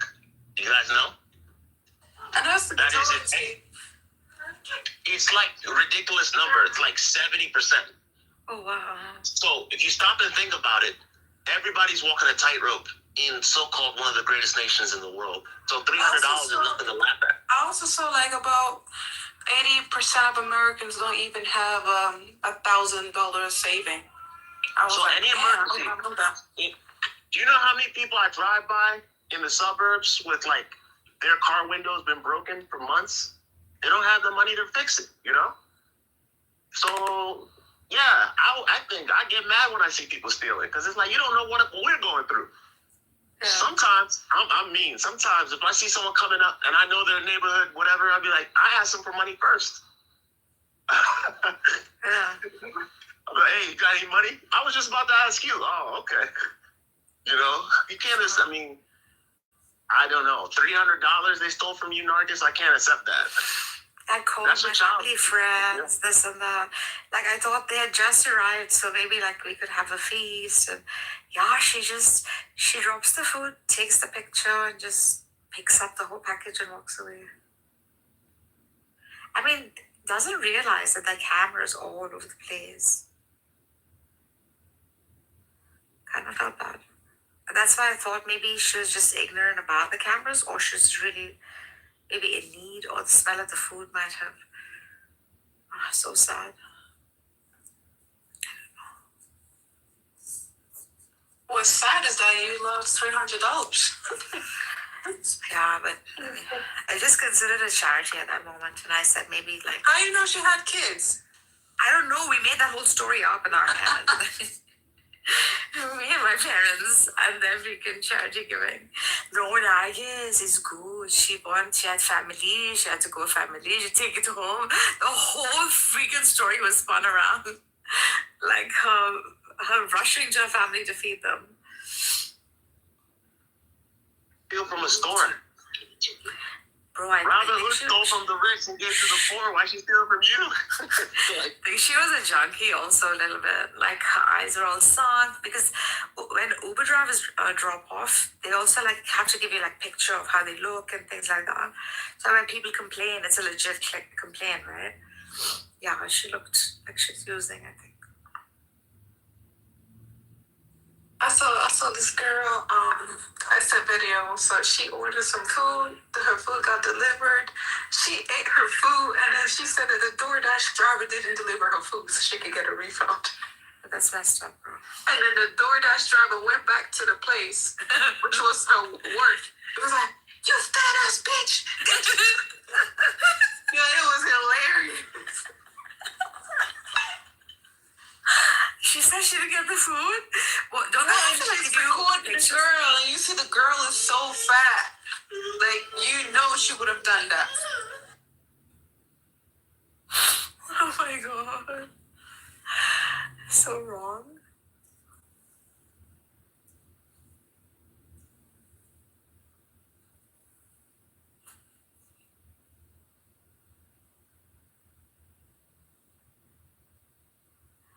Best is the DoorDash driver driving back to freaking complain about.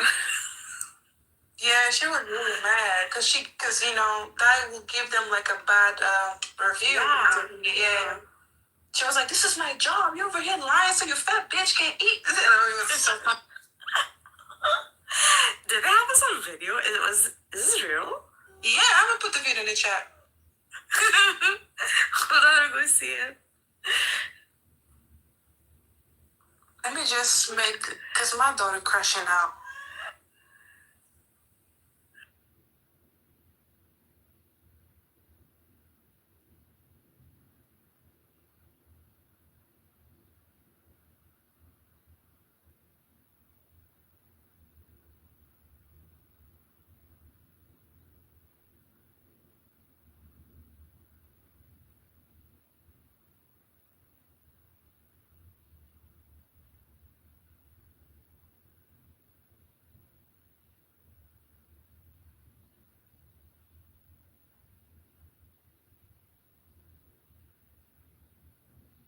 Nargis, you there? Yeah, Freeman. Yeah, so I was doing delivery in DC. Yeah, I'm going fast. I just finished doing the delivery, is getting back on my scooter. Someone grabbed my shoulder, pulled me off, put a gun in my ribs, robbed me for my phone and my wallet. Now let me ask you, what story do I need to construct in my mind for why he needed to do that? You know what I'm saying? Because the good thing is, you know, I was able to cancel the credit cards. I called to cancel the credit cards before I called the police. I'll tell you why in a second. I called to cancel my credit cards and debit cards because I know that's what he wants, right? The charges he tried to place on the credit cards were all from a company called Burberry. $600 worth. Well, Burberry, he was freaking buying Burberry? Can you imagine?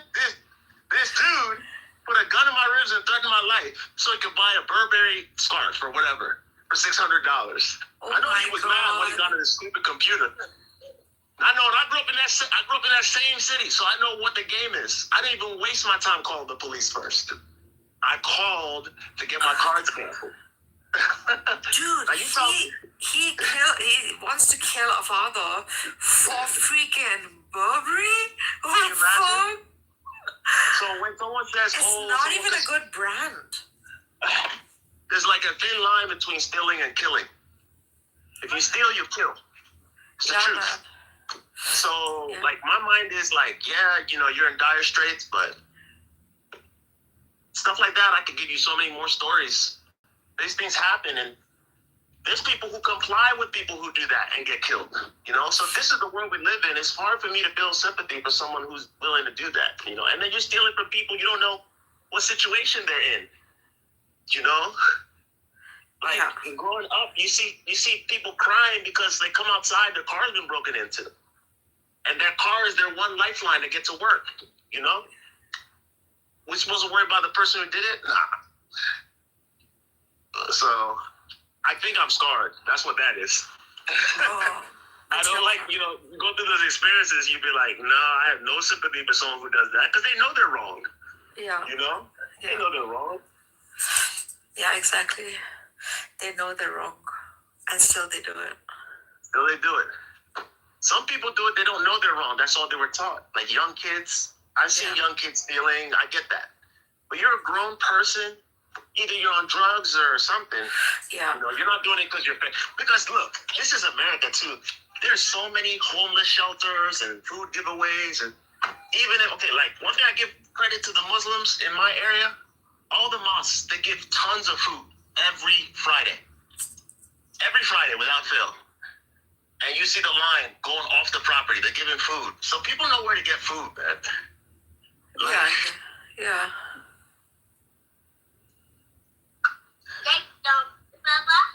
Yeah.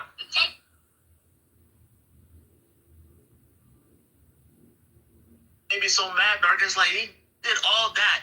Had me terrified. For Burberry.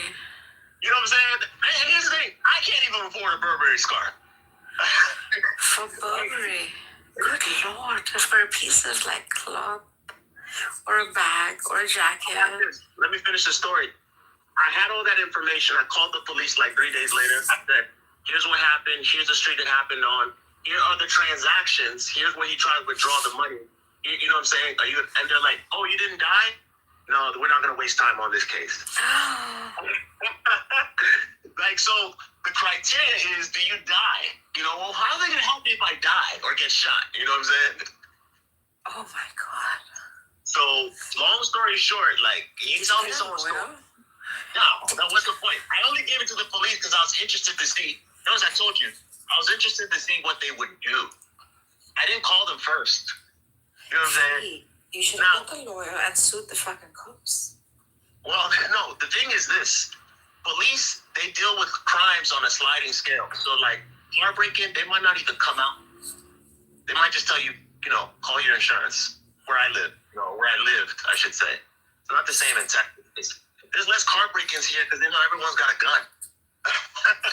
There's less robberies and, Someone's supposed to protect you, right? So this is why, like, you get a hold of the bigger part. So who's the one who's supposed to protect you under these conditions? Because the guy obviously has nothing. That's why he's stealing, the motherfucker. And he's probably doing it to a whole lot of other people. A bunch of people. He gets a thrill out of it, obviously. I mean, now you also get a glimpse into his mind. Why is he stealing? Is it something that he needs? Not everyone is stealing because they, it's just like, okay. And guess what? He's stealing someone who's clearly doing food delivery. You know what I'm saying? Yeah. This is not, this was years ago, but it's not, if you were looking and saying, okay, let me rob this Mercedes, they can afford it, that kind of, no, that's not the thinking that's going on. So you can't assume you can enter the mind of the person, that's the point I'm saying, who stole 300 from you. You can't. All you know is that they stole they don't even know how much the food was. They just saw an opportunity. It was a crime of opportunity. Yeah, like, it was an opportunity. It's here. And, they wouldn't have done it if it wasn't there. So that lets you know who they are, sadly, You can't sue Burberry, obviously, because he's probably bought the product online. And if he'd gone to the store, what they'd probably ask was ID. Do you notice that, to make it spiritual, do you notice the 10 Commandments just says, do not steal? Yeah. It doesn't give any outs. It doesn't give any, you know what I'm saying? It's like, don't do it. Because there's no amount of the condition you're in can justify the act that you take that harms somebody else in that way. At the end of the day, there's poor people everywhere. Tons of them in all countries all over the world that aren't stealing. There's people in Iran who don't know where or Nigeria or wherever, they don't know where their next meal is coming from, literally. So in countries, so I always used to think that something happened to me some time ago. And I'm still like... Wait a minute, I'm not Nigerian, okay? So I totally understand the punishment. Oh, no, I know you're not. Freeman, the punishment for stealing in Middle Eastern countries is basically the loss of hand, right? But it starts with, like, in Iran at least, it starts with the tip of your pinky, which they paralyze. So that the second time the person does it, it's just, they take the fingers off, and the third time your hand is out, so that you don't do it again, right? In Dubai, during the year that we lived there, you could basically buy an entire store, leave the product in the middle of the mall, right? Walk away, come back in a month, and pick it up exactly from the same location. That's very true. And I think that shows that it's not a good rule. Now, and people are it's human condition, right? Anyone can steal. For the whole freaking year, my family never locked their door. There's no need. We traveled in that year. That was the year my family decided to travel. We didn't lock our door ever when we left home. Nobody dared come in. It just doesn't happen. And that's definitely whenever there's a punishment that's that much. Yeah. You really, if someone is stealing in that condition and they know that's what's at stake, either they're insane or they truly think they'll get away with the crime. So that makes sense. But what do we do with a country like Norway or Japan? These cultures, you drop your wallet, you're gonna find your wallet with all the money still in it, by and large, you know. Same thing. So if you're in my neighborhood, that's true. I live in a good white neighborhood, and we don't steal. No, I'm serious. Who brought racism? I never brought any race. You know, I'm just saying. Japanese ain't a race. That's a people, bro. It's a culture. That's a nationality. That's not a race. It's a culture. Yeah, it's a race. No, it's not. Oh God, You're still American, Smiler. Let me tell you what's happening in Norway. America has very safe places. I'm sick of this stereotype. Yeah, my neighborhood is safe. America has safe places, definitely. And guess what? People move to safe places on purpose. Like I never. No, I'm saying you're so American because only Americans will say something like that. Smiler, I live in a very, very safe neighborhood, and this still happens, like every now and then. Not just to me, but sometimes. Yeah, that's probably black people from a couple neighborhoods. Here we go. There's nobody. It's not the people of that neighborhood, that's for sure. Such a racist.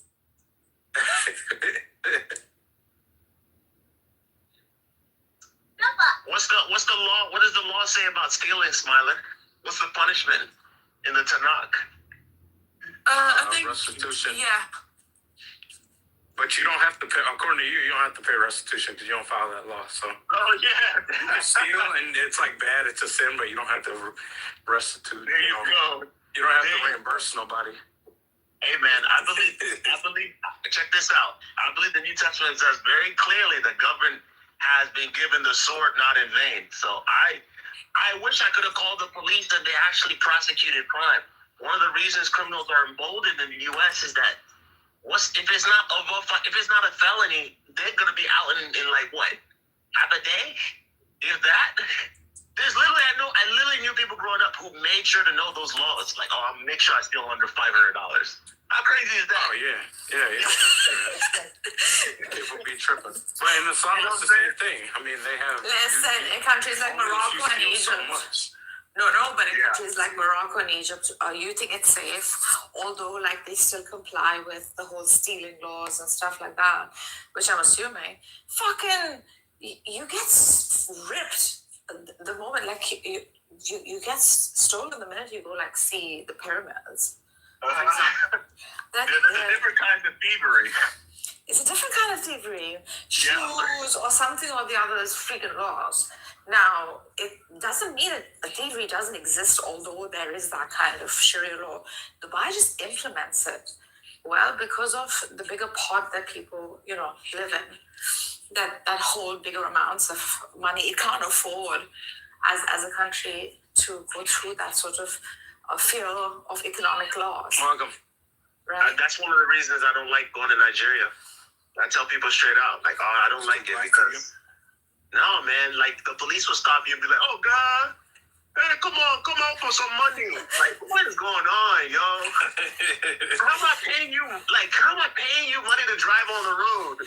They will set up roadblocks and be like, oh, we haven't been paying. I'm like, yo, this is insane, And my family would be like, you just gotta keep a little money. You got to break them off a little something. I'm like, in principle, this is insane. Yes. I'm driving down the road, In India, Saturday night, when we go like clubbing or we go to a concert, on the way back, if like there's a freaking, if anyone's drunk, they just stop people to get the alcohol from them, these cops. They say, what are you drinking? What kind of cigarettes do you have? Like, that's how bad it is. And you basically give him whatever, your drink, and then he lets you go. It's like a cop toll to move around Nigeria. So, nah, I don't like that at all. That's for me. That's stealing also. That's stealing. That's bribery and stealing. Kidding me? Yeah. That's That's stealing life off a person that this fucking drunkard is gonna hit and die.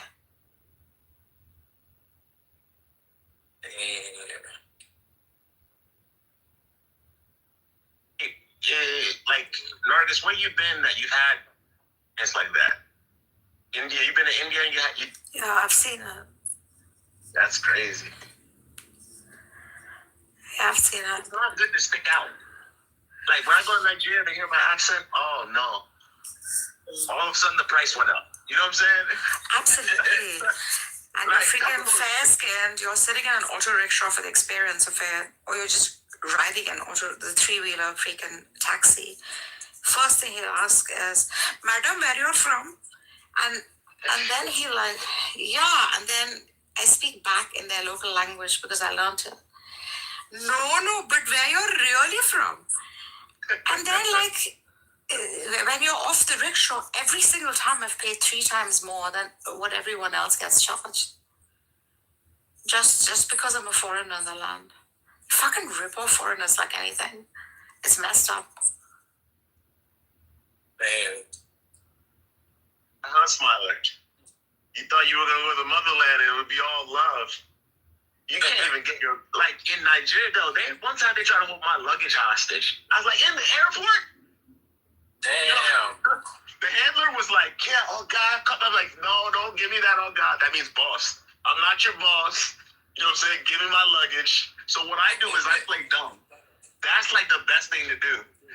Like, I play like I have no understanding of that, you know? Like, because they're speaking English to you. You know, like the Creole. I'd be like, no, I don't know what you're saying, boss. I need my luggage, though. Let's not forget you always carry some amount of cash in your pocket, Smiler. It's because you never know who you need to bribe when.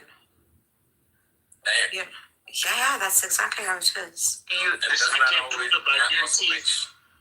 I guarantee you, too. All the people go to Mecca, because I read the articles, that's where they spend the most money. What is it? What you gotta do is this is what you gotta do, right? So you gotta fold up the $20 bill in like a square triangle. You know what I'm saying? Like something you can just fit in your hand. Because if you're pulling out money and you like peeling it off, then you're done. You know it. Try that. You're done. So just have the little cubes in your pocket. That's right. Whatever it is. This way you do the little cube thing. You just give them, like a drug exchange or whatever it is. Yes. Thank you so much. Thank you so much. Nobody sees anything. You put your hand on the shoulder. Nobody sees anything. Exactly. You put your hand on the shoulder. Don't be trying to peel off money trying to be cool guy, because then you're gonna get fucking ripped off. Yeah. Good Lord, how do you know this shit? I was doing better. Yeah, you. Because I travel. What? What? So this is what it is. About the belt? You know about the belt money? The money in the belt? Of course I do. Hold it up. Of course I do. Yeah, they can rob you, but you got the money folded up in the leather belt with the. That's right. That's right. Yeah, they don't know about that, Nargis. You don't know. Sometimes you fold it like a rocket, right? The thing is, you put your hand on the shoulder. We still do that in the jewelry trade. It's all like just a handshake. So you put your hand on the shoulder, you get close to the man. Yeah, then people want to be nice to you. Hand. You know what I'm saying? That's when people want to be nice to you. But if you're trying to be cool guy, peeling off money like that, they're like, oh, no, fuck this guy. Always lay low. Always lay low. I would give them some funny hadiths instead, and they'll find some funny. They're not going to know them. They're going to like, what the fuck are you talking about? They don't know these hadiths. They don't know these hadiths, bro. What hadith? They're going to look at you like the people in the back. They don't know them. Intellectual discourse. No one knows these because of the information age. And freaking the biggest downfall I think that happened to the hadith corpus was information age. It was everything being on the internet. People just type it in and it pops. They didn't know they had this shit for the longest time. Nargis, where did Matthew Amir Richardson go, man? I want to hear his Khomainism now. Matthew? I want to hear him later. Bro, Freeman, they are on TikTok. They're still they're on TikTok still preaching it? Still wow, preaching it. They're bold. They're doing very well too. They've developed a fan following. Wait, so how are they framing? Yo, there ain't nobody on TikTok, bro. Stop. Are you serious? Nobody on TikTok. How are they framing They what's told me happening they in are Persia now? folding people. They told me they are like I doing gotta so say well. on the live. I have to say on the live. If I gotta say, then I don't belong in that fucking site. Straight up. So they were telling me, like, why don't you join TikTok? We're doing so well on it. I said, I don't support your political ideology, obviously.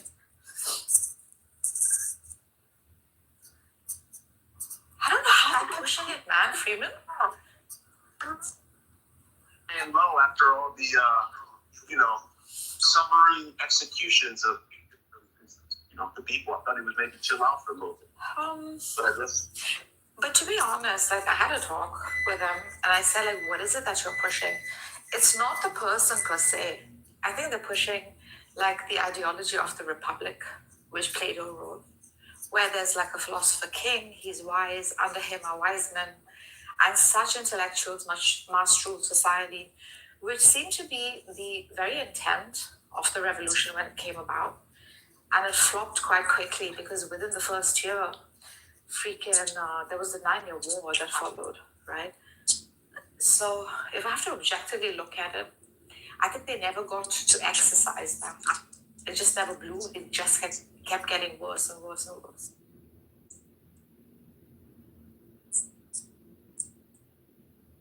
Hey, so.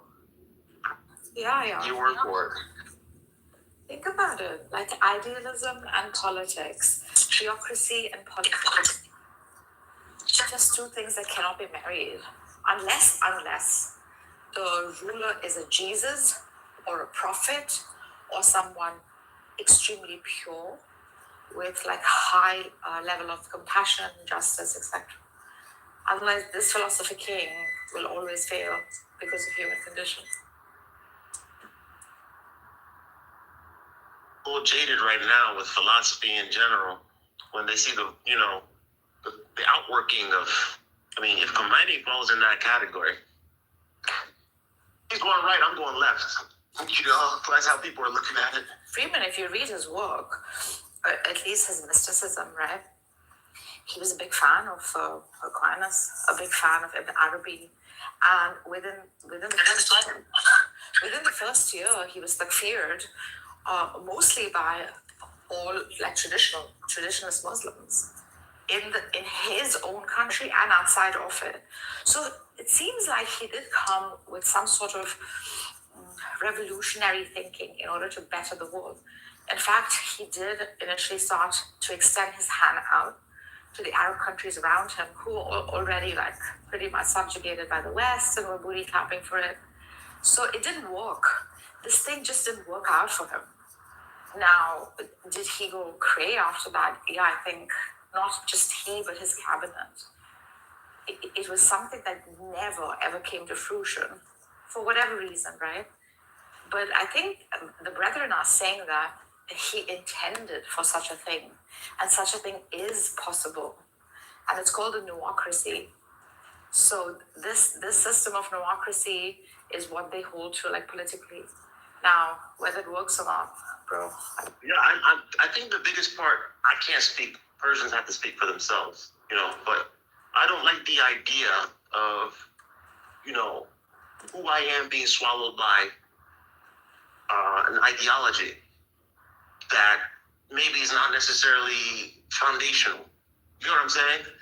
There was something called Persia before there was Islam. I'm not saying that religion or truth doesn't speak to even who you are. It does. I'm just saying it doesn't destroy it either. I agree. It's hard to see Persians today. They don't even use the word anymore, right? Maybe they do in passing. No, we do. Very much we do. Like, we use it in California a lot. Like, I introduce myself as a Persian. I don't introduce myself as an Iranian for the longest time, right?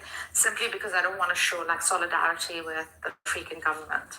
However, like, if you look at our history, from the very beginning, whoever came and invaded and overtook us, we embraced it. Like, there was a very interesting girl on one of these Iranian rooms that I go to, was saying we took everyone's culture, religions, philosophies, we eat it up, we chew it up, and what we spit out is something that looks highly creative and a new version of that thing.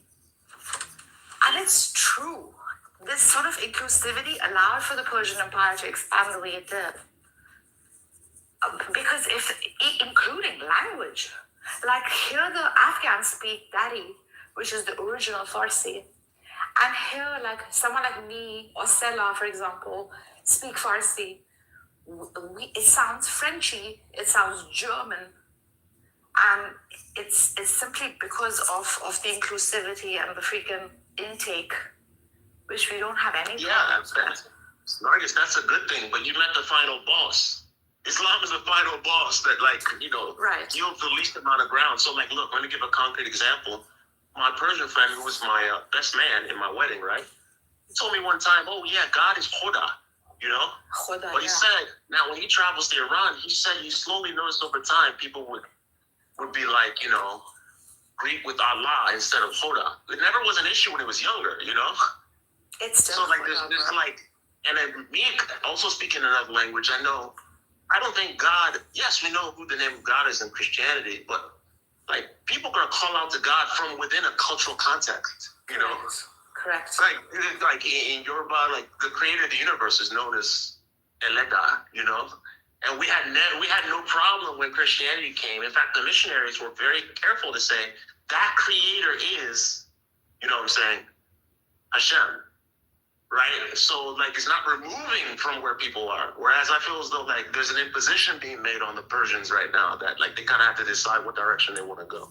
And they are deciding because you see a lot of, Neo-Persian. Yeah, and religion has become such a crass thing now to even adopt or talk about simply because of the policing, But the Ottoman rule didn't do well for Persia simply because of the black and whites. There was no art and freedom in that, which is the very vein of a Persian. I was telling Daniel this a couple of days ago. So even then, Islam was taken, chewed up, and spat out as Shia Islam, right? That which allows for imagery and color, allows for music and whatnot. So, and Sufism, and all of these mystical traditions that arose from Persia, even that was transformed into something else. What the regime basically was to subjugate in terms of policing, which I think they should have done.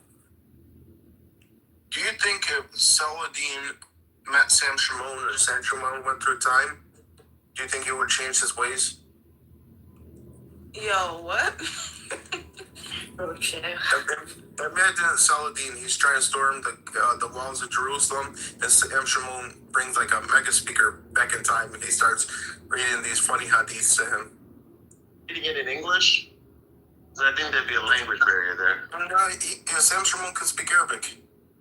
Can he? Yep. He's Syrian. Okay. Yeah, I think he would be. Shamsun would probably be slain in under 30 seconds. Saladin really didn't play that much. You know what I'm saying? We got a nice, gentle image of Saladin. He didn't play that much. But coming back to Persia for a second, Vargas, I 100% agree with you. Let me get now we're talking about hadiths, right? I think, correct me if I'm wrong here, I have a question. Was Farsi a written language when Islam came, or did they have a writing system? Yeah, I think so. It's hard to know, right? It's hard to know. Because I know the Shia Muslims, their hadiths. Well, first of all, the Sunnis that are Persian wrote in Arabic, but I'm thinking even the Shia sages wrote in Arabic. Yeah, the script was pretty much common in the region, Freeman. Even Farsi is written in the Arabic script. However, we have more words more letters like je, pe, ge. These are words that do not exist in Arabic. Pepsi is written as Pepsi. Yeah. What do Persians think about the fact that King Cyrus is written in the Bible and is kind of extolled? Is that a point of pride? Is that a passing thing? No, of course. Christians are well embraced. and very loved within Iran, including the Jews. It's a system in which coexistence has been a very strong factor because we are nationalists, we're not tribalists like the Arabs. So you will never find a Persian ever tell you, or an Iranian ever tell you, I am just a Kurd. He will first introduce himself as an Iranian. And then if you pick up on his accent in Farsi, he might tell you, oh yeah, I'm from that region where the Kurds came and were dwelling.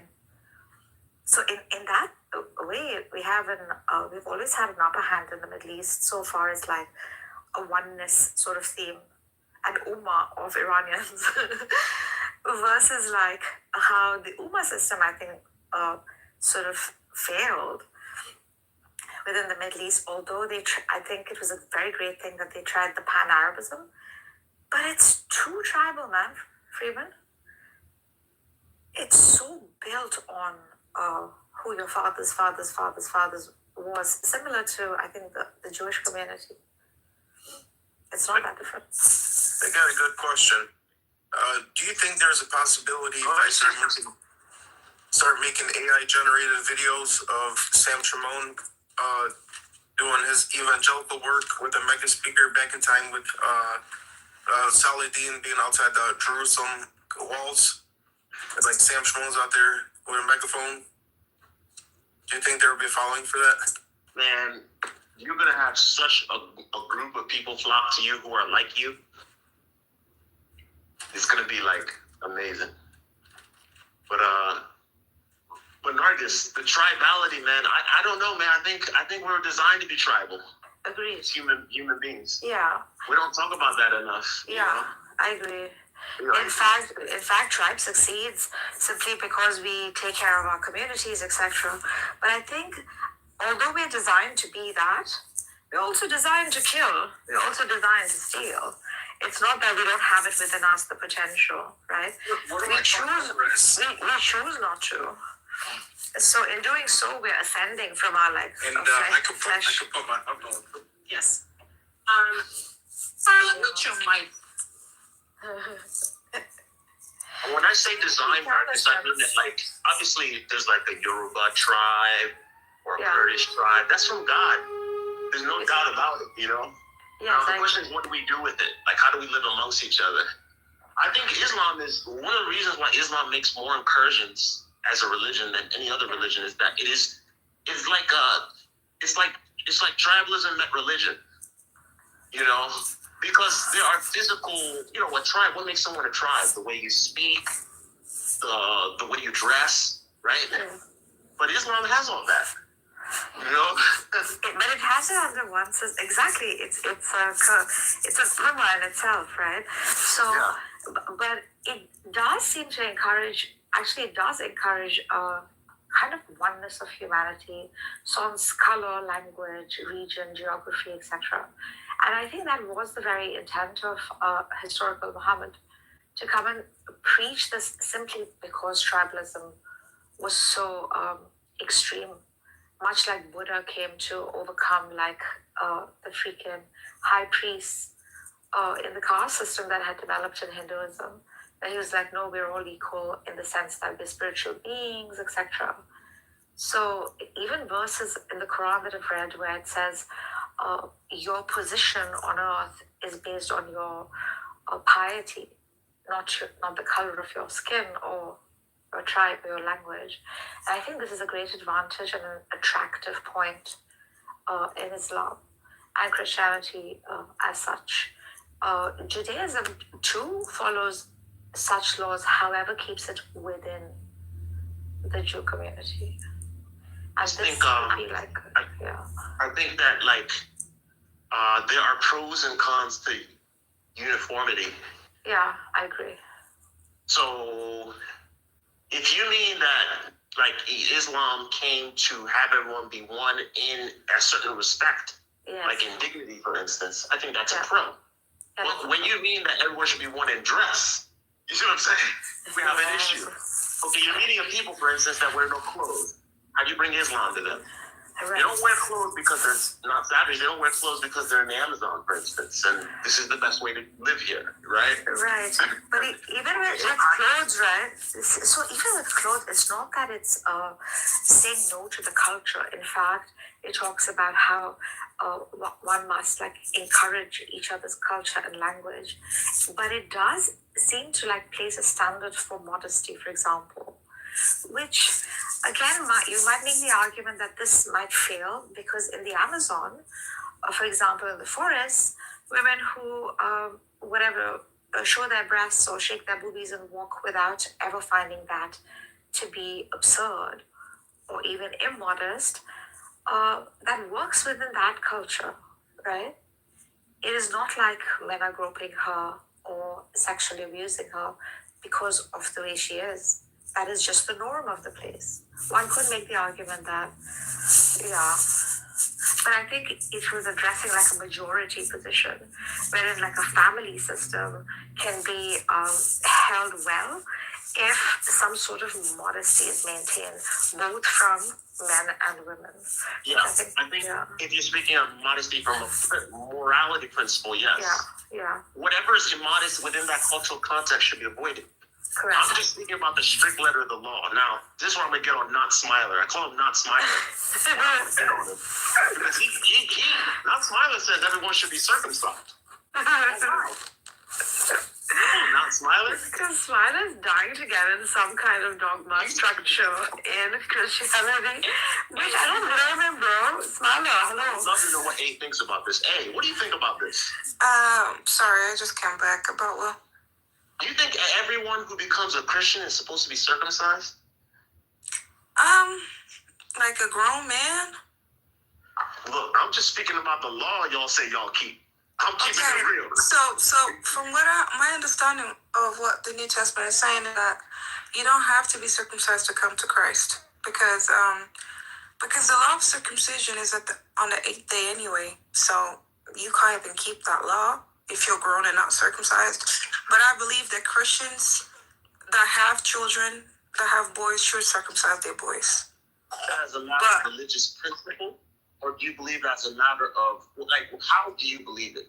Like, remember, I'm speaking in terms of, if God commands us to water baptize when we come to a saving knowledge of Christ, that's a command that's like, hey, if you don't do this, you're out of order. You know what I'm saying? Do you put circumcision in that same category? That's what I'm saying. So if someone is already grown, they can't keep that law because the law says to be circumcised on the 8th day anyway. So if you're like 30, you know, Yeah. We're not talking about 8 days. I'm talking about a child, and you're a parent. I think Christians should circumcise their children. Yes, 100%. But I wouldn't say, hey, if you don't circumcise your child, you're going to hell. And I wouldn't say nothing like that, you know. Yeah. But I believe children should be circumcised. Boys, of course.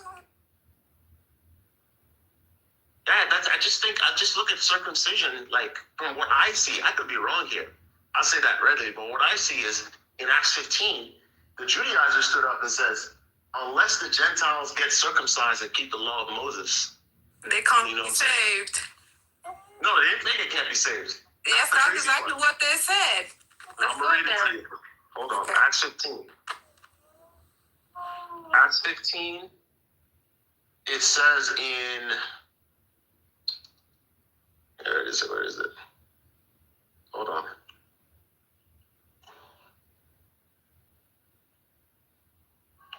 Okay. Verse 5.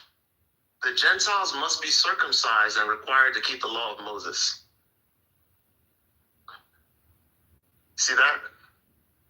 Read verse 1. Yeah, I know. Okay. Verse 1 says that. Unless you are circumcised according to the custom of Moses, you cannot be saved. Right. But the people who are saying that in verse 1 are not the same people talking in verse 5. 1 second, let me open the chapter. Yeah. This is where I jammed Not Smiler up the other day. Yeah, what are you reading, Freeman? We're at Acts 15. We're jamming up the Judaizers today. What's up, Big Zed? Snaps. All right. So Acts 16 is where you did it? 1:5. Acts 16:1-5. Man, I said 1:5. I'm about to fight you.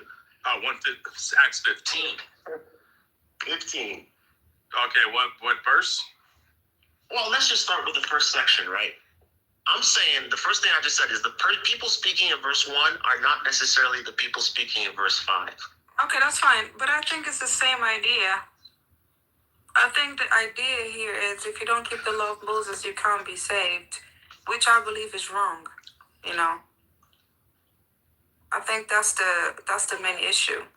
So why then later on when they send a letter out? Because they send a letter out in 21. Let me read. Yeah, verse 23. It says to the Gentile believers in Antioch, Syria, and Sicilia, we have heard that some went out from us with our authorization and disturbed you, troubling your minds by what they said. And yada yada yada. That's the point. The point is they're saying the thing that is troubling the Gentiles is because these people are saying if you don't keep the law of Moses, you can't be saved. If you don't get circumcised and keep the law, you can't be saved. So this is troubling the Gentiles because now they're thinking like, oh, am I really saved in Christ if I'm not circumcised? And you know, just how that.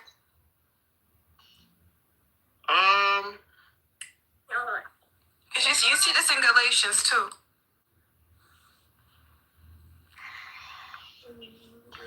Okay, let me ask you about verse 2. You see verse 2? The second verse. It says, this brought Paul and Barnabas into sharp dispute and debate with them. What were they disputing and debating? They were disputing and debating if the Gentiles need to be circumcised to be saved, because the thing about circumcision in the Old Covenant is that circumcision was absolutely necessary to enter the covenant, right?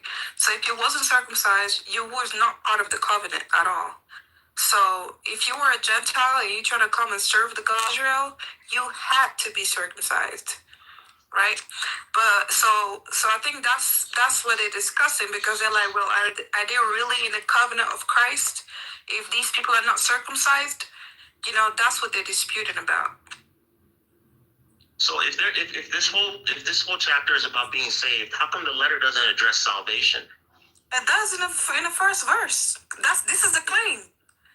That's the claim. If you don't get circumcised and keep the law of Moses, you can't be saved. So are you saying that when it says you are to abstain from food sacrificed to idols, from blood, from the meat of strangled animals, this is what you need to do to be saved? Nope. What I'm saying to you, wait, give me that verse. Let me read that verse. So verse 29 tells them what they need to do. Why do they need to do? Yeah. Why do they need to do that? Okay, because those are the things that. Okay, because these people, I don't want to call them pagans, but yeah, they were pagans, right? What, the Gentile believers? Don't do that. Yes, they were. They were pagans. They were. They're not pagans. Now they're believers. They've been washed. Yes. Okay. But what I'm saying to you is like these people been pagans their whole life, right? And now they're coming to the faith of Messiah. So what happens is it's basically okay. Before I move on, do you agree with me that the verse you just mentioned, it's a starter pack? That's what I'm trying to find out, because I'm trying to see if you said I need to do not the starter. I need to do verse 20. It has to be a starter pack. 29. Yes, you have, because because the reason why I say it's a starter pack is because all of you would agree with me that there's way more commandments than these ones that as a Gentile you must do. In the Old Testament, yeah. See, this is like even in the New Testament. No, even in the New Testament, because Acts verse 20. Yes. Wait, hold on. Go on. Hold on. I want to be clear on something. Are you saying by the term starter pack that they got to start here, but they really need to eventually keep the whole law of Moses? That's exactly what the text saying. This is so crazy. Okay. So why didn't you just say keep the law of Moses? Because what was being argued? No, but this is what I'm telling you, because these people have been pagans their whole life. They're just coming to the faith. They're babies in the faith. Like just like Paul said, if you're a baby, you cannot chew meat. You have to be on milk. So they can't just be like, hey, you got to keep the whole law of Moses. No, you start little by little. So they start with these commandments, which is like, don't sacrifice things to idols, don't eat blood, don't commit sexual immorality. And then if you read chapter 21, it says because the law of Moses is preached every Shabbat. So if they're going to the synagogue to hear the law of Moses, it's because they're going to learn with time. Because verse 21 doesn't talk about bestiality. Does that mean Gentiles can't commit bestiality? No. They're going to learn as they go. No, see, this is my argument. So then my argument is that. Oh, go ahead, Jason. Go ahead. Yeah, I was gonna say. So then you're saying, then the new covenant is the same as the old covenant. No, she's saying that the new covenant creates an on-ramp for Gentiles to have a starter pack and get their way to full-on Mosaic Judaism. Yeah, I mean, that was already part of the old covenant as well. So what's the difference? Not the starter pack. The starter pack was when the Jews had to put him out Sinai. No, the starter pack is not part of this. The starter pack was a part of. Yeah. I'm just saying the starter pack was a part of people coming, foreigners and strangers coming into the land. Starter pack. No, you're thinking of either the Noahide Code, which was for strangers to maintain a standard, but it wasn't like encouraging them to join Judaism, or you're talking about like someone that did adopt Judaism by circumcision. This is attempting to have a new means of joining into the covenant without having circumcision. That's a new concept. The Noahides are not part of the covenant. Exactly. And for you to be saved and have salvation in Jesus, you have to be part of the covenant. Sure. So, we're talking about joining the covenant, right? And so foreigners and strangers coming into the land of Israel, in order to join the covenant, they would have to that would be the starter pack, would be getting circumcised. No. Circumcision wasn't the starter pack for. No, I'm saying circumcision. The circumcision would put them in the covenant, yeah, but this is not talking about circumcision. This is talking about. No, I'm not saying that.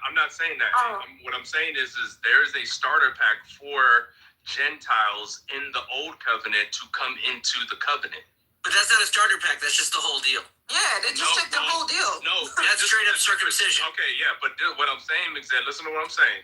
The difference is a foreigner and a stranger didn't grow up under the Mosaic covenant. So as they're coming in, they're going to need to start somewhere. So circumcision was the starter pack.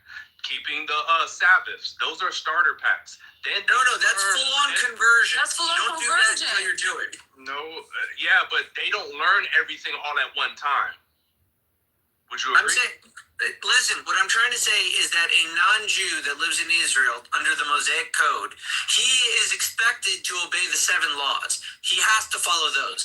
Anything else he does is optional until he decides to get circumcised, keep the Sabbath, and be a full-on Jew, at which point he is.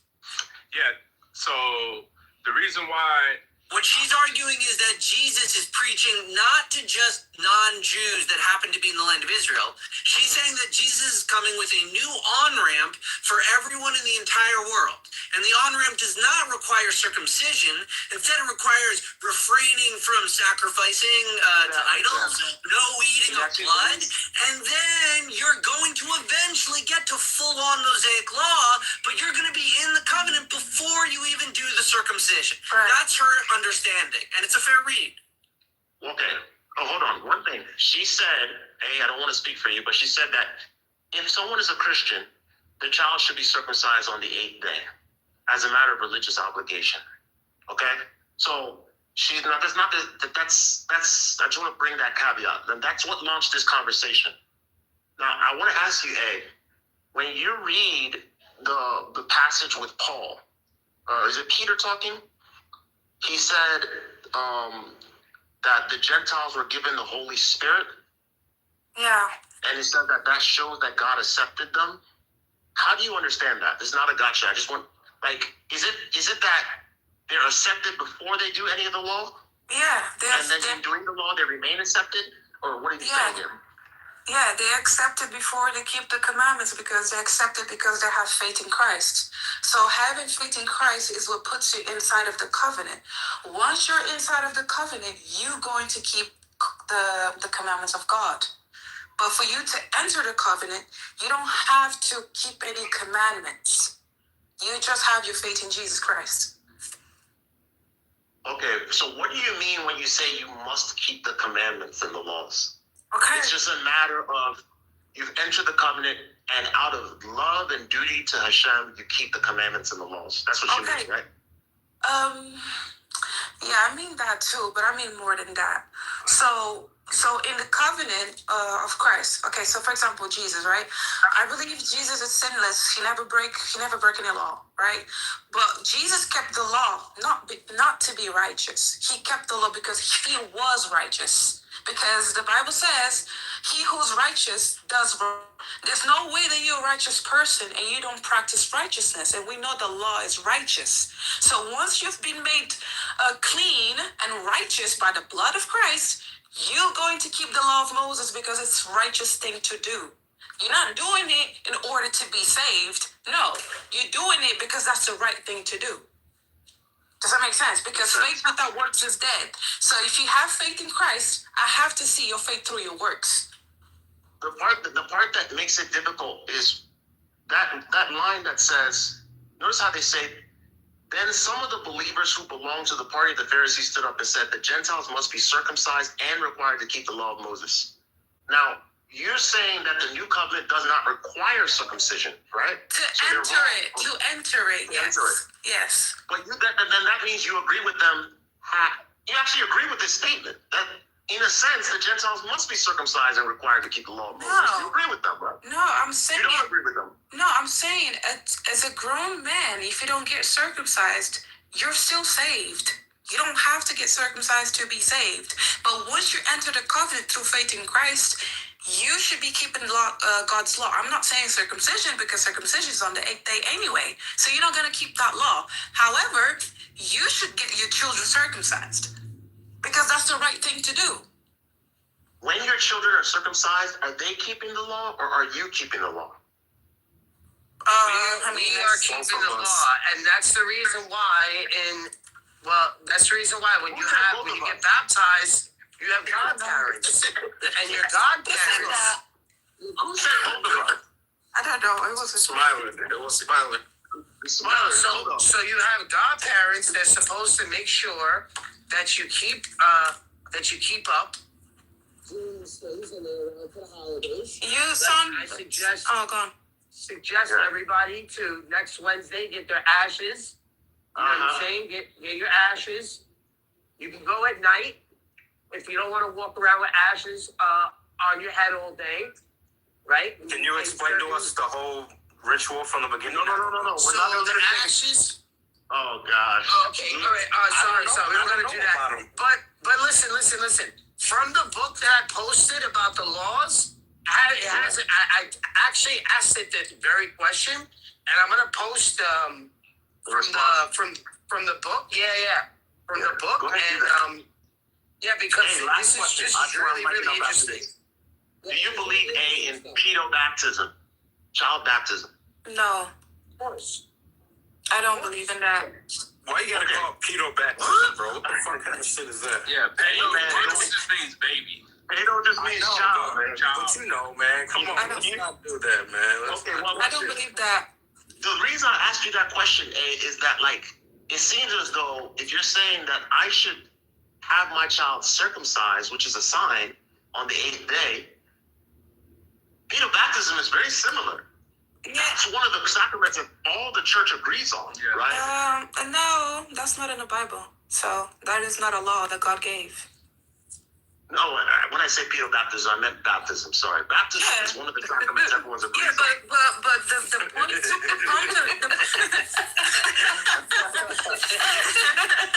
I just want to say the word pedo again. Yeah, but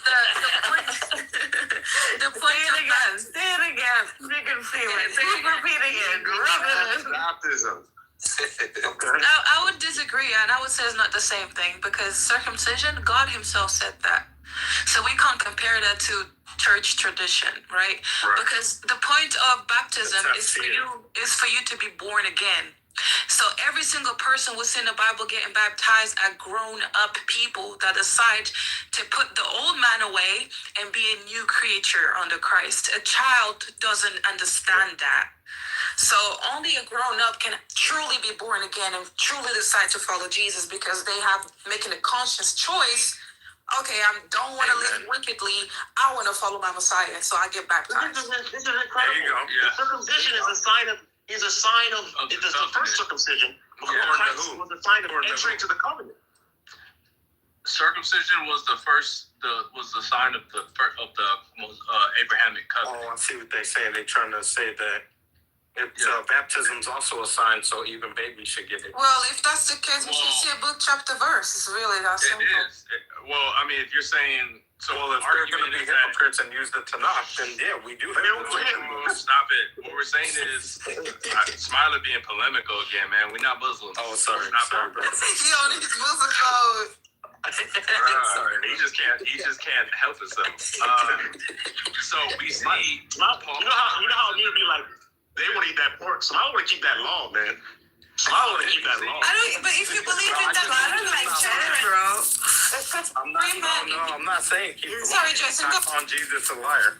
He's a question because I asked her 7. Liars. That's what I want you to do. I want to hear A's question because I asked her 7. Where you at? I was gonna ask. Oh yeah, but Jason wanted to say something first. Sorry, go on.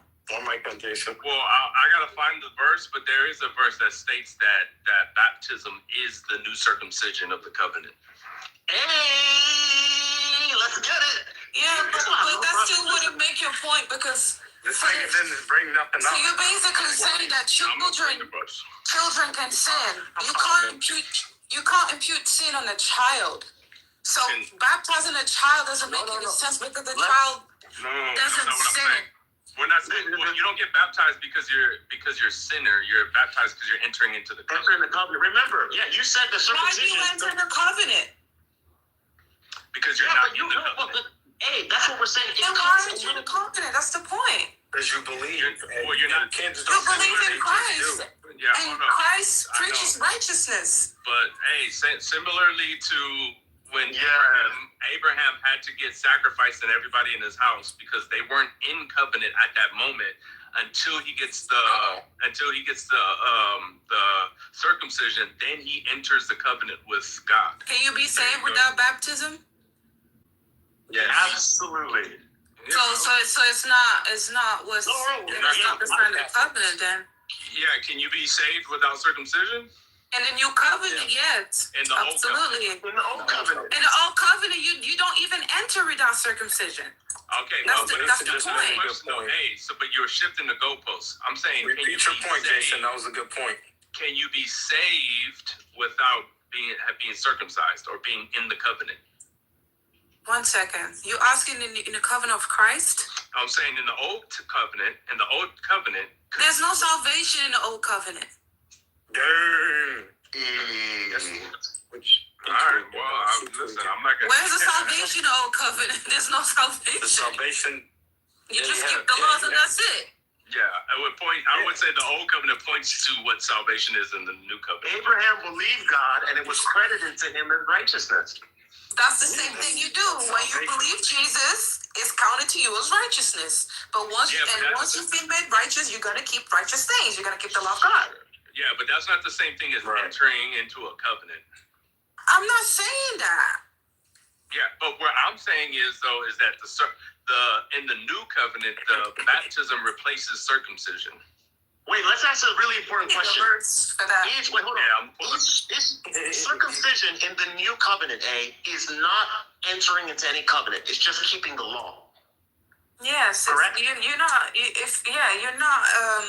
getting circumcised to enter the covenant because the circumcision law is on the 8th day. Like you guys keep missing that point. It's on the 8th day.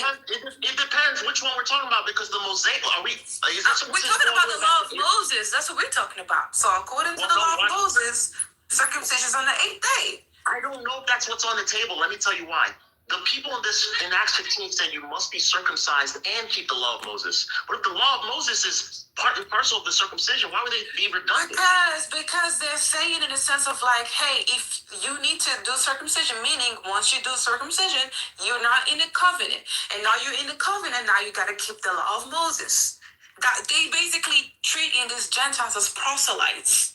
Like, you got to fully convert into this. So it's a double covenant? It's a double covenant? No, it's not a double Yes, covenant. it is. You're telling me I need to get circumcised and I need to be baptized. Who's saying that you need to get? I never said no grown man has to be circumcised. What you guys talking about? No, we're talking about as a child. Yes, your parents should circumcise you. Let me say this. Okay, so that's one covenant, and then later on, you're just not still fully in the covenant yet because you haven't been baptized in. So it's a double covenant. As a woman, you really don't have skin in the game on this. You gotta let the man. Yeah, I don't really care about. Yeah, there's no pun intended. No skin in the game, no pun intended. We got skin in the game on this, man. You know, I gotta get this right too, because you don't even know where I stand, Hank. You know what I'm saying? My baby could be 7 days old. I might have 24 hours, Hank. You don't know that. Your wife better pull out that shank real quick. Your wife wasn't playing, but that was the first covenant. And Ace, see, this is what's so beautiful about this. We can have this conversation. Nobody's at each other's throat because it's not salvific. We all agree. This is not a salvation issue. You know what I'm saying? Y'all be doing the faith alone too much. Y'all be doing the faith alone way too much, man. That faith alone. Faith alone doesn't save you. We know that. That shit get y'all caught up. That shit be getting y'all caught up. That's the problem. Right, but it doesn't save. Hey, keep coming for us Protestants, man. We ready. We got our sola fide on deck. Nah, you ain't got no sola fide. That's crazy. Faith alone can save you. Show me where Jesus says sola fide. So you guys are mixing things up, man. You can be saved and not be in the covenant. Yes, you can. This is Old Testament and New Testament. No, I'm saying you can be in the covenant and not be saved. Let me ask a question. And you vice versa. I'm saying because there's people that believe in Jesus, they're in the covenant, but they're still gonna go to hell. Yeah. So can you have the Holy Spirit? Can you have the covenant then? What you They are though, because they have faith in Christ. They're casting demons in the name of Jesus. They're doing things. Smiler, you're in If you're in the covenant, you're part of the agreement, and the agreement was that if you believe in Christ, then you go to heaven. That's the covenant. Okay, no. That's not the only. That's not the only agreement. You can't just believe in your head. I believe in Jesus, and you're going to heaven. That's not faith alone. I'm telling you, so. You can't do that. So I believe in Jesus, but I'm gonna go fornicate. I'm gonna go kill him. But I believe in Jesus, but I'm in the covenant. All right, hold on. Let me read this verse. That's some Muslim shit right there. Here's the verse, Colossians 2.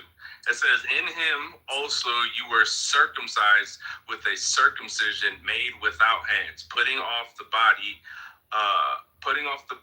of the flesh by the circumcision of Christ, having been buried with him in baptism, in which you were raised with him through faith in the powerful working of God, who raised him from the dead.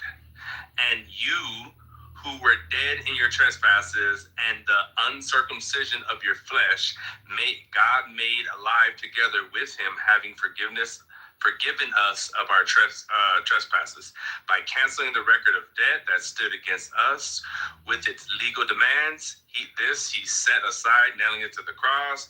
He disarmed the rulers and authorities and put them to open shame by trampling them over them." So we see that the baptism is replacing circumcision, physical circumcision. I don't see that. Well, it says, okay, so he's saying here, baptism circumcises your heart. But that's the point, though. That's true. So, but this is what I'm saying. He's saying that once the baptism, you're born again, right? No, he didn't say born again. But that's the circumcision of the heart. Once your heart is circumcised, you were born again because you're Megatron, you're the only heretic here, bro. Don't start. Like, go pray to Mary or something. What it's saying is, what it's saying is we're being baptized into his death, burial, and resurrection, which is the covenant. Which is to be born again. I mean, that's a different argument, but sure. Right. Like, I don't want to get into the born again details, but can you follow Jesus without being born again? Can you follow Jesus? Yeah, you can follow Jesus and not be born again. Yeah. No. I'm saying based on what he's saying in Colossians, that can you be buried and risen with Christ without being born again? Can you be buried and risen with Christ without? Yeah. No. But right, so that's what I'm saying. So when your heart is circumcised, that means you have the love of God in your heart. I agree. Right. So once you have the love of God in your heart, you're just gonna walk in righteousness. Yep, That is I the agree. circumcision of the heart. I agree. Okay, that's my understanding of the text. I don't see this as saying, hey, you don't need to get circumcised in the flesh at all. Like, I don't see that.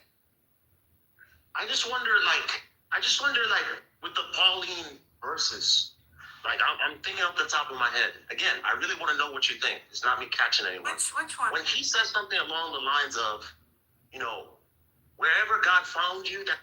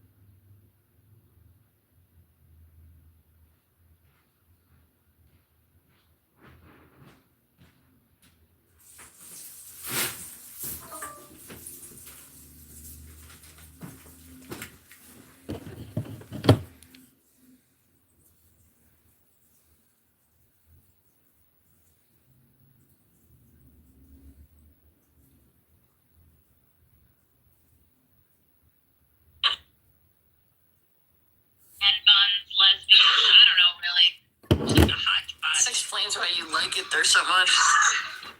I guess. I don't know. I'm not really into flannel. What are you into? You know, marijuana. I liked it though. Marijuana and the arts, you know. Sounds good so far. Plants. I like plants. I like to eat food. Okay, keep talking.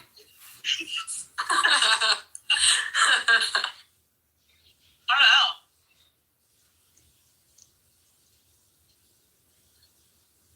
I don't like driving. I know. Are you ready to get what do you call it? A robot chauffeur or what? I mean, honestly, you know that like you have to pay extra for the Tesla to drive itself, right? Like even though they have that in them, that like you don't just get that as like a feature. It's $100 a month. Yeah, so like that's weird. And Well, it depends on what also you're driving. sometimes the lane tracing is fucked up, and like my car will try to. I don't have a Tesla, but my car will try to kill me. So I don't know how I feel about. Okay, like what are you doing? Would it be kind of like Siri? You remember me last time. Let's see how you handle this. So in this case, the Tesla will tell you if it sees some fucked up changes in lanes. It will say, grab the fucking steering wheel because Yeah, my car does that too. And an alarm goes off. It tells you like lane tracing unavailable ahead. Grab the wheel. And I'm like, well, that's fucking unhelpful. Yeah, but it's only for a short break, and it just catches it again and says, go.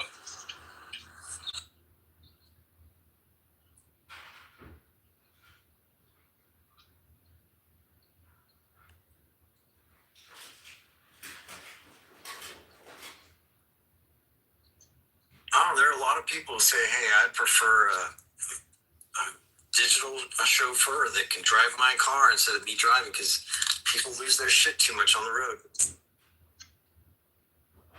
Like in my case, the way No, but like the case where Yeah, go ahead, Raph. You were going to make the point. No, I'm saying... No, you go. I'll go after. Just depending on how far your commute is, it could be well worth $100 to be able to work while you're supposed to be driving. Well, especially me, I drive like a fucking maniac. Once I use my phone, I'm smoking cigarettes, I'm drinking coffees, I'm eating, like I'm literally steering with my leg. For other drivers and myself around, it would be better if I had full FSD, full self-driving mode on, compared even like trusting me to do everything simultaneously. We don't trust you to do anything. Because a lot of people on the road do a lot of stupid things, and this can help kind of the safety for others. Is that an admission of guilt or just talking from experience? Which is it? And then some people do all the stupid things, and we call them rapping. Exactly. I do all the above. So I can have I could just see Rafi now telling his bot, hey, do this. Stop paying attention to the rules. He needs to get a bot, you're right. After you do what I say fuck my life so I don't have to. He does need a bot.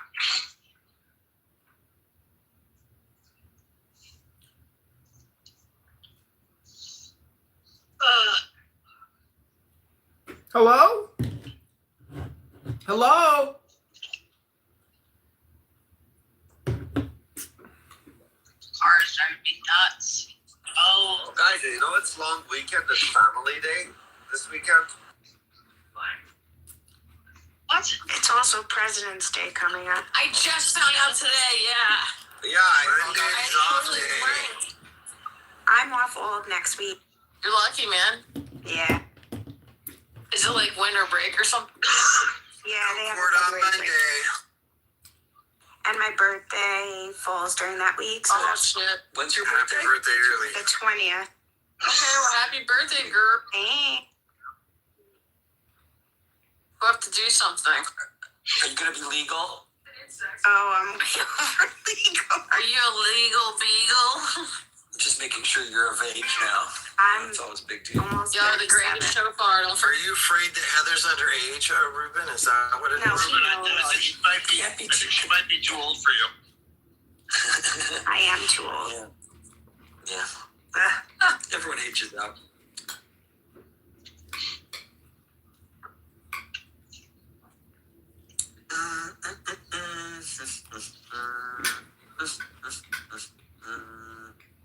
Hey, Jeff, you missed some of the fun stuff. Sorry. What fun stuff? Well, it's been a little while since I've seen you, and I was going to say that I'm about to start construction on part of my house, which you've been witness to. Its formations, and Catherine is taking a slightly different job at her company and getting a house in San Francisco, and that's what's going on. Nice. Yeah. So by slightly different job, it's like 5% less responsibility and. It doesn't. She would have an office in San Francisco where she would be expected to go and not travel, and that's already radical. That's a radical shift. Yeah. So instead of being stuck in all the other cities you're not in, she's just going to be stuck in one city you're not in. Yes, but it's a city I want to go to, and she'd have a place that I would want to be in. Yeah. I mean, that's improvement. I mean, it's improvement. This is really my point. Isn't that I've reached the goal because she does continue moving the goals, and I'm a pussy about it. But there is hope. She is definitely making. There is progress being made, and I've insisted on continuous progress, and she's up for it. She thinks that she could do that. So, I mean, that's I sent her a list. I sent her a list of what I need for her to be doing, or I'll break up with her. And she was like, "Great, I love lists." Way to hold your ground, Ruben. Way to hold your ground. I like that. It's a very fluid city, okay? But yeah. Ruben, you sent it by email? Yeah, no, I texted it to her.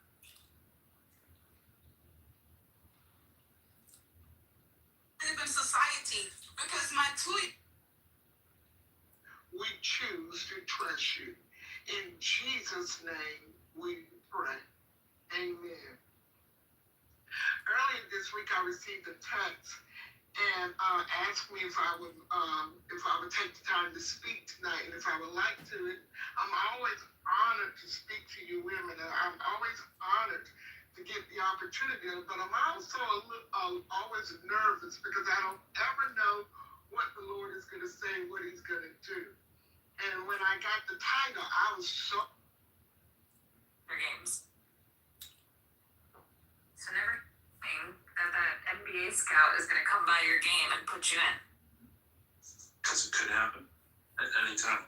Where did curling's an interesting sport? Where did that start? Without me having to Google. I think you'd have to Google. I do not know. I'm not following it enough, but I do know that the headquarters, I was watching quite a bit of Olympics here and there, but the headquarters of curling in the United States is in Duluth, Minnesota. So you know that all of those athletes have something to say about their home state.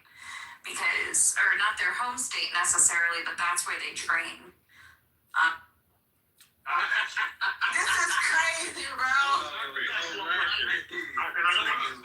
Let me clarify. It actually tells you that God instructed him which animals were clean and weren't clean.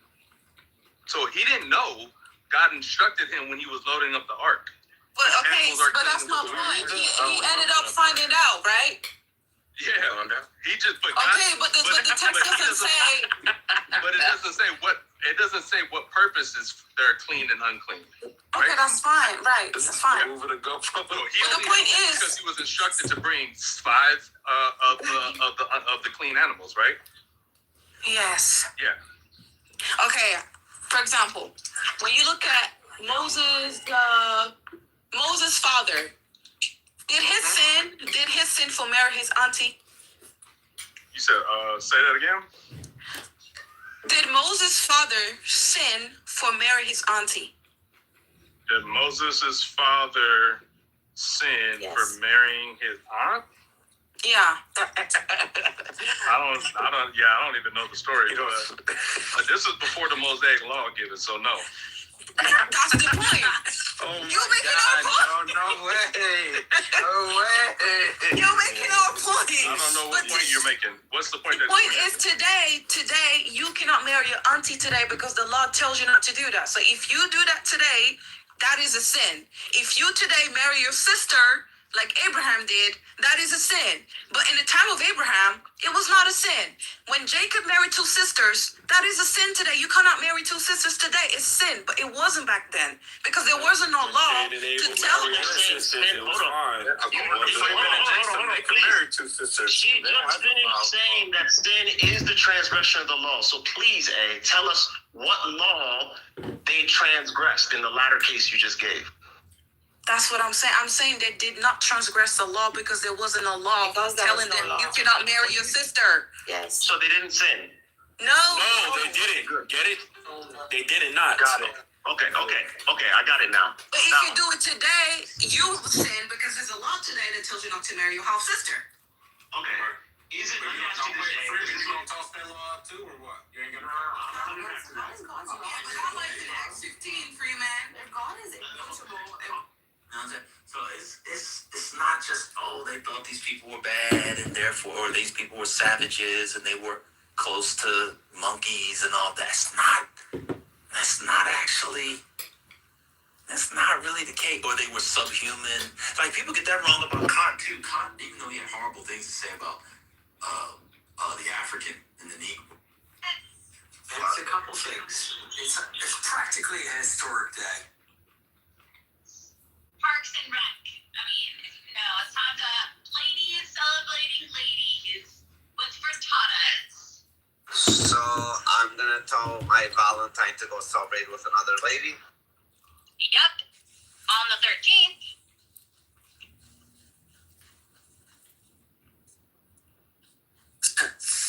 I'm confused by that one. Yeah, whatever. Google it. Did you just try to pull a quick one on me? No, I didn't. I'm being serious. Google it. Ain't nobody got time for this. Yeah, that's hard to explain, Bliss. I agree. If you don't get it, you don't get it. Thank you.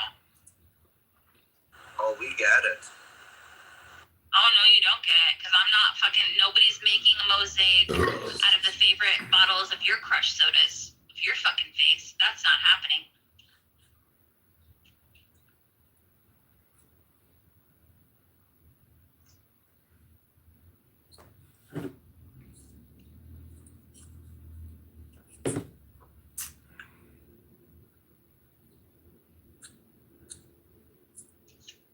Yeah, can I have some money?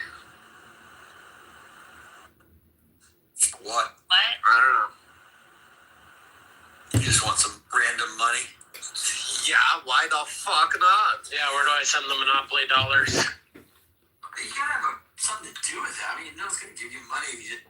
Example, the Virginians have to change, or maybe they have to add on to the slave codes because blacks enslaved persons and blacks that got baptized, so I should be free.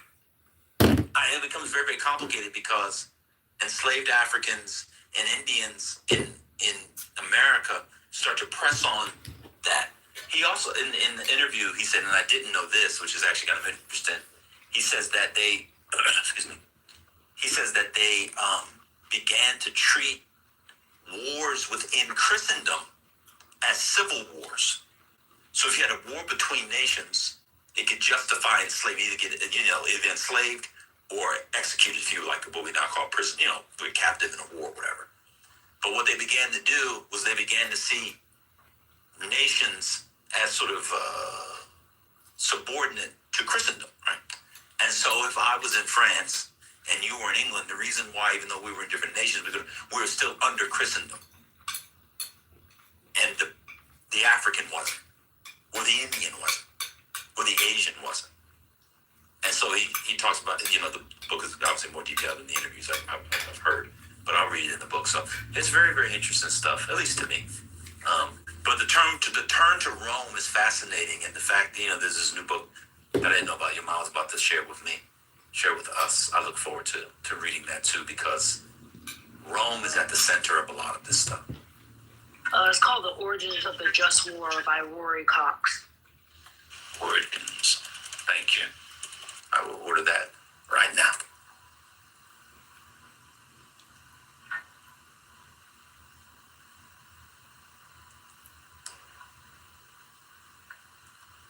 Yeah, the war stuff is at the center, and this is completely gone out of how like regular people talk about slavery. But the question of war, ethics of war, just war, that stuff is at the center of all the justifications of slavery before 1750. Let's say 1725. But we don't really talk about those things anymore.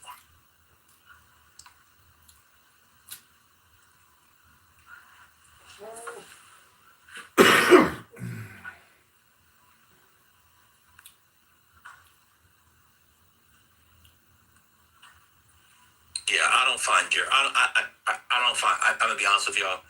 I don't find Gerald Horne's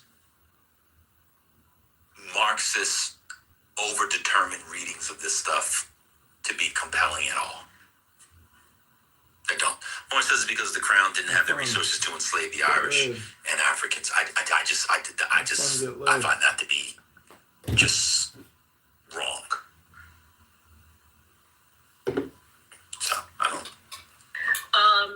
One other book on war that has a section of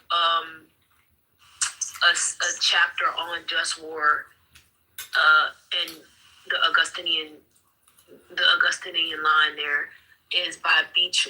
It's called War: A Genealogy of Western Ideas and Practices, by Beatrice Hauser, Heuser.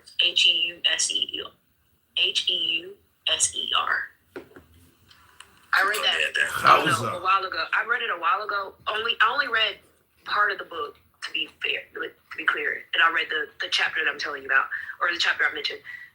But I've since heard her do an interview, and I thought the way in which she tried to approach war as an intellectual, rather than a like a physical concept, I thought was interesting. I got it. Thank you. Hey, Britt, what's up? So, y'all, this is not really politically correct. So, if people are here for politically correct, everybody kind of left. So, we could either close this and do another room, or we could stay here. But this is not really politically correct.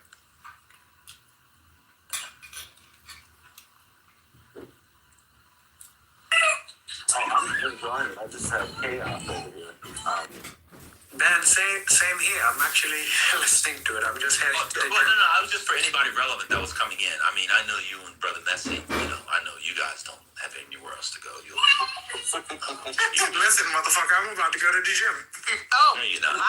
Oh, yes, I am. No, you're not. You ain't going to the gym. And I'm over here listening. I'm just practicing how to say the CA9. Did you say French? Yes. How's the practice? Yes. How's your practice going, TT? Don't do that to yourself. TT, say CAR, TT. Ask him to say water. Okay, let's not do that. You know what I'm obsessed on, y'all? The way people say worship. Oh my God, I'm obsessed. Y'all listen with how people talk about worship. Oh my God, And how they say it or how they talk about it. How they say it. How they talk about it. I just want to say that it was a good sport. I did not crash. And I was thrown into the goo.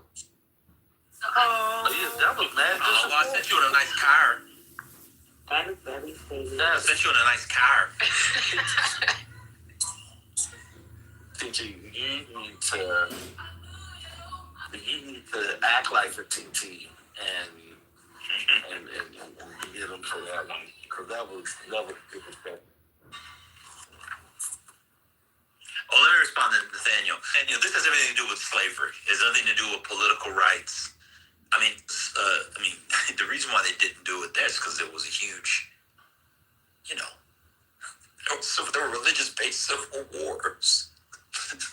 Remember the fate of Charles, and then his son and nephew come in, Charles II. Then James Hick. CBS News I saw the other day called King Charles II. That's insane. That's the name. I know it's a typo. Oh my God. That's a pretty famous king to mess up. Good Lord. But yeah, those things. And Charles is, don't tell him Charles II wasn't English, but anyway. Oh, not this. And everything he brought when he was in exile, he brought all that shit back from France. Yeah, I mean, there was a whole Catholic Protestant war. So that was, but they didn't enslave each other. That's the thing. Yeah. So the thing with slavery, I'll just say it again. So what's his name? What Harpham lays out is how the English adopt Roman law around slavery, essentially. And instead of the idea that persons who are captured from foreign nations can be enslaved, they and other nations in Europe as part of Christendom. And therefore, they don't enslave them because they're all part of Christendom, which is why, as I was saying, in the early colonies, say in Virginia, say 1630, you have Africans getting baptized and saying, well, I'm now baptized, I should be free. So they have to change the slave code. I think it's 1660, someone can, I have to look it up. They changed the slave code to justify the fact that you get baptized, you shouldn't be free. That's part of that broader European idea that you shouldn't enslave people in Christendom. What they see in Africa is that the wars that the Africans are having, because the Africans also enslave captives from their warring nations and tribes, they say, oh shit, there's the Roman model right there. And so they use that, they sort of map on Roman law to their reading of Africa as a way of justifying. Because remember, the English come late. They kind of start a little bit. They're exploring. Elizabeth gives some guy, I forget his name offhand, a charter. It's like, and they take the time. Then, of course, they have their own civil stuff. They have the Civil War. They have Charles I executed. And then after the Restoration, you get, when is the Restoration? 1660. Was the Restoration 1660? That sounds right. Thank you. But after the Restoration in 1660, Charles II comes back from exile, mostly in France. He then, his brother, the Duke of York, gets the charter, him and his boys, for the Royal African Company. And all of a sudden, he has a Royal African Company. And what Harpham is sort of laying out here in detail is how how Roman law gives them the justification. A lot of people, when they know a couple of things here, they go back to Aristotle. So part of the intervention in the book is he shows, put that Aristotle shit aside, because they're actually not using natural slavery as a justification. Because what people do is they then do Aristotle, natural slavery, and because they're black, they can be enslaved.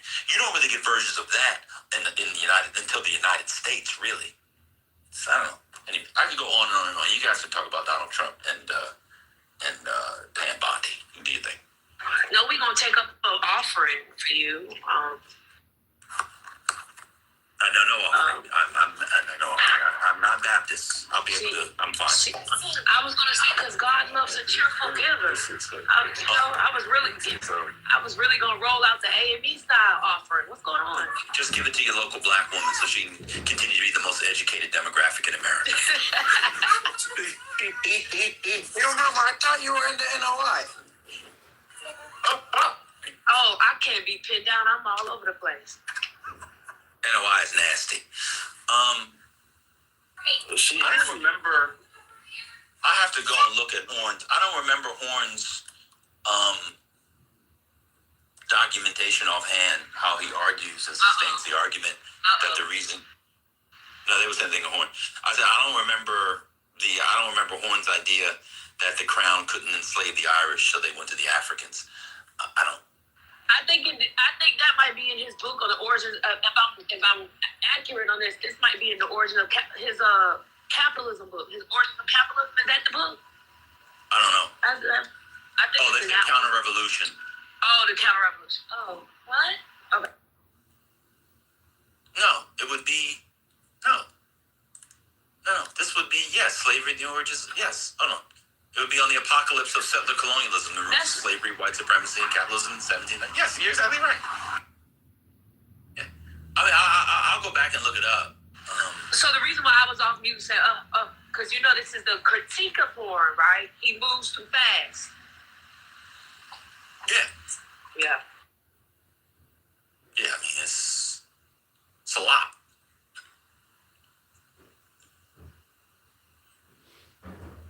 I mean, I didn't know Horn had the languages for this either. Horn, how many languages does he speak? Does he speak Dutch? Does he know? Can he read Dutch? I mean, you have to work through Dutch. I'm not just telling you.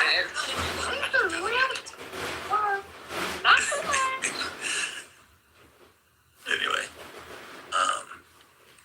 but yeah, the race thing is really, ironically enough, it's an enlightenment thing in many ways. It really is. These ideas, if you read Hegel's philosophy of history, it's a really good encapsulation, a kind of an endpoint of enlightenment. That's later, it's 50 years after Kant, 40 years after Kant, something like that. But that's not how people in England, the way Kant and Hegel see the African is not at all how the English, for example, saw the African and African civilization in the 17th century. It's just not at all. I will be honest with you. I don't even know. Well, I'll just leave it there. So it's a lot more complicated than like, oh, they had to do it because of capitalism. Oh, they did it because they were black. It's just not. It's just not. It's just not. It's just not it. Now, I will say that by the time you get to, say, the 1770s, because I just read Falconbridge's account from 1778, they're just taking any African they can take. And they were, and this is how I know Harpham is correct, because in Falconbridge's account, which anybody can read, it's only 60 pages actually, on maybe 70, on Google Books. He spends some time disabusing his readers of the notion that that African captives were begotten because they were prisoners of war, or they were captives from other nations. I think he does that because that was the common understanding, that the people who are being enslaved, that are being sold into slavery in the Gulf of Guinea and Senegambia, et cetera, these are people who were captives from war, and therefore, in the English imagination, that justifies their enslavement. He spends a lot of time in a short book saying that's actually not why they're enslaved.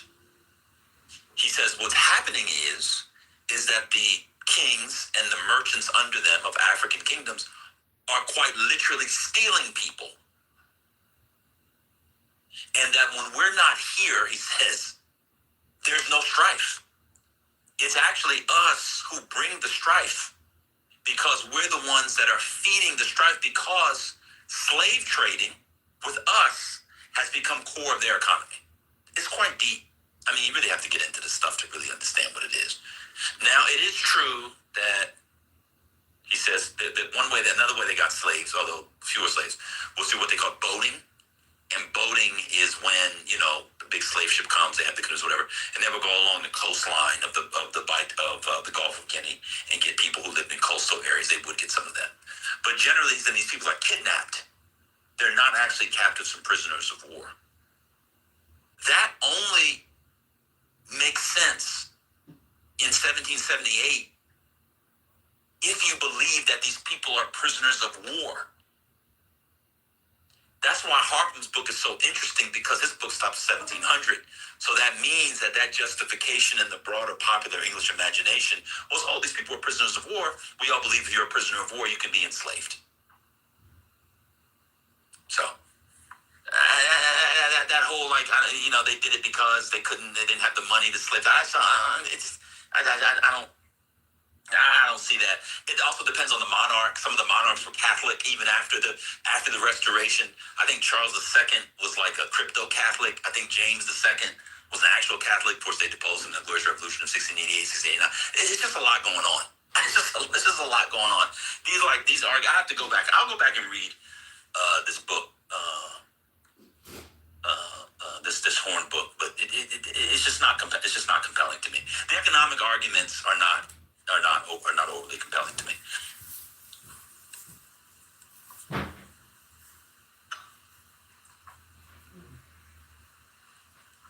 Now, this is a new book. We were in a lull, so we were talking about stuff. It's called The Intellectual Origins of American Slavery, English Ideas in the Early Modern Atlantic World. And I listened to a few interviews with the guy, and I ordered the book this morning, and he essentially argues that the English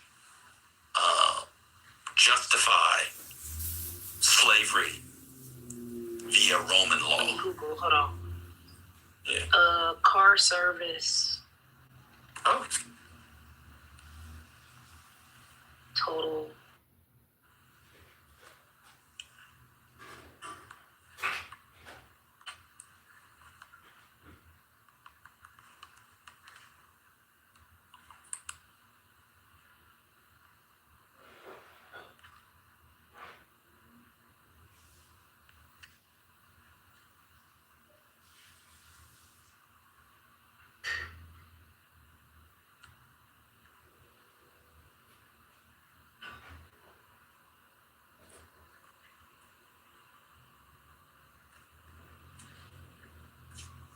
Some of the Jacobite Rebellion. Yeah, the Jacobite Rebellion.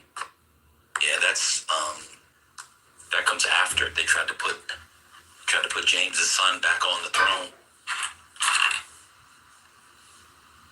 I just think that the Marxists and the Marxist sympathizers just do not take intellectual history, religion, and law nearly seriously enough. Don't.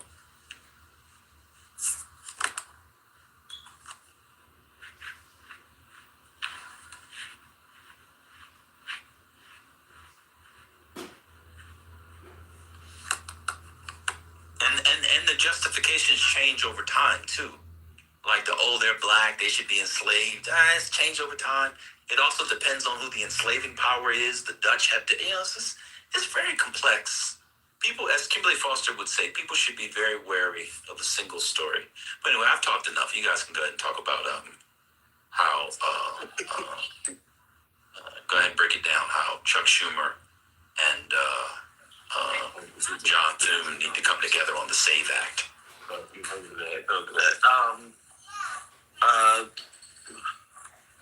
I have no yeah, it's actually, I don't know. No, I mean, it is a very complicated story about, ideology, attitudes, prejudice, belief systems. Not bias. Remember Brian told us the other night. Not bias. Oh, not bias. Were you here for that? No. Never mind. You don't get the joke. Keep going. Never mind. Don't worry about it. Okay. But yeah, it's a very complicated story, and I was in another room and they were talking about did people truly believe X, Y, Z with people? Some parts it doesn't really matter. And other parts, what people believed and what they used to justify was evolved. I mean, we're talking about ideologies that morphed over hundreds of years. Like, this wasn't just like even like a 50-year period of time. We're talking about generations, centuries worth of logic and making this shit up as they went along. It's not and then one place was different than other places. So even whether you're talking about the colonies, whether you're talking about differences in colonies, whether you're talking about the Americas or in Europe, like or the Caribbean or the South America, all those ideologies were differing, and differing ways of engaging, sort of actualizing those beliefs. It's really complicated. Yep.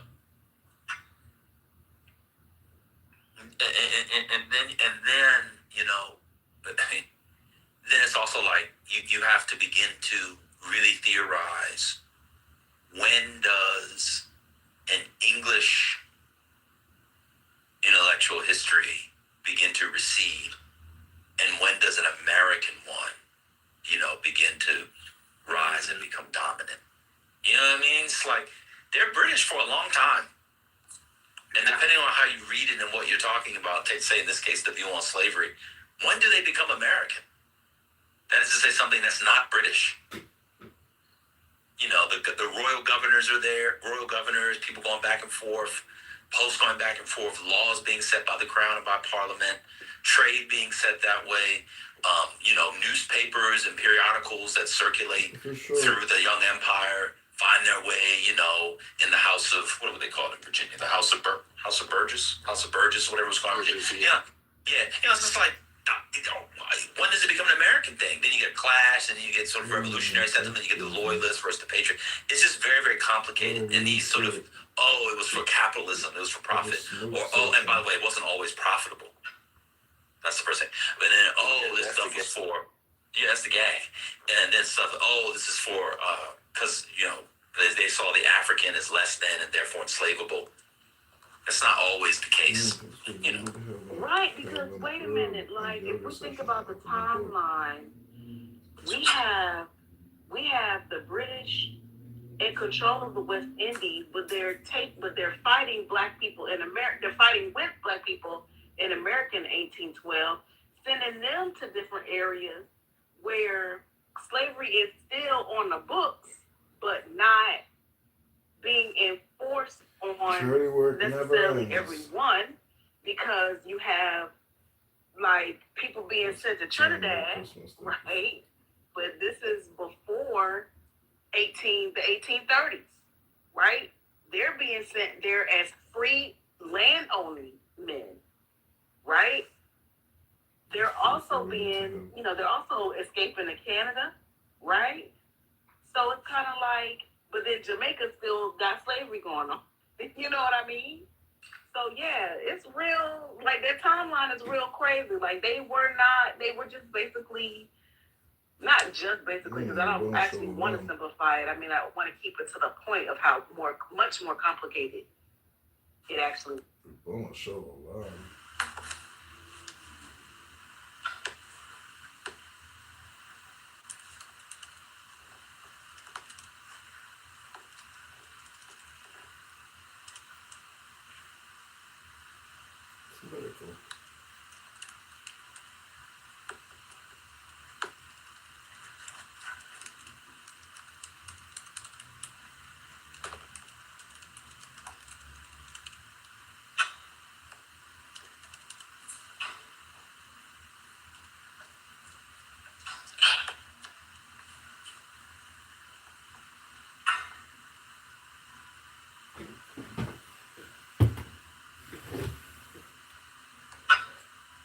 Hold on, y'all can hear me? Hello? As soon as we muted you, Yes, I ain't today, but you didn't get that much. You didn't get that much. Hello? As soon as you farted, we muted you. A fart. Gracious, right? It's not.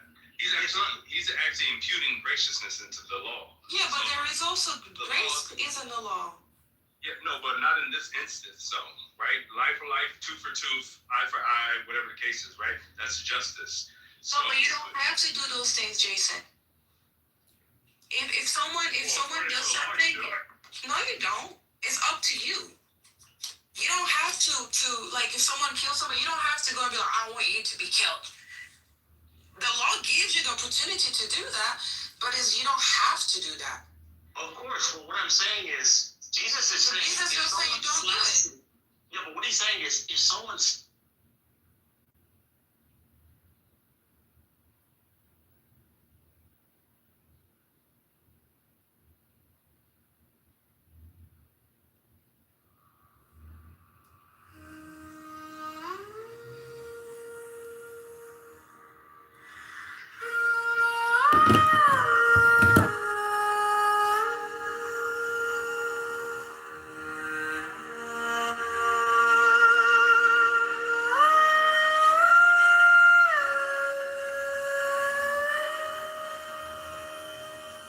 Bare feet on the circle,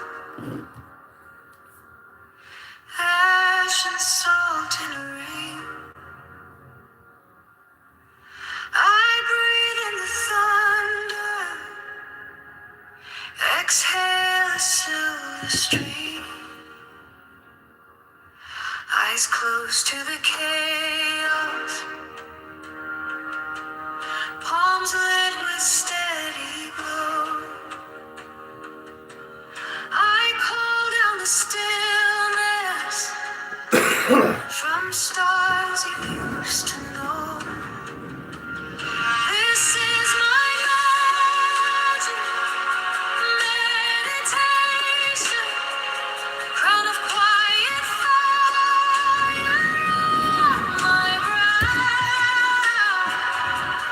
I turn every shadow into soft golden brown.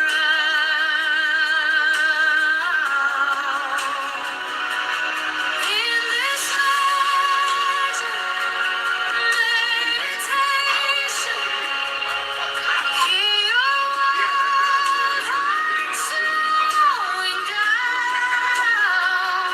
I hold a storm inside my hands until it bows. Old words on my tongue tip, soft as falling snow. Your fears in the lantern, I watch them lose their hold. I trace you a doorway made of breath and light. Step through, leave your armor. You're safe in here tonight. In this my meditation, confident fire on my brow. I turn every shadow into soft golden brown.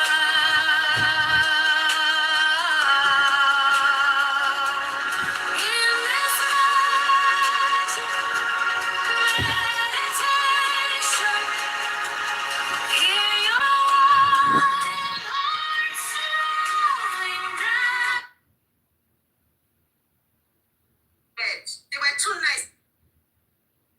Nah, dude. And slavery, and I think it's got. Not until you just said it. It's okay. You're the mighty mind.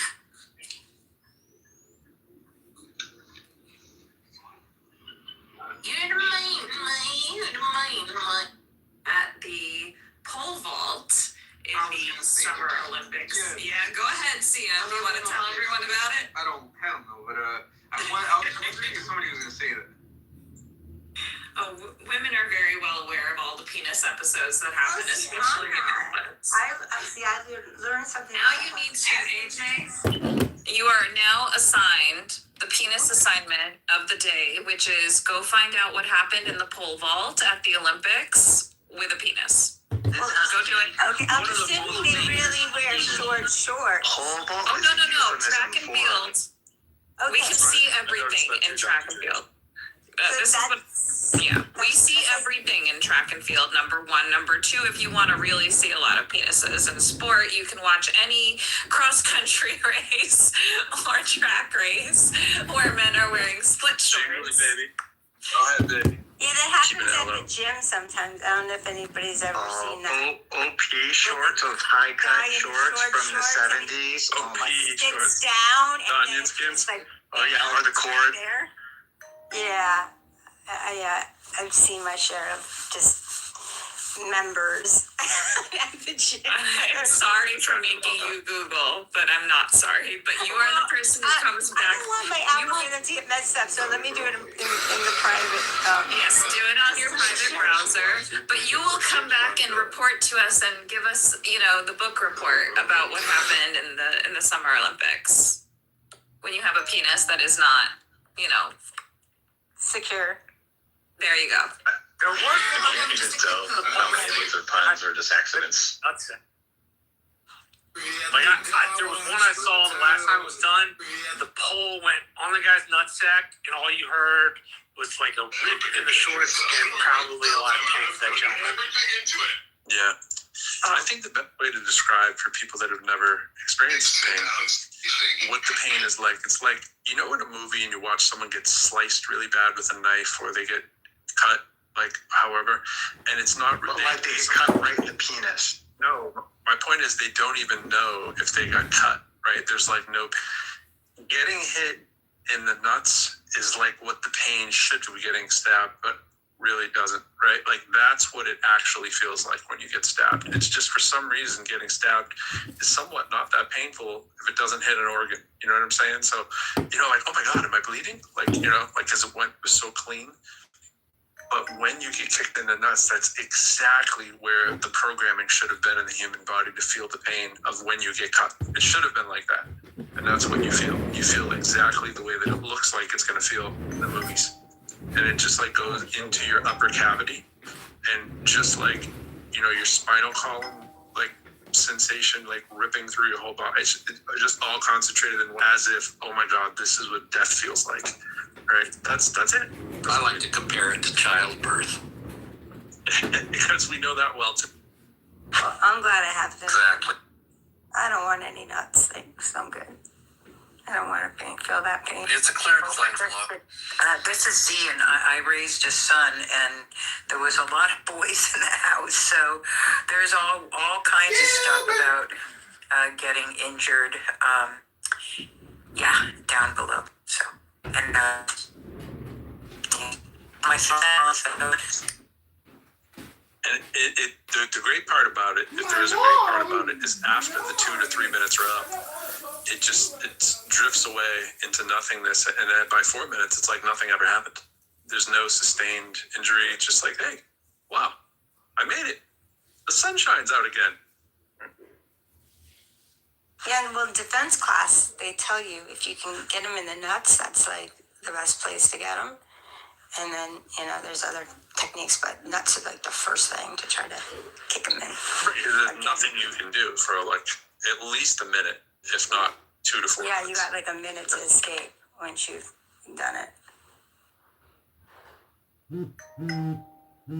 So, I guess now isn't the time to go into all of that I learned about circumcision, pain, and penis. No. Okay. And you, by the way, you used a quota on saying the P word.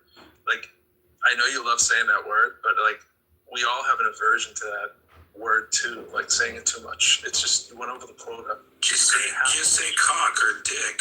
Yeah, say something else. Or don't say that word.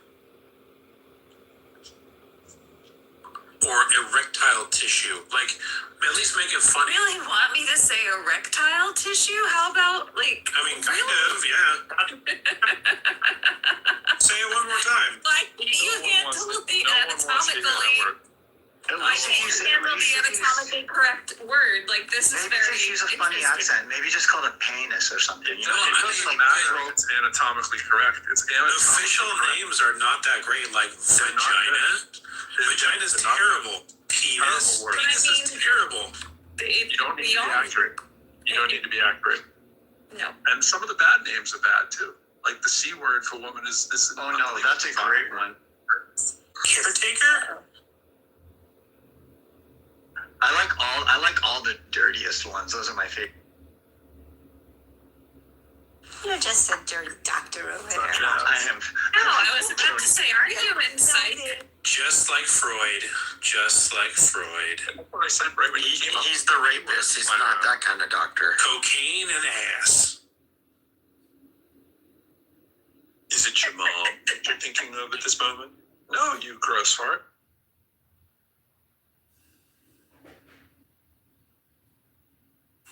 So how does the skiers thing work?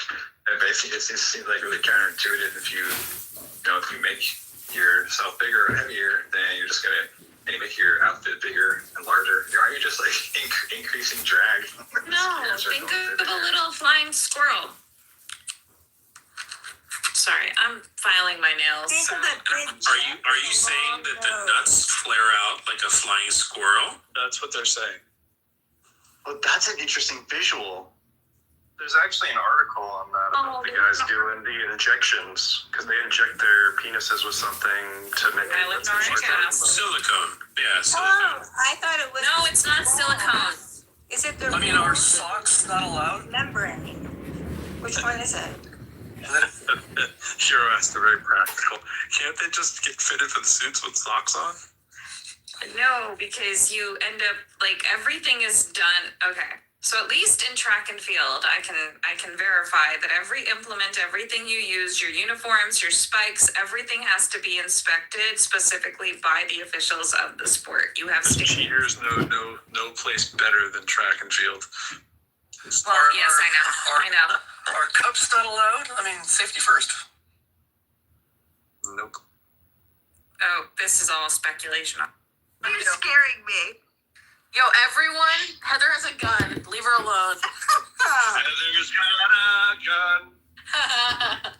Heather's got a gun.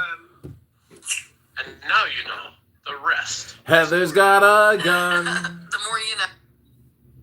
No, the rest of the story. Hello? Is this for Paul Harvey or what was this for? Oh, Jeff? what was your? Heather's got a gun. I mean, yours was Paul Harvey. Heather's got a gun. The rest of the story, or is it just? No, it had nothing to do with Paul Harvey. Oh, most memorable moments. Sit in the tractor and wait to hear Paul Harvey say, and that's the rest of the story. Good dig. Just That's iconic. And that's the rest of the story. Good day. Hello? Hello? Hello? So this is a pretty fucked up one. Canada is discussing euthanizing newborn babies. Ooh, let's go to boy. Oh, fine. Did you come in the right color? Wait, what is that about? So, the Quebec College of Physicians, College du Medicins du Quebec, told the Daily Mail that in a rare cases, medical assistance in 9 Canadian end-of-life policy, MAID.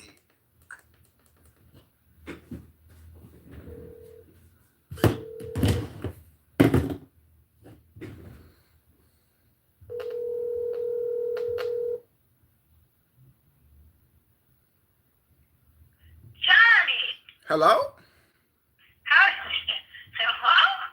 how's your day? It's good. I just had dinner. I just was at the gym working out, and now I took all the garbage out. I'm gonna clean up a little bit, take a hot bath, sipping some That's what I coffee. just did. I took a hot bath, gave myself a pedicure, manicure, polished, and had this like itch around my ankle. Yep. It's been going on for a couple of weeks. I put some triple antibiotic on it. Uh-oh. And you know what? It's soothing it. Oh. Must be a little fungus there. Try warm compresses and then ice it. Why, you thinking it's something arthritic? It's just amazing what icing does, because it draws the blood to the area. Oh, that's a thought. because the body wants to circulate the blood to prevent hypothermia, so it'll bring in new cells to the area. Could be working out in the dirt.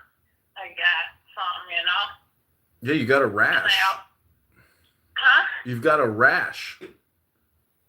Yeah, a rash. It's probably from working with mulches and moss. Mm-hmm. And yeah, It's inflammation. Because I usually wear a low tennis sock.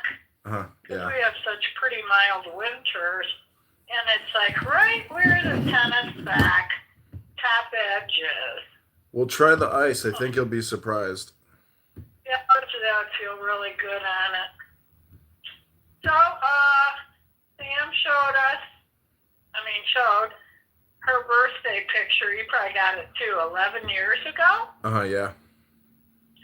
So, you were living in California, if I recall. Yep, I was living in Hermosa Beach. And you drove to her house. Yep. And you brought a dog. Yep. And you laid in the lounge. She had a recliner. And that dog just loved laying on your body. David. It was a really good dog, you know that? Yeah, that was a good rescue dog. Mm-hmm. What was its name? David Bowie. That's a good one. I think I brought the dog back to the shelter where I got it from. I can't remember. But yeah, I brought it back to the same shelter. A lot of times people pull a fast one over landlords and say, you know, they get caught finally, and then the landlord says it's you or the dog. Yep. Were you renting at that? Yeah, you were renting at that time. And how long have you had that building you're in? Since 2019. Yeah, 2020 basically, December of 2019.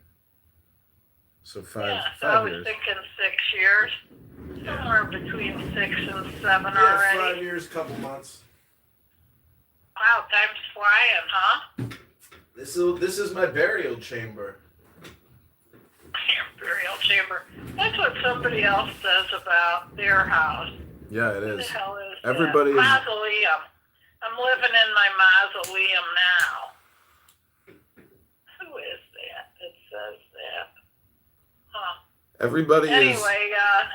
Into Samantha's hometown football team cream the other team? Yeah. I didn't watch it. I didn't watch it either. I was passed out.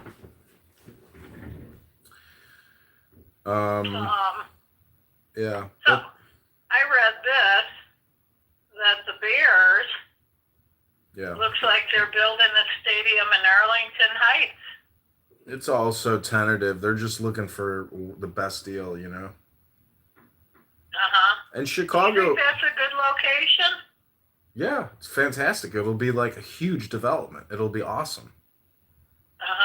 They'll have it'll be a casino. They got that much land out there, huh? Oh, it's huge. Really? Huge piece of property. Huge. And what highway would take you there? I think that's 294, if I'm not mistaken. I'm not exactly sure. It's been a while since I've been out in Arlington Heights. That might just be 90, actually. I don't know. Well, that would sure bring the dough into that community. Oh my gosh, that village township will make so much money from that. It's unbelievable. The state of Illinois too. I just read today we're having elections starting early voting starts Saturday, and 4 people have been dropped off due to electoral signatures. That's what happened to me. Not enough signatures, but I've made an impact. I've definitely, my voice has been projected far and wide, and I have not gone unnoticed. So this was my first, like marketing camp, and I'm still pushing for it because I did get confirmed in some counties to be a write-in candidate. So I keep pushing, and using AI to create videos and pictures and. Oh God, I saw those you sent Samantha. They are hilarious. Yeah, they're funny, aren't they? How do you It's an app. do you engage with some kind of an outfit that does that kind of thing? It's free. It's all on your phone. It's an app. It's by Microsoft. So what do you give them? A picture, just like a straight up picture of yourself. Yep. A video. You And film what a else? video. Oh, how about your voice? It does sound like your voice. I know. Is it your voice? Yeah, you give them a voice signature, and then they copy. They use your voice in your videos. What else do you give them for that? But just a video of yourself. You look to the left, you look to the right, you look up and down, so they like scan your face and take your audio. Wow. Very cool. You're the first person I've known to do that. Yeah, I'm doing some groundbreaking stuff, and it's it's like combining all my background into one effort. And no, it's funny. Nobody likes me, but they hate the guy that I'm running against. So it's possible. Well, the primary is March 17th, and so we're going to find out how many people voted Democrat in a supposed Republican district. But everybody hates the guy, and it's going to be. What about those?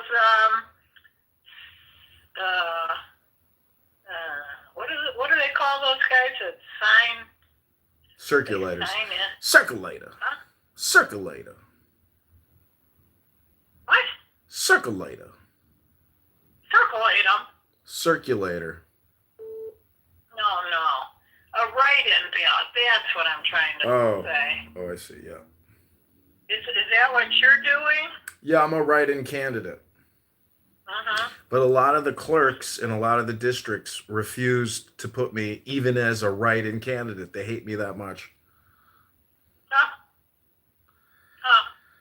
So there's this kid here who's 23, who's really been advertising himself, using Nextdoor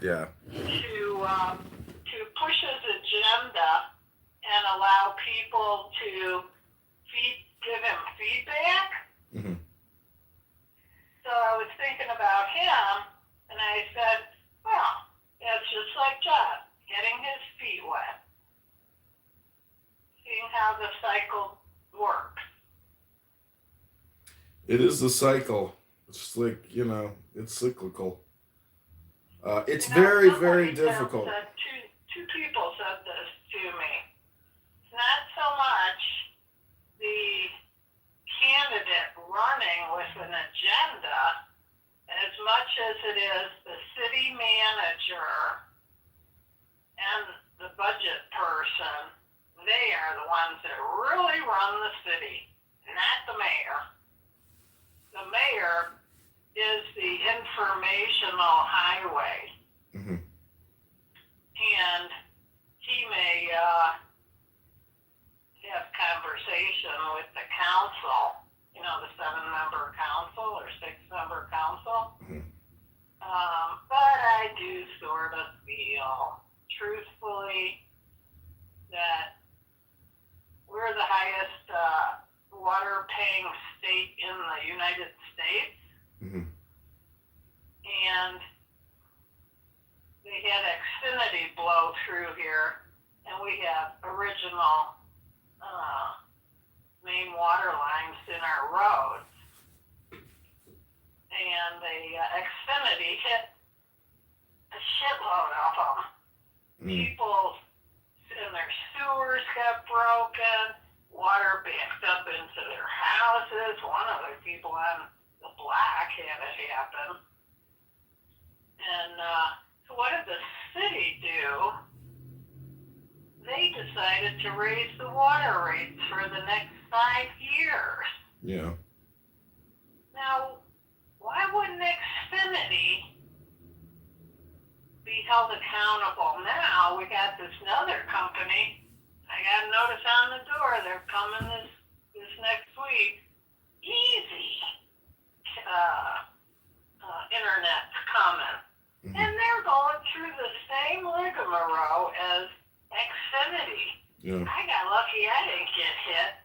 I might get hit this time. It'll be fine. You don't have to worry about it. Just disgusting. Oh, and so this woman wrote in on next door that it happened to them.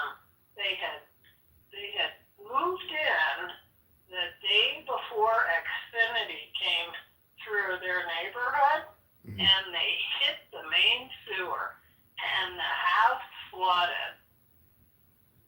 And so Easy says, submit all your bills.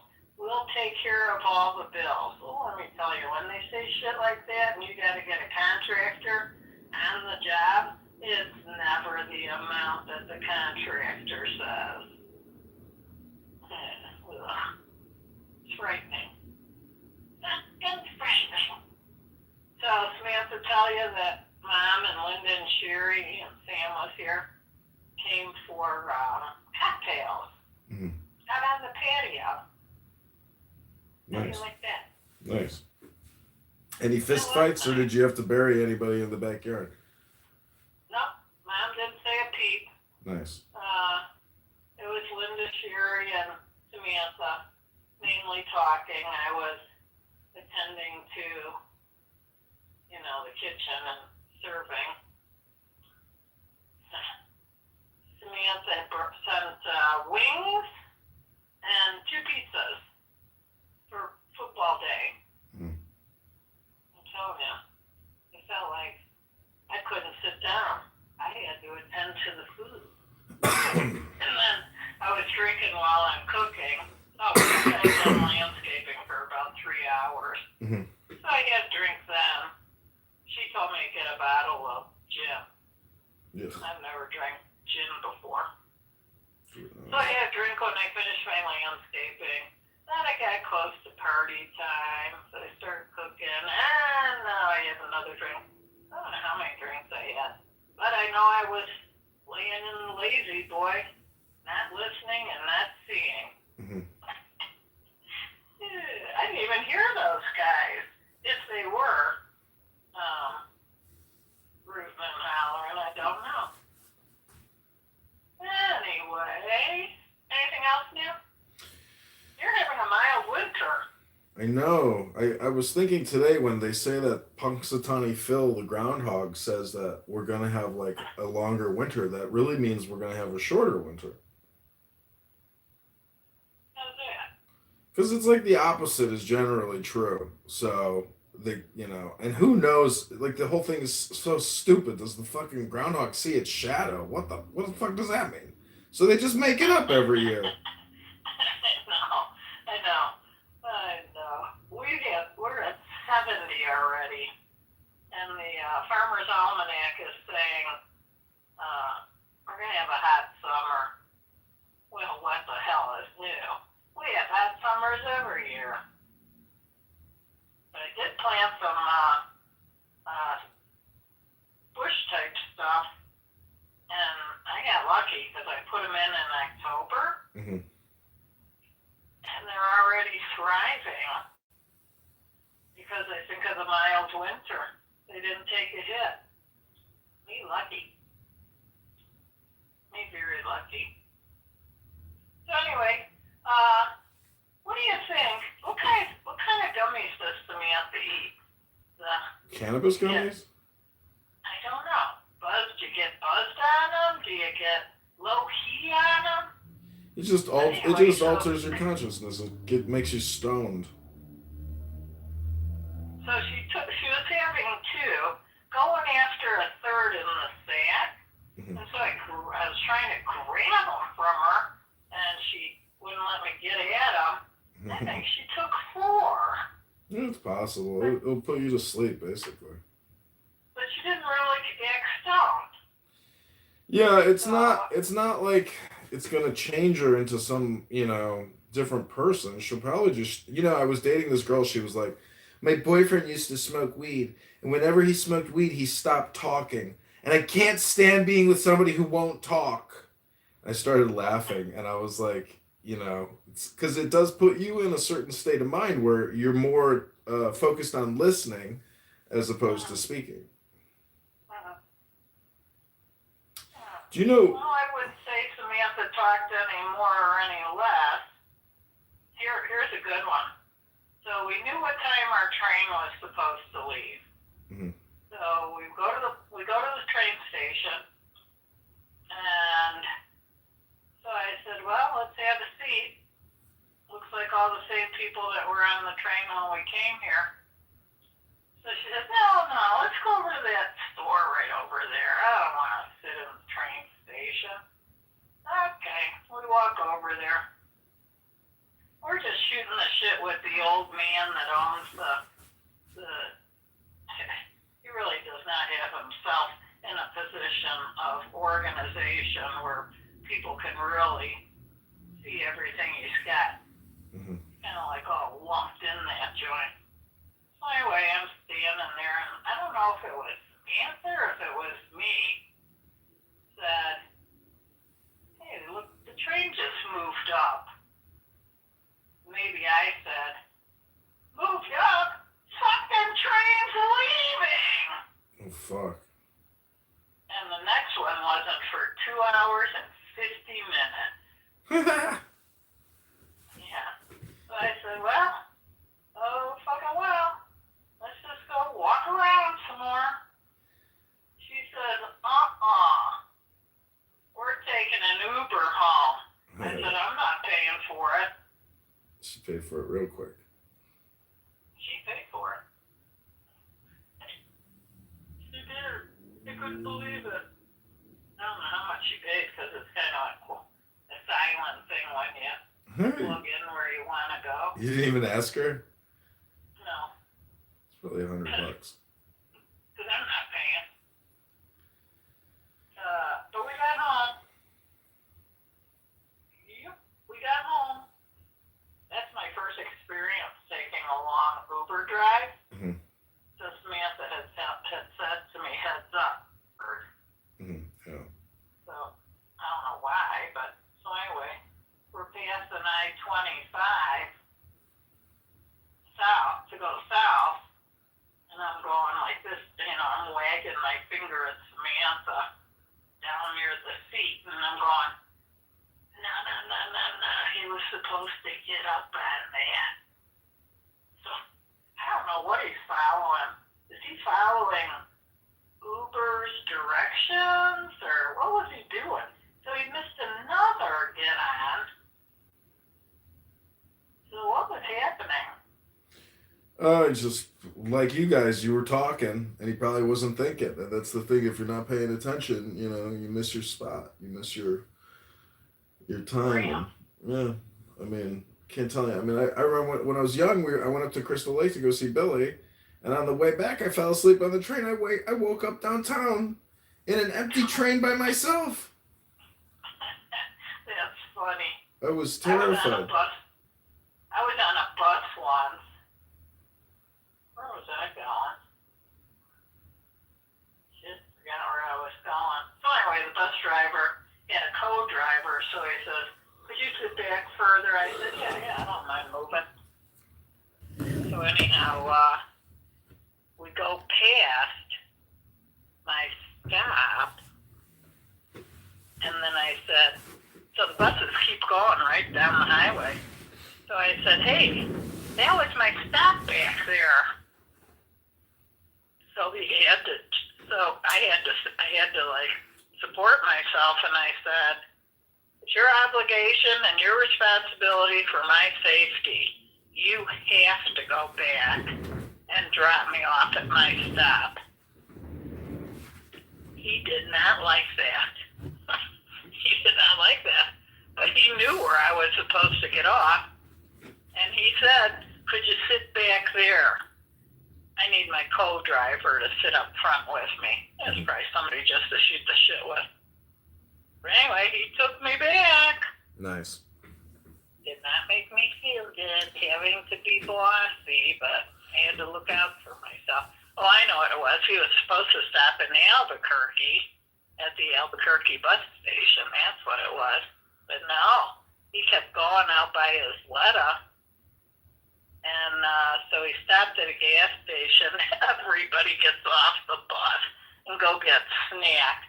And then they all pile back on the bus. Then he had to flip himself around and go back to Albuquerque, making them late on the other end. This guy I worked with in Manhattan Beach, he was like, squeaky wheel gets the grease. I was like, what? What does that mean? He's like, closed mouths don't get fed, John. I was like, oh, shit. I was like, squeaky wheel gets the grease. So ever since then, I've been... Closed mouths don't get the meal? Yeah, closed mouths don't get fed. Meaning speak up. Tell people what you want. Communicate. Oh, yeah. Yeah.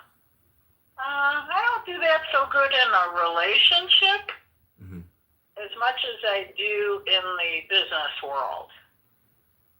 This guy I know, he's like, I gave my girlfriend a list of everything I expect. And he said, oh, she was so happy. She loves lists, she said.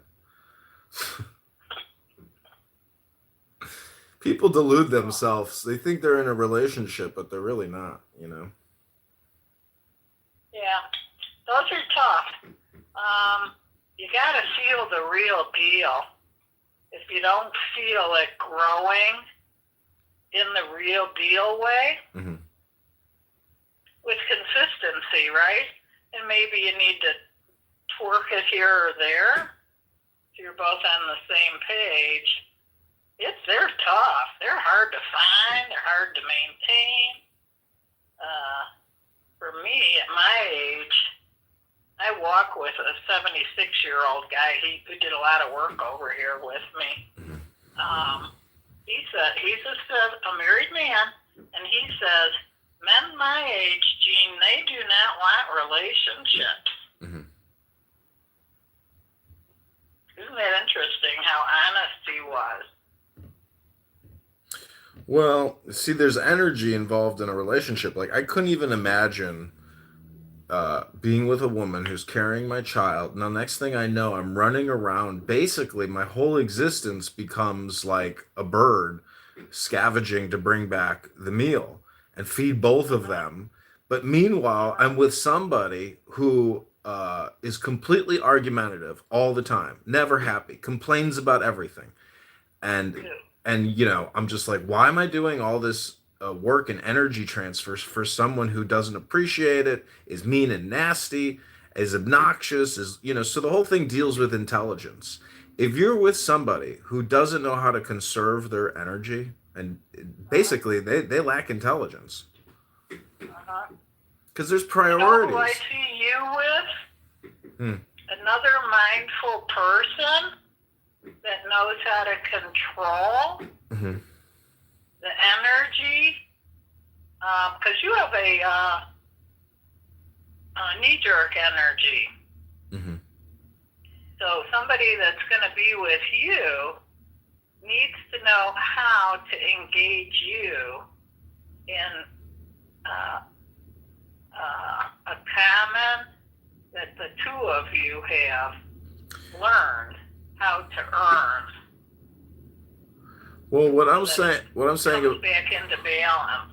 What I'm saying about your friend who says, you know, at this age, like, we don't want relationships, meaning that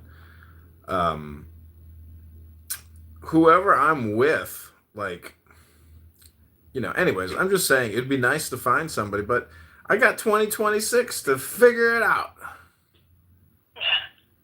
So Sam said to me, Mom, if you want to invite a third person to the party, go ahead. So I said, well, there's this girl that walks the trail. She dog sits in people's houses. She's 6 doors away, taking care of the gentleman's 2 dogs while he works out of state for a whole month. Oh, she says invite her.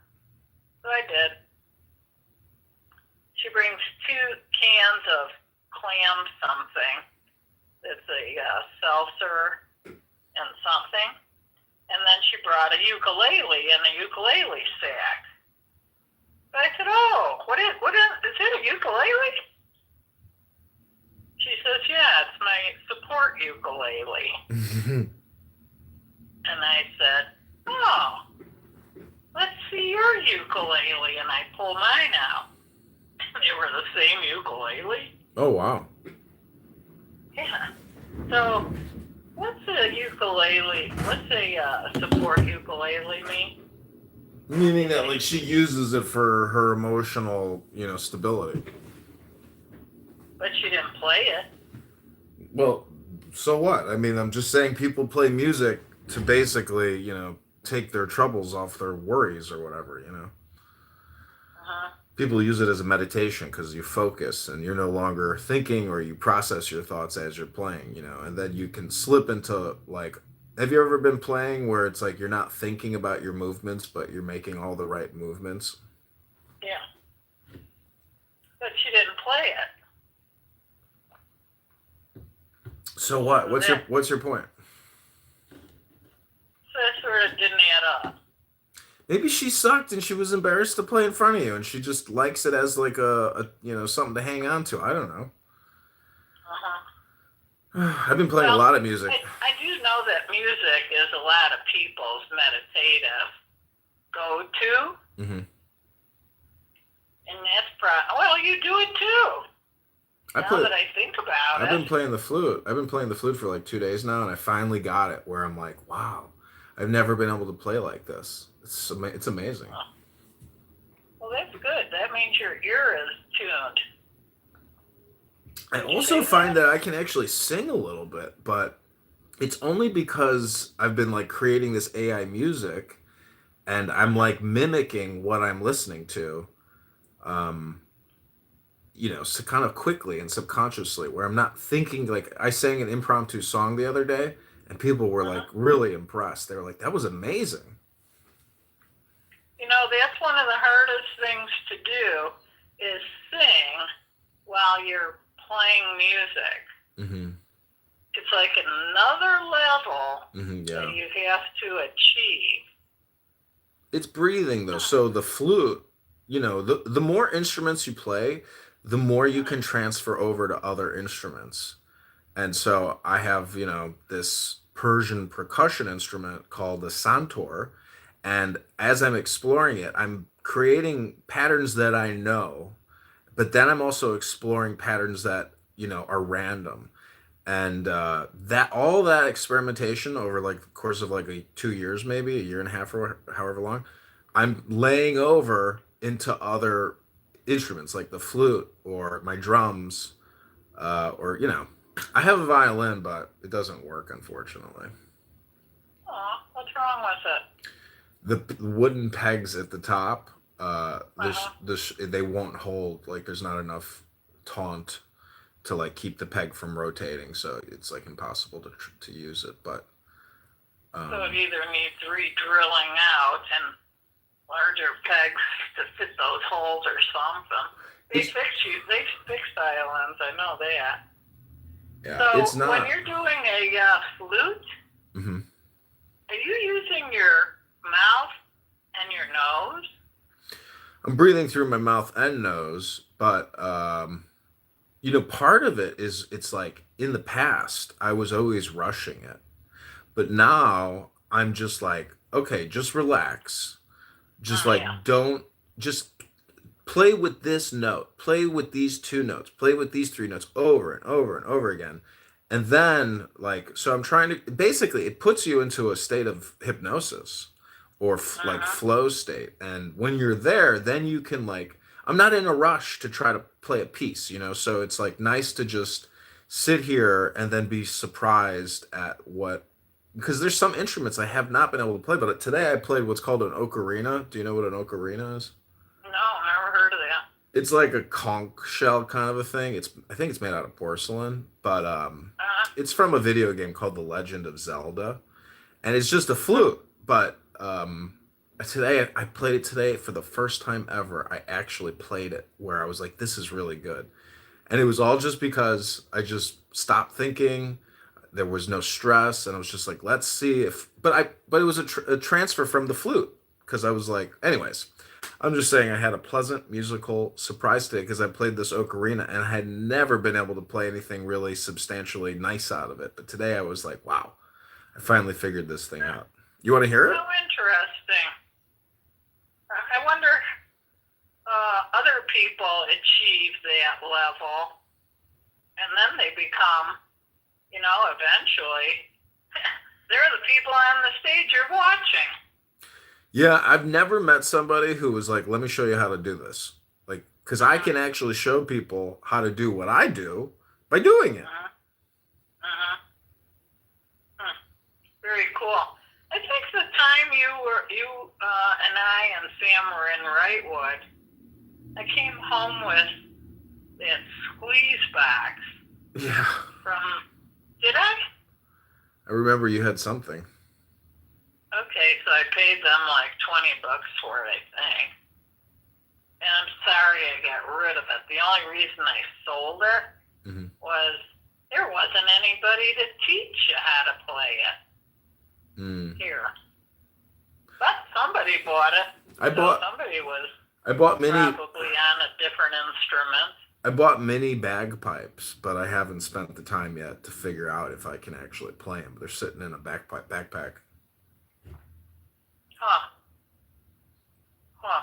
Well, that's when you have to go to like Renaissance fairs near your area. I got a guy who teaches bagpipes because he used to come to the Citadel events and play bagpipes all the time. But I'm not going to call him. You won't believe this, but at my senior center, they have a ukulele class, and it's labeled full. So the people that are in the class, they're all jiving together, and they go to the senior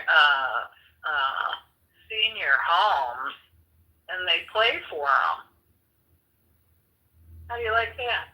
So everybody keeps a practice going within. It's probably a very nice group to belong to. Well, I've been creating these AI videos called the John Kitover Band. It's very funny to cast yourself as the leader of a band. But I've been playing so much music and I have so many instruments now. I would love to have enough actual friends where I could host, a dinner party or something, and then we could all play a mixture of the musical instruments. But most people would suck. I have a good idea. Huh? A men's group. A men's musical group? You don't have to really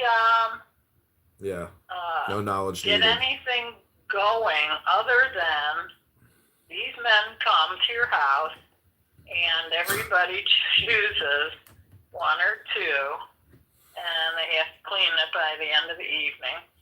And you sit and you actually have men discussions.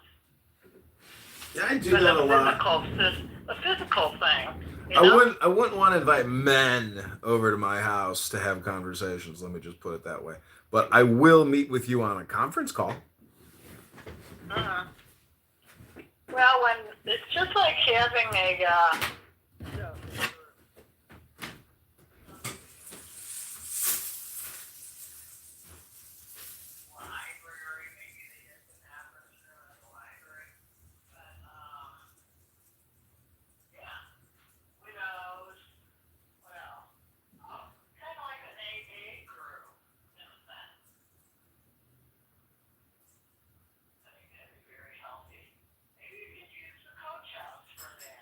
They got it rented. What are you talking about?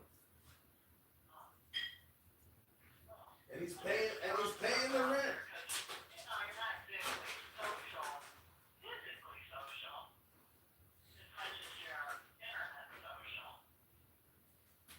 Well, that guy is paying his rent. He's at work right now, which is amazing. They're paying me $1,600 a month. He doesn't miss the rent yet. Check yeah.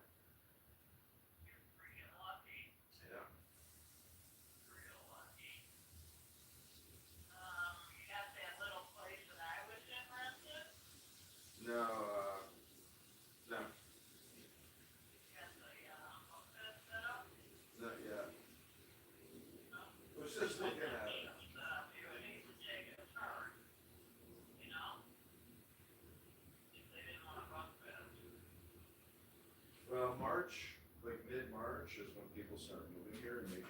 emissions. So I got like, February to deal with that flooring down and fix the toilet. And then get it back up online so I can capitalize and start working. March is my work.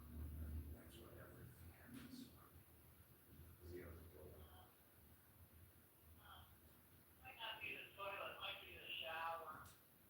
It could be a couple problems. Yeah. I'll get it fixed. It's on my to-do list in the next 2 weeks.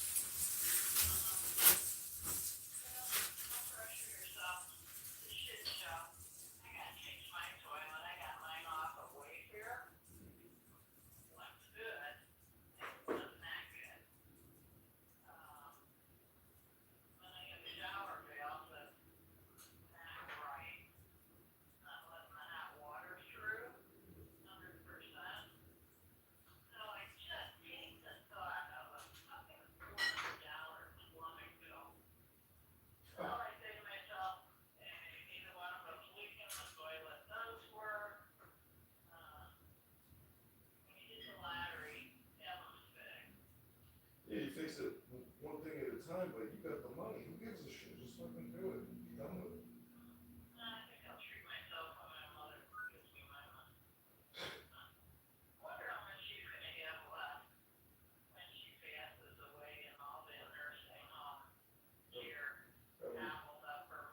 Probably 100,000.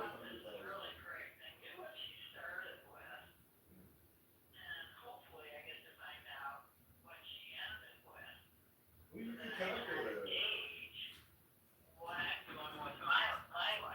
You can calculate it, You can do the math, but I wouldn't worry about it. You're fine. You got a house, you got savings, you got monthly income, you got a pension. Like you're set. All you got to figure out is your brain chemistry, and figure out how do I, because the whole thing deals with the theory of joy. How do you keep your bliss and your joy and your security? Because don't forget, there's danger everywhere. You could be on the highway, you could be taking a left turn. Next thing you know, you get carjacked, and then you're pissed, and then you get there's just so many things that could happen that you have to try to be aware. I could be on a trip bus, taking a tour, and the bus flipped. Do you know thousands of people, Mom, every single year just disappear? And how do I know I'm not just gonna get a call and say, hey, Mom's disappeared? It fucking happens. Yeah, people in New Mexico, husbands, wives, singles, they have some kind of agenda how to end life. Mm-hmm. And it's through dementia. They don't have the money to go into a home, so they just abandon their car and they just keep walking, and they dehydrate. The animals get them. The hunter goes out and he sees these bodies. He reports them, and the family members hadn't cured from their parents. And that's how the parents had to take themselves out. Listen to this. I get to the gym today. I'm walking into the gym, and there's a little old lady with a blind person cane touching the wall, like going very slow. And I come up to her and I say, are you okay? Can I help you? And she goes, oh, I called Uber. This woman had no eyeballs. No eyeballs. Totally blind. And she's old, like 70. What was she doing in the club? She was outside the club. She was lost. She had no idea where she was. And so I said, well, let me walk you inside the club, into the gym, and the front desk will help you. And so she grabs my arm, and I walk her in. And she couldn't get the Uber to come up into the parking lot on the roof. He couldn't figure that out. So anyways, she obviously can't type on the phone. So the front desk, I think, helped her out. But I was just thinking to myself, holy shit. You don't see that every day. Like a blind person completely totally had no idea, couldn't figure out where the hell she was. Her phone should probably be that Braille kind of phone, I'll bet you it is. I could have helped her more, but I just brought her to the front desk, and she said, "Thank you for your help." I was like, "Thank you. God bless. Take care." And then I couldn't believe it, and I got on the treadmill, and like my head was racing, like I can't believe it, I can't believe it. This poor woman, this poor woman. And then I was like, just breathe and stop thinking, And then I did my workout. I saw online the fatality that I encountered on my way to the gym last week. And all routes to the health club were, backed up. So I said, well, fuck it, I'll just park my car in the bank and walk over there with my backpack. Sure enough, some truck, a woman driver, she didn't see the kid, 19-year-old boy, on his motor scooter, and turns out that kid was up on the sidewalk on his motor scooter the day before, because it happened in front of a Big O where I get my tires taken care of. Mm-hmm. So he told me, I saw that kid on the sidewalk yesterday. The truck didn't see him, or the kid was rushing through the light or something. Well, that truck, somehow, the windshield completely caved in. The kid was dead, and the helicopter took the lady in the truck to the hospital. I can't imagine. The truck must have hit that bike where it flew into her windshield or something. Mm-hmm. I wonder. So anyway, she might not have had it. I relived that whole thing today when I saw it on the internet. Yeah. And it made my legs weak all over again. Do you know, at 19 years old, that boy just graduated high school last year. I know. It's crazy. Or 2 years ago, I don't know. But god darn, his parents, he probably said, hey, I'm going over to, or maybe he was on his way to his little job. And those parents never got to say another word to their son. Yep. Just makes me weak. And that lady that collided with them, oh my God, think about what she's still going through. It's traumatic.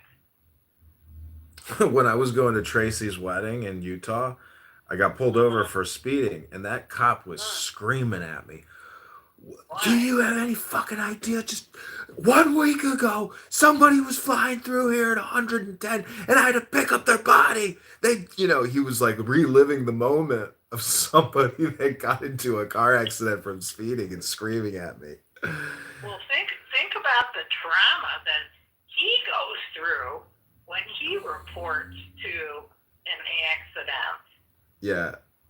He calmed down, and he was like, I'm going to give you a pass today.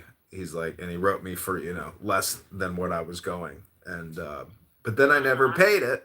And then Utah sent a letter to the state of Illinois. And then the state of Illinois said, if you don't pay Utah, we're suspending your license. I was like, holy shit. So I had to pay the ticket. Huh. I went on, I used to belong to a vegan potluck in Grand Junction. Did you ever go to one of those with me? We did, but we were in, what was that town? The mining town? Oh.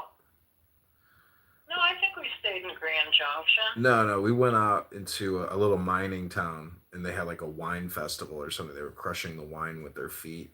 Oh, yeah. We met up with the potluck people up there, too. Yeah, food was great. Amazing. Yeah, it was good, wasn't it? Amazing. And you would make a little card telling everybody what your ingredients were in there in case somebody had a allergy or something. I would go to that Thanksgiving every year. That was 5-star. Yeah. So I went out with one of the guys who was a retired park ranger, and he had PTSD from all the service years he put in, because he retired, so he probably put 30 in. Oh my God, this guy.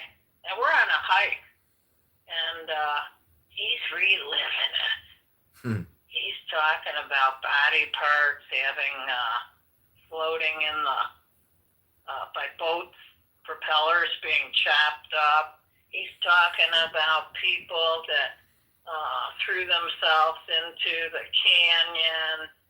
Oh my God. He must have done that whole shit scenario third time on me. And I said, I can't handle it anymore. Every time you relive it, you're replaying it, and it's not good for you. You're a very nice person, but you've got to go where you need to go to get this, in order in your life. Don't do it to people. Yeah, well, some people want to talk that shit to see if they can get a rise out of you, you know? Yeah, well, he got a rise out of me. I stopped seeing him. Yep, that's the way it is. If you don't have pleasant things to say or talk about, it turns out you're actually not very pleasant. Do you think? Huh. Well, it's Valentine's Day coming up. You got anybody? I can be your Valentine.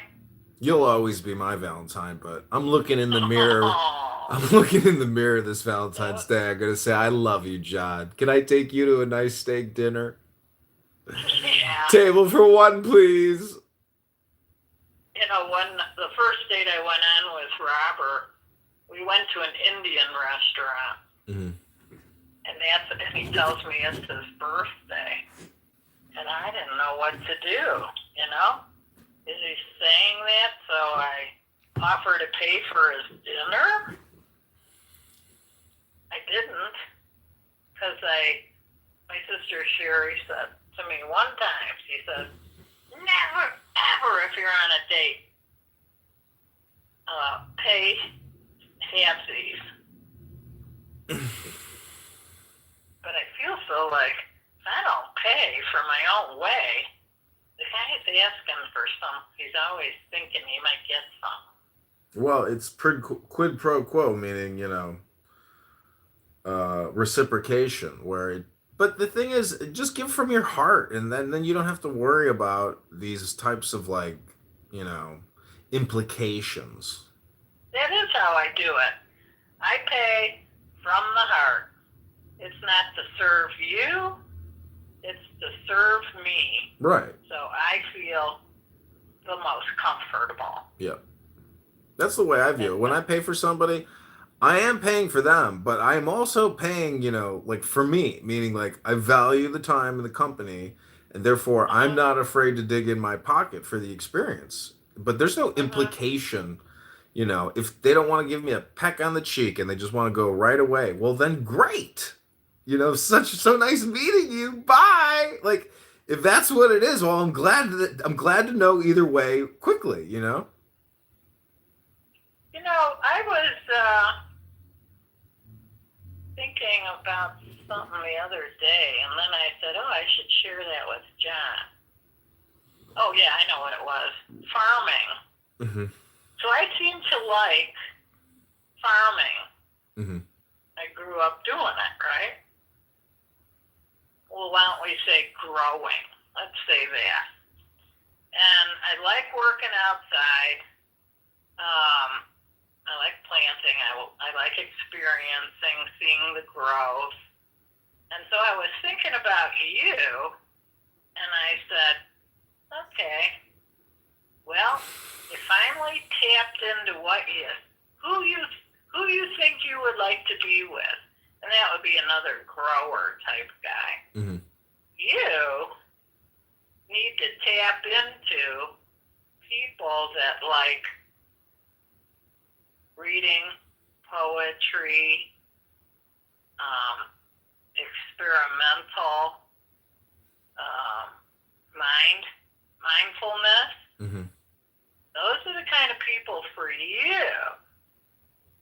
Not these nitwits, the girls that are looking for a free meal. Nobody, Free drink. I've stopped calling people stupid. I just call people fools because no one is stupid. But, people have their agenda. And, I'm just happy that I have like housing stability because then that gives me like relationship reality. Meaning, like, I'm not jumping into anything. I want to see how you behave over the course of weeks, months, and I want to, judge you. And if we're building something together or we're transparent with each other, like, great. But, and at this point, Mom, just like that older guy, I don't really care if I get into a relationship. It's not like I've been in them, and I've served in those relationships. And I've loved those relationships, but at this point, I'm just like, great if it happens, but great if it doesn't happen. I'm very indifferent now towards like the neediness, or the, I guess, the fact Trying that to procure someone. not procure somebody, but the fact is we don't need the opposite sex, in a partner to be complete. I'm more complete in, my daily routines. And then if there's an addition to that, well, great. But I'm actually more focused on my daily routine and repetition, like, just gym, food, cleaning, gym, food, cleaning, and then on a Friday, Saturday night, if I go out or if I can plan a date, like, but I'm not, I mean, because I couldn't, Mom, I don't even think I could imagine having a child with a woman, especially a woman that I didn't really love. It would be very annoying to have to service a woman for the sake of a child. Let me say this to you. Samantha said it for the first time. She says, you and Dad were not compatible. Yeah. And I said, boy, are you right on that one. My big mistake. His big mistake. Yeah, but So I had my flip of the doorbell coin. ring today. And I'm like, who came to my house? My friend Mike. I've known since the day I moved into Rio Rancho. He's a neighbor. So he says, here, I made this for you. I said, wow, Mike. So the two of us, the three of us, so it's a picture of this guy and I. He actually worked with me at the post office. He actually was my tenant. We became very good friends. The three of us took a road trip to Utah together. It's a picture of Ken Conway, who I worked with, who was my tenant. He died. Yeah, he died. He had an embolism in his leg, just like his dad died. Went to his heart. And Mike and I had such a fondness. The three of us had such a fondness for one another. And it's funny because just yesterday, I was scrolling through my pictures on my computer, and there's Ken, Mike, and I on our road trip. Mm-hmm. We actually did psychedelic mushrooms. It was early in the morning, and I think we had our breakfast. I would imagine we had breakfast for our health. And so Mike brought the mushrooms, and he boiled them up on a little Bunsen burner. Mm-hmm. And we all drank some, and then somebody ate the little mushroom remnants out of the little tin that boiled them up. Mm-hmm. And we went out on a hike. Mike's a photographer. So, what I chose to do on that hike after so long? I said, you guys, I'm going to stay right here. This is where I'm going to be. And I'm sitting in a dry riverbed with all these rocks, and I'm picking up the rocks and I'm examining them and how beautiful they are. And it was a sunny day, and I'm listening to the birds. And Mike keeps getting further away, and he's going, "Gee!" And I go, "Yeah." He was checking at me, right? Mm-hmm. It was one of the best things I ever did. The three of us shared a hotel room that had 3 beds, or however, I can't even remember the configuration, but each one of us had our own bed, and everybody was at ease with each other. It was great. Just great. And then Mike even framed the photo that he made for me. Someday you'll see it. So those are the kind of interesting relationships that you come across in life. And I've got 5 other interesting relationships with men that are all dead. Mm-hmm.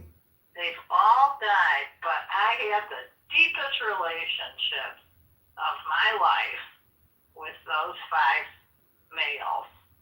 2 of them were gay,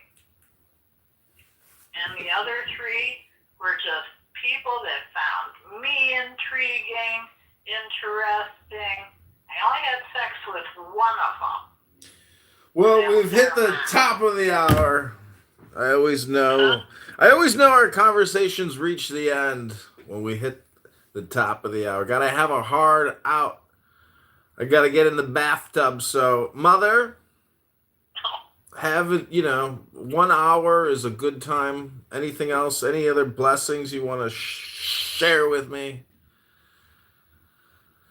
No. I've enjoyed my conversation with you. It's Excellent. one of the best ones, Excellent I love session. when they're the best. So get this, I researched this, I looked it up. Guess how many words the average person says per day? Wow. I'm not included because I live very quiet. I talk to myself. I know, but take it. Well, what do you think the AI says? Oh, 1 through 10,000. What's your guess? 1,500. Wow, exactly. That's the exact number. And then how many words? No way. Yeah, I'm serious. And then how many words do you think people listen to daily? Oh. If you live alone, less than 1,500. No. Look at it this way. How many ears do you have? 2. So multiply how many words you say daily, and then you get the number of average words people listen to, which is about 3,000. 3,000. So the question. Okay, I forgot. If you're watching a movie, Yeah. if you're listening to the radio while you're driving, Yeah. I forgot about those. So the point is, people are gonna talk. They're gonna say whatever. Like, you see what I'm saying? Like, you can pick what you say. It's up to you. You can listen to what you want to listen to, and what comes in and what goes out. They're generally connected. What people talk about is what they're listening to, and so the point is, associate with the best, listen to the best, and therefore you'll say the best, you'll speak the best. I've read a lot of really fantastic books, and I've read them out loud, and I've retained a lot of that, information and wisdom. I sent Samantha 3 books for her birthday. Oh, yeah, she said so. Hope she reads them. I told her to read it out loud and record it and then listen to the playback, because a lot of physical mind-body pain, lower back pain, a lot of that is neurological. And so if you read those books out loud, you're basically healing yourself, because a lot of it is like therapeutic healing wisdom. So a lot of it is stress too. But the thing is, even if you're stress-free, you still have to fill yourself up with good words, anyways. I think I'm hearing the coyote pack out the back. I'm going out there to see if I can get you to hear it. Yeah, you know what? I do a lot of writing.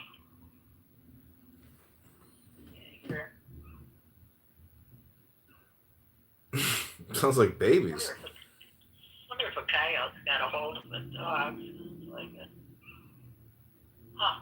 Well, anyway, I do a lot of writing, so I have writing on this tabletop. I got it on the kitchen table. I got it all over the office desk because I do my best thinking writing. Mm-hmm. Isn't that interesting? This, I don't know if you believe this or not, but if you read a book out loud, it's almost like writing it yourself. Say that again? If you read a book out loud and you record it, in a way, it's like writing it yourself because, nobody comes back to life. But when people read your book, they're basically like recreating their spirit within your spirit, Not like, anyways, anybody can read George Washington or Abraham Lincoln and just take that story, and incorporate it into their lives. That's all I'm really saying. Mm-hmm. Well, if everybody, like they say, held people accountable to all the statutes, mm-hmm. which they don't, everybody that runs up against the law, they have to pay to get out of the statutes that we're all supposed to live by. Yeah. But the judges don't honor it. You got to have a lawyer to get you out of it. But the statutes are in place. The judge should say, yep, no statutes broken here, but it takes a lawyer in front of a judge to get you out of it. Interesting. That's considered, if you ask me, that's a fixed horse race. You know what they should do is just make everybody a lawyer after high school or college, because they've created basically a caste class system with lawyers and judges.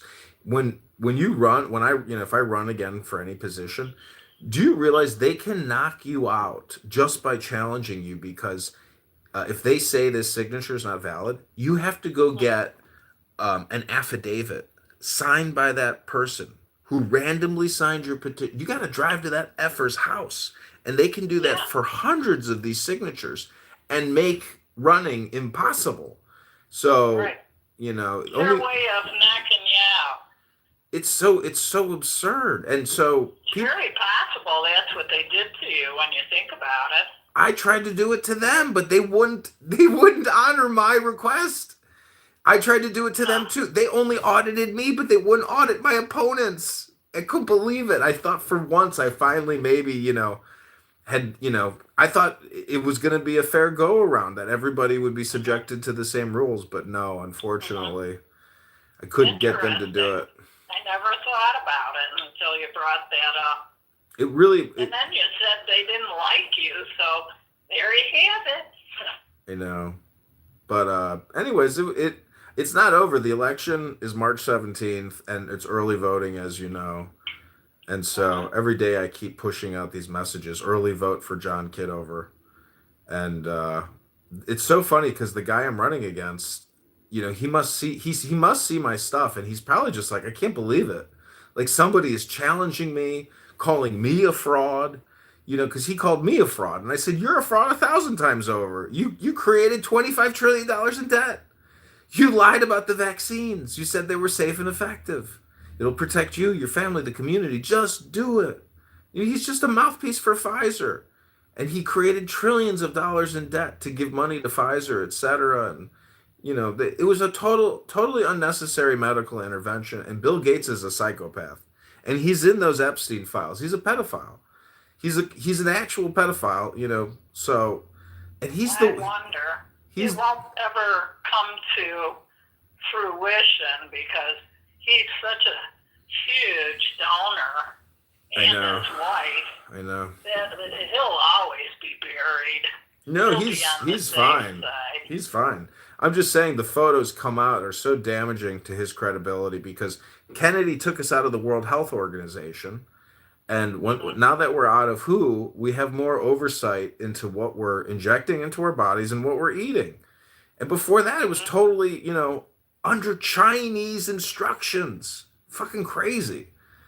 The I don't really still, and I don't think we'll ever know, how come the COVID deliberately came here to boost the pharmaceutical numbers. Yeah. That's what I believe they did deliberately.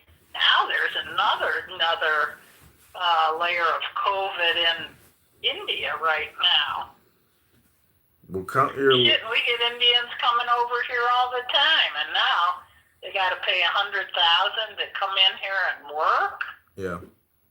Shit. Young people bring stuff in here. Young people are dying in the same way that Barton died in his, late 70s. Explain that to me. How the fuck is that happening? Because that's what I think Kennedy. I don't even understand why Kennedy's the guy that chose him. I really don't. The guy has no documentation. He ran for president. He joined forces with Trump. I know. Well, that's why do you... leader in health. Because he's been Just suing... Because he works out? No, because he's been... He's a lawyer. He's been suing Big Pharma for fucking 30 years for giving us fucking poison. Those fuckers lie. And they cause a problem to cause another problem to get more money. These fucking Big Pharma companies, especially with what is it called when you get cancer? You got to do the drip. Chemotherapy. Chemotherapy is like a $50-60 billion a year business just in America, and it's when you look at like the results of it, fuck it. Don't do it. It's not worth it. It's like it kills you. Cancer. I hope I can keep my mouth shut. Well, and just let it have its way with me. It's one way to get out of here.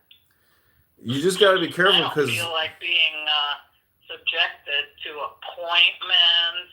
Yeah. Who cares? Well, you gotta have some way out of this world. When I was in Charleston, I had a candy vending machine business. My number one machine was on the top floor of a hospital in the chemotherapy ward. And there's like 60 people, 30 people in there doing chemo drops. And all my candy gets taken because they're sitting there depressed eating my chocolates. And I'm looking around, it looked like a ghost, it looked like a room full of ghosts. And in hindsight, I'm just like, I can't believe that that's the industrial medicine where somebody was like, ma'am, you've got cancer. Come with us. We're going to put you upstairs and put you on a drop right away. I mean, that's fucking bullshit. That woman, this is the thing about those PSA levels and Barton going crazy. Oh, my PSA level. They give you a diagnostic. It stresses you the fuck out. They're not calming the patients down. They're causing them mental stress. If it was real medicine, they'd say, come with us. We're going to take you to a yoga room.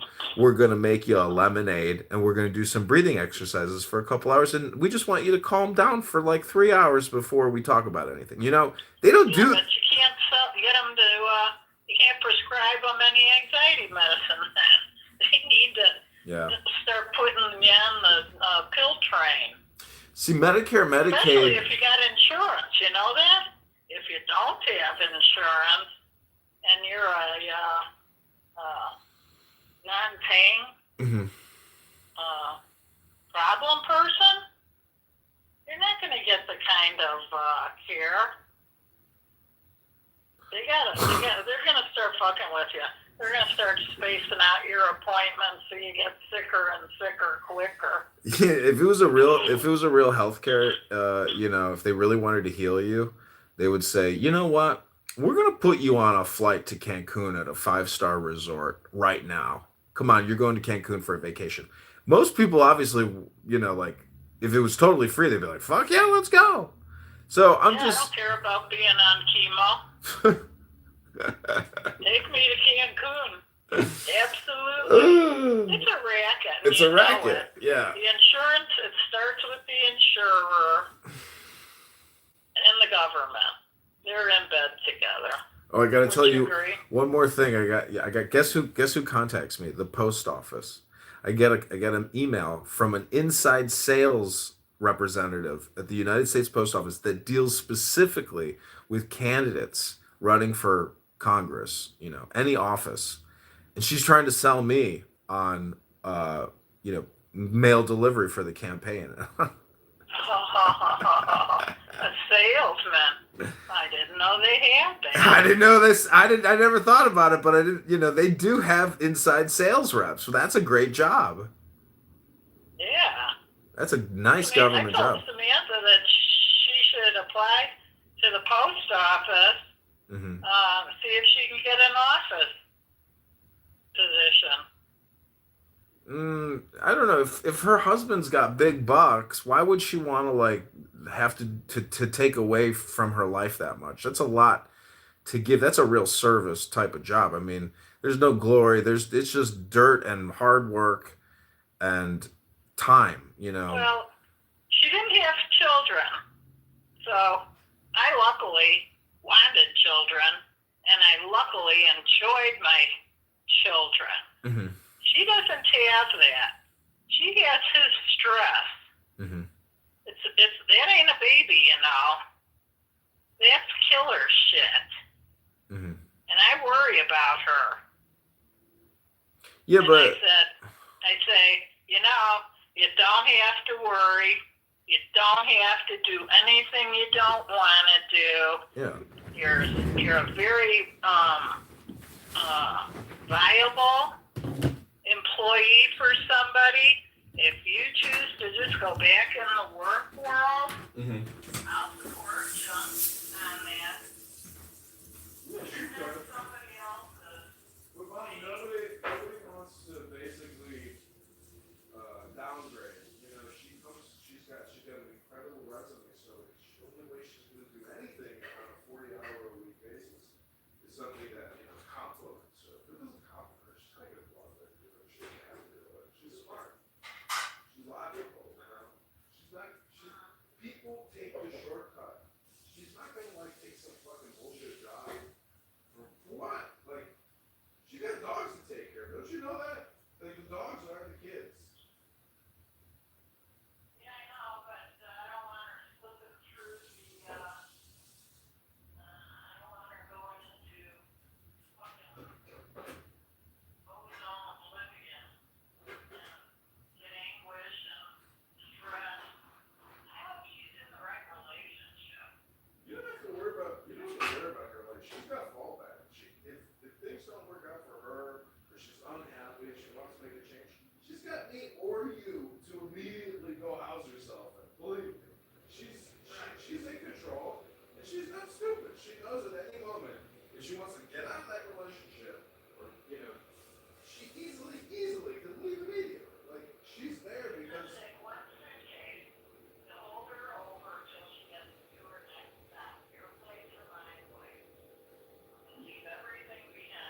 Yeah, but this conversation is just totally pointless because, it's day to day. My life is just hour to hour.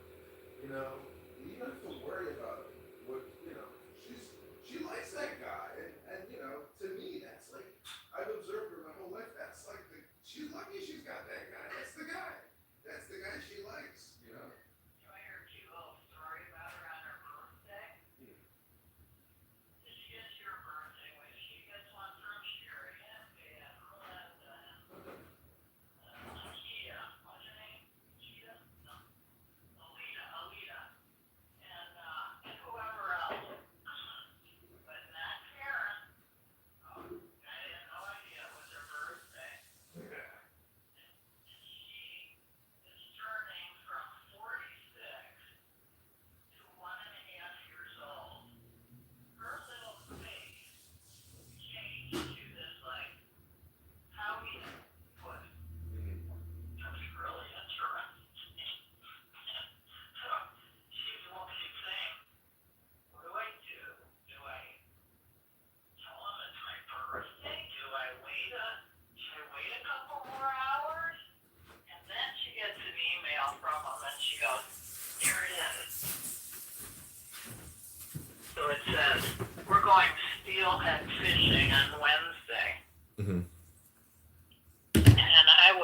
laughing because when he realizes he sent her, we're going fishing Wednesday, and he doesn't realize it's her birthday, he's going to go, oh my God, I sent my wife, haven't even been married a year, I send her an email saying we're going steelhead fishing on Wednesday. Mm-hmm. So she couldn't hold herself back anymore. She puts the birthday hat on, says happy birthday. She emails him and she says, today's my birthday. Poor thing. It was so sad to see it. So sad. Yeah, but people. And she's got this like little glum face and she didn't know what to do. Listen, I hate to break the bad news to you, but I spent plenty of birthdays, plenty of New Year's, plenty of Christmases alone. And I wasn't sad. I was making the best of it. And if, you know, that's the point is, closed mouths don't get fed. She should have told him it's her birthday. She's got the communication failure. She thinks somebody's going to kiss her ass. You know, if she wants her life to be exceptional, she's got to plan it. And she's got to communicate it to make it exceptional. So, you know, don't feel bad for nobody. Just take care of yourself. You know, that's the thing is, because most people, Mom. She did make her birthday exceptional. She left there. She didn't have to take the dogs. She had all her meals cooked for her. We took walks every single day. She was in bliss. She didn't do shit. Believe me, she didn't do shit. When I say she didn't do shit, she didn't do shit.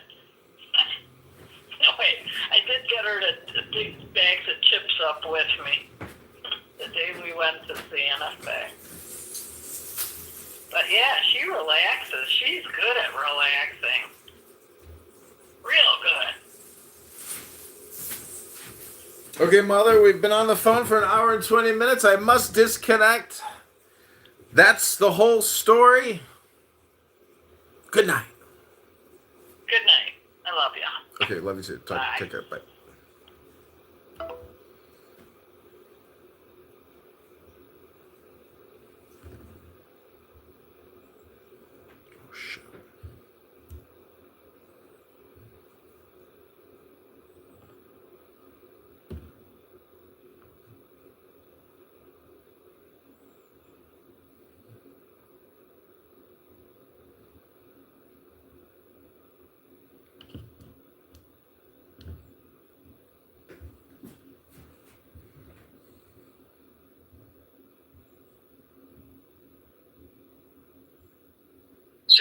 The law is a prescription.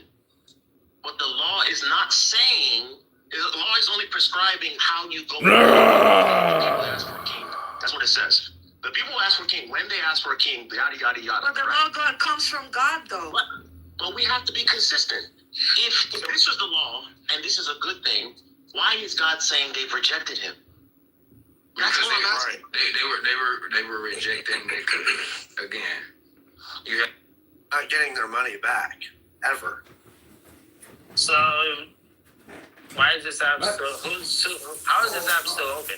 Because initially, it was a good thing during fucking pandemic when everybody was. No, I get that, but who's funding it right now? That it's still on. Venture capital. Investors. So clearly there's something going on that they're still holding on to this app. So even though on your search it's not showing that it's doing well, these investors definitely have faith that it's going to boost profits and make money because they're still investing. It's data, bro. There's data. They can sell all these conversations we're having, and that's the answer. That's the real answer. It's not going to be on Google.com. The real answer is the real use of this app. Data, our information. If you want to peel it back another layer, these are government apps, man. When companies like this aren't making money and they're up for so long, to me that's a good indicator that the government's behind it. There you go. That's Because if not, these companies will fold. They'll fold real fast. As soon as they start turning profit. So I agree with Kaiser. That's the answer I was looking for. That's not going to be online though. Let's look this up here. So, Clubhouse raised hundreds of millions of dollars from investors during its early hype phase, valued at over $4 billion at its peak. This funding was used to grow the platform rapidly, hire staff, and maintain operations, even though the app wasn't generating much revenue. By the way, they cut 52% of the staff in 2023. Venture funding is essentially investor money used to subsidize growth. It's not profit from business itself. So there really is no sustainability in this. Like you said, I mean, the only way that it's going to be able to keep alive is they believe in it because it's still on. It's still active. I hope so. I hope for our sake. I don't care. This app went off tomorrow. I don't rely on his app for anything. It's just Jeff like, is a I'm gonna kill narcissist. time and those people I can chop up. I think he thinks it's like, it's like part of like his financial advisory business. Like, it's a great way to meet clients. But it has turned out to like the room to feed Jeff's ego, and he spends no time working on himself. And you hear him, he's sick with his cough. So the problem by hosting a room all the time, it like tethers you, and you can't basically, do as much as you could do, and thus it becomes a detriment to growing your business. And he's, I've heard him have some technical conversations about, financial definitions, and basically his content sucks. Yeah, a bunch of people moved to Clapper from Stereo. Jeff's no superhero, dude. I don't like Clapper. He's not the Jewish superhero of Clownhouse, I assure you. You're listening to the Jewish superhero of Clownhouse, and I'm not even Jewish for Bono Shalala. You saying that is weird, but I can see the vision since you mentioned it. You know what I'm saying? Let's do some butt clap. Jeff is a schmuck, is what I'm telling you. Yeah, no, I don't know. It's just... Yeah, he doesn't care about anyone. But that's his problem. He's here to try That's to what it is, dude. If it shuts down, I hope not, though. But... Anyways, he gets his dopamine, dude. Everybody's a dope here, It's a dope house. That's all it is. Some dopes are bigger dopes than other dopes. That's life, isn't it? Hello? In an automated fashion to evaluate all the agents and all the methods and techniques possible to take a look at this, extract this information, yada, yada, yada. Sounds good. All right, I got that written down. I appreciate it, man. Yeah, no problem. Let me know how it goes, and if you have any hiccups or anything, just you can message me. I'll give you my email as well.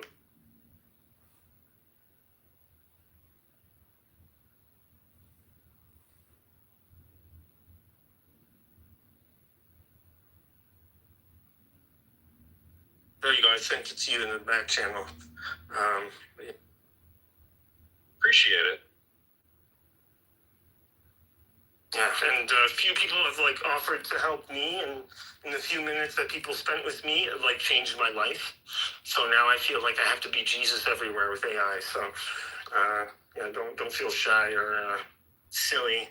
All you can do is just stay silly with stupid questions. Whereas if you ask me, I've probably already run into that stupid question, and many people probably have solutions and other things. But once you get used to the cursor thing, maybe you'll feel I don't feel comfortable running OpenClaw, but I do feel comfortable running cursor with a Ralph Wiggum loop, because then it's one folder and only so much damage can occur in that one folder. Whereas if you do Ralph Wiggum through the CLI, through the OS, it can just fuck up all your shit. So the other thing is, if you're going to do this in cursor or Studio Code, you can probably not worry about problems. But if you run OpenClaw, you probably want to have a new a blank computer, a sacrificial computer. Because I got stuff on this one that I got NRC codes and stuff like that I can't lose. So I'll have to be careful. Yeah, and as long as you keep the permissions, I don't think Well, actually, that's not true. There is a team of Chinese hackers who showed that they can get the LLMs to escalate privileges to get out of the VM hypervisors. So that is crazy. But we'll leave that for another day. Like, oh, by the way, the genie can get out the bottle on his own.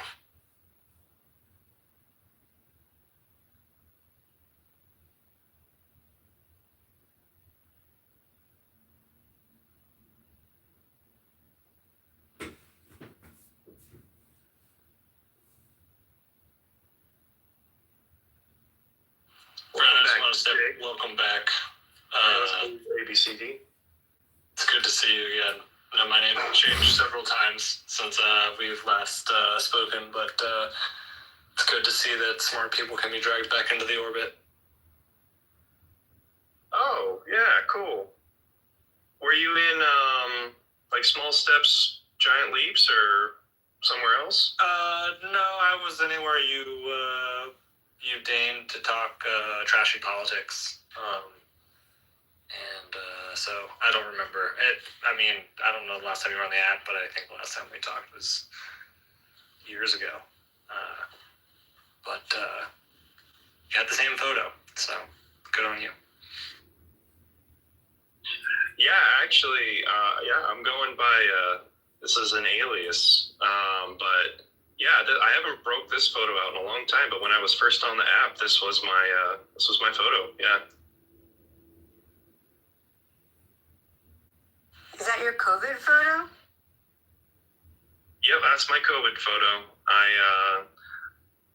The N95 masks, they were all sold out and difficult to get, and so I just built myself a respirator instead, because I needed one because I'm immunocompromised. So if I was going to go outside, I needed to make sure I had some form of protection. So I figured, why not just go all in? Wow, that's pretty, that looks just like when you would buy it online. That's really cool.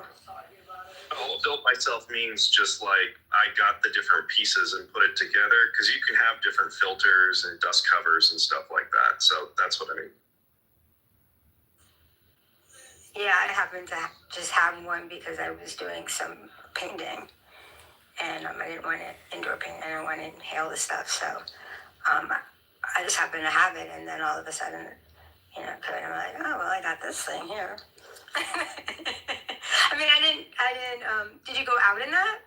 Just curious. Not that it would be a big deal, but I just, I'm curious people's responses to it, because some people didn't even believe in masks. If he did it because he's immunocompromised, why wouldn't he go out in it? It's his protection. So I did it in every public space, even in spaces that probably it was fine. So like this picture right here, like I'm originally from Washington State. So this is on the ferry that's going to the San Juan Islands, going to Orcas Island. And so when I was on like Orcas Island and walking around, I had it around my neck, but we were away from people, it's fine. But when you're on the deck, when we were walking upstairs on the ferry, all that type of stuff, like you're around people in a closed setting. So I always just kind of had it, and I was wearing it down there on the deck. And then like I had it for school, because I was finishing my undergrad and going to graduate school. And so they were going to try and do a return to classroom. And so I wanted to make sure that I could sit in the classrooms and be safe and walk around on campus. And I'll tell you what, every time I used it in the airport, never had any problems. And so now I don't use it because it's a little cumbersome. But now that I can get N95s, I always just wear N95s when I'm going to the airport. And it's really helped on cutting down on me getting sick. Yeah, I traveled at the beginning of the pandemic with an N95 for specifically coronavirus task force. We were doing like a research paper and how to detect it and so on. And I ended up getting it in the airport. For the one moment that I took it off to eat something, I looked in the direction of some Chinese woman, and she just like coughed right in my face. And this was like February of the beginning of the pandemic. And my wife was like, God fucking damn it, you're gonna get it now. And I was like, I'm sorry. It's like that scene in World War Z. The guy's like, listen, I'm an expert virologist, and shoots himself in the... No, pretty much. No, I had to do some travel after I think I had like 2 vaccinations and the booster and stuff. And so I was like, okay, so I got the vaccinations and the booster. And I think that was when Omicron just was getting really big, and I did the travel without it. And oh my God, I got so horribly sick. I have not been that sick in such a long time. And I was just like, man, this is with the vaccinations, because, you know, I'm immunocompromised. And so I was like, man, I can't imagine what this would have been like if I didn't have the vaccinations. And so I've just gone back to wearing masks every time I'm in the airport now. And it's really helped. Yeah, I asked only because, you know, some people just didn't go anywhere. And, you know, it sounds like you had, you know, there were places where you had to go for business and stuff. So, you know, I was kind of, that's why I'm more curious, you know, how you know, being in it for a long period of time, you know, because in the summer I can imagine it was a little hot. I don't know. Yeah, I mean, you get used to it. It's not fun when you have to wear it for 10, 12 hours a day. You know, your nose hurts really bad and stuff. But, like, I mostly stayed home for most of the pandemic. Like, I was in school, thankfully, and it was remote for a lot of it. So I was just kind of stuck in a bedroom for, you know, 8-10 hours a day doing an electrical engineering degree. So, you know, for what it's worth, I didn't go out very often. But then once I graduated, you know, that was towards the end of the pandemic. And so we moved across the country to my graduate school. So we had a big move. And then, you know, we were in classes, and that was back to return to campus, but we still weren't fully certain about, you know, coronavirus. So that whole first semester, I definitely wore a mask in the classroom and on campus and stuff. It did get a lot of use, and it does get tiresome, but I mean, it was worth it just from how little I got sick while I was working. Oh, still more comfortable in a coffin. Yeah, there's that too. But honestly, like, the nose pain compared to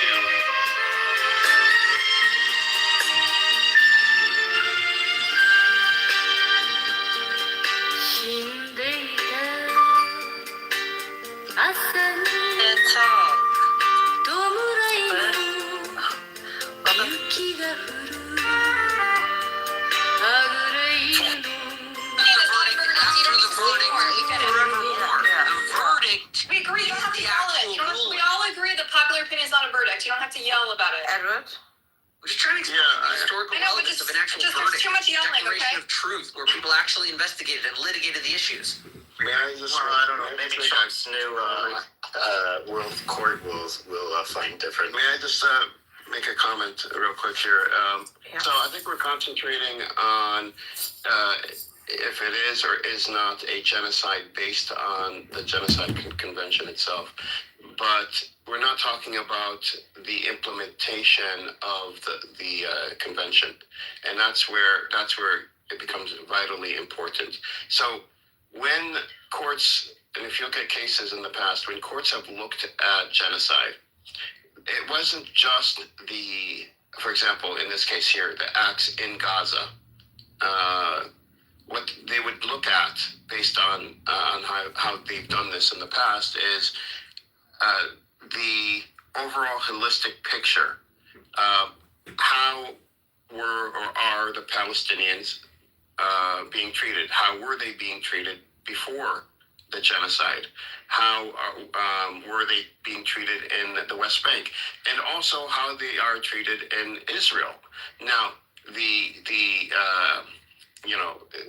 accusation of genocide is only on Gaza, but they sort of put together a three-dimensional graph or chart or whatever you want to call it, multi-dimensional, to see how everything is, it links together, how Israeli policy has intent behind it, and if there's intent, what is the intent behind it? Because it's not just that they look at the destruction in Gaza and say, okay, this is a genocide based on the destruction. They look at, what led up to the destruction? What motivated it? And it's not just government. Don't look at what the people thought of Palestinians, what actions were taken. They'll look at the occupation.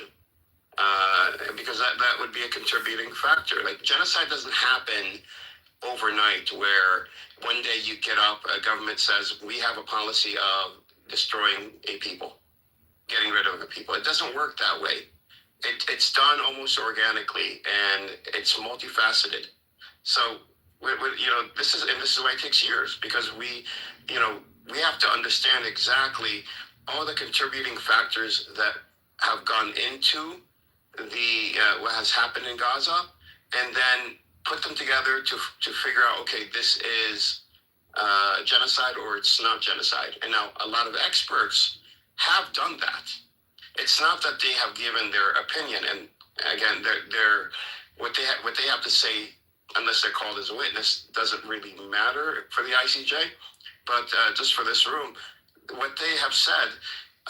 Israel doesn't even acknowledge the existence of the ICJ, right? So they don't even want to answer that. They have to acknowledge it. No, the ICC you're thinking of.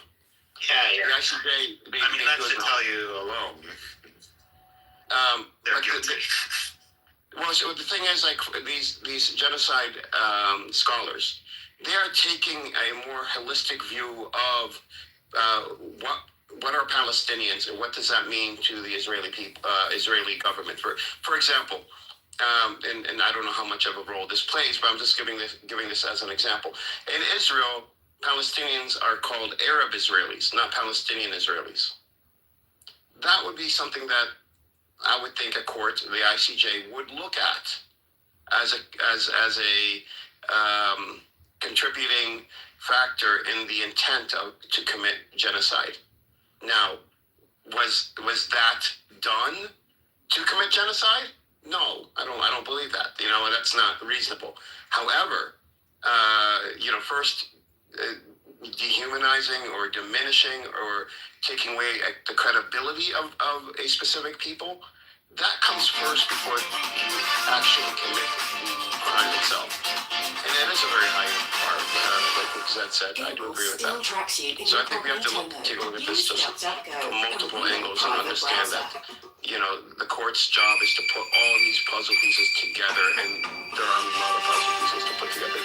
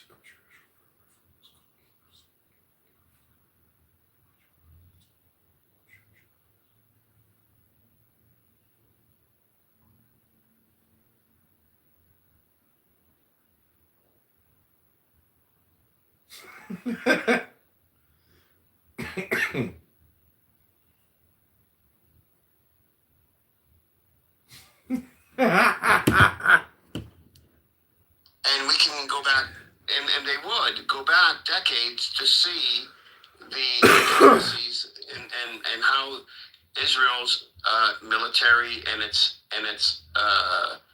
propaganda. I didn't know that about having to give birth at the checkpoints. Look, I'm the last. If you guys ever hear me on the app, like I'm always trying to get people to not to generalize. And if you did listen to me closely on the app, I'm always defending people that are being anti-Semitic. So the last person, believe me, that wants to say that Israel's committing genocide would be me. Like I don't like it. I don't like that I have to say that, but it's fucking pretty fucking obvious, and I'm not, saying all Jews or something like that. And I know there's like millions of people. We know you're a good guy. Don't worry. Yeah. Well, it's not against Jews, It's like against the state itself. I hate even having to say it. Just the same thing. My family is from former Yugoslavia, Serbia, and I'm telling you, I genuinely think some of those Serbs, or even the Serbian state or whatever, has to take responsibility. I think they did commit genocide. Well, in that case, if it was up to a lot of people there. If it were up to a lot of people there, they would have erased every single Albanian and Muslim and Turk from all of former Yugoslavia. That's just the way they felt, and they did not manage to carry it off. They got in trouble for trying, and they didn't own up to it. So I don't know, man. I just think it's fucking have some pride. If you're trying to kill a bunch of people, just say it. Just say I'm gonna fucking do it, and hedge your bets. Right? Yeah. Because the way that I look at it is like, look, a person, a little kid that was born, let's say, Jewish in Jerusalem, right? He didn't choose to be that way. He swept up in fate, right? And then a little kid that was born in Palestine, he didn't choose to live there. He swept up in fate.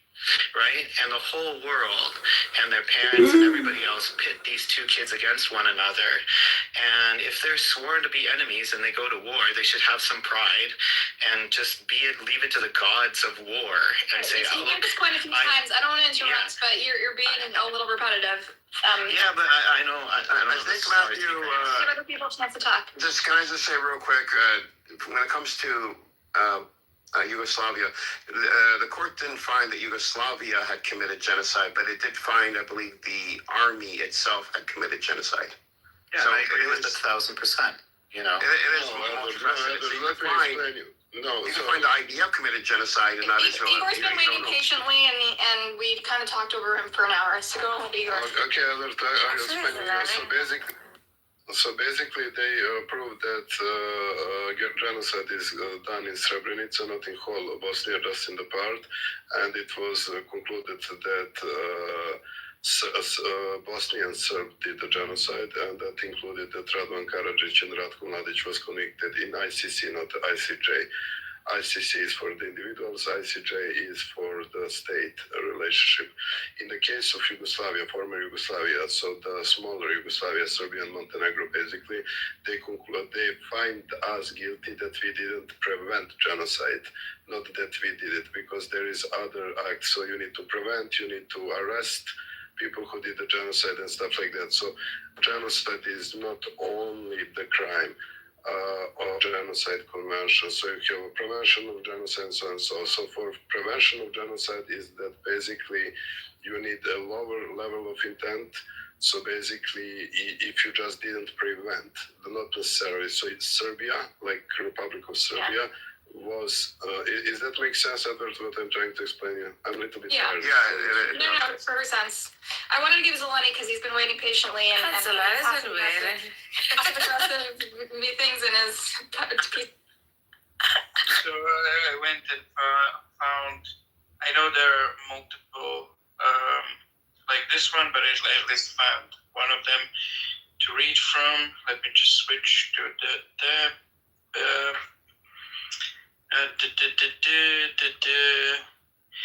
Judgment of the court, the National Tribunal for the Prosecution of Persons Responsible for serious violation of international humanitarian law, territory of former Yugoslavia. And this is a specific, so it goes into, there's a specific chapter of the judgment that's just called the definition of the part of the group. And it has several points, and it gives several points for the first condition of like there being a substantial number of people affected by genocidal action. Like if it's murder, then it needs to be a substantial number of people being murdered. You can't just like kill 2 people. And it what does that to substantial mean? How is that kind of such a vague? Yeah, they don't really lay it out. I think if it affects the group, like, up to the point that it affects the group. My point is like that this other criteria that I was referring to is also mentioned here, and this is I'm gonna be now quoting from this like judgment text. It goes like this. It says, area of perpetrators' activity and control, as well as the possible extent of that reach, should be considered. Nazi Germany may have intended only to eliminate Jews within Europe alone. That ambition might extend, even at the height of its power, to an undertaking of that enterprise on a global scale. Similarly, the perpetrators of the genocide in Rwanda did not seriously contemplate the elimination of Tutsi population beyond the country's borders. They intend to destroy genocide will always be limited by the opportunity presented to them. So this is the general criteria being established, and then it gives specifically the application of that criteria to this specific case of this guy, specifically within the chief staff of the Army of Bosnia Serbs. Says the authority of the Bosnian Serb forces charged with the takeover of Srebrenica did not extend beyond the central Podrinje region. From the perspective of the Bosnian Serb forces alleged to have had genocidal intent in this case, the Muslims of Srebrenica were the only part of the Bosniak Muslim group within their area of control. So they are specifically saying, like, we're counting this as a genocide because these specific people doing these massacres did not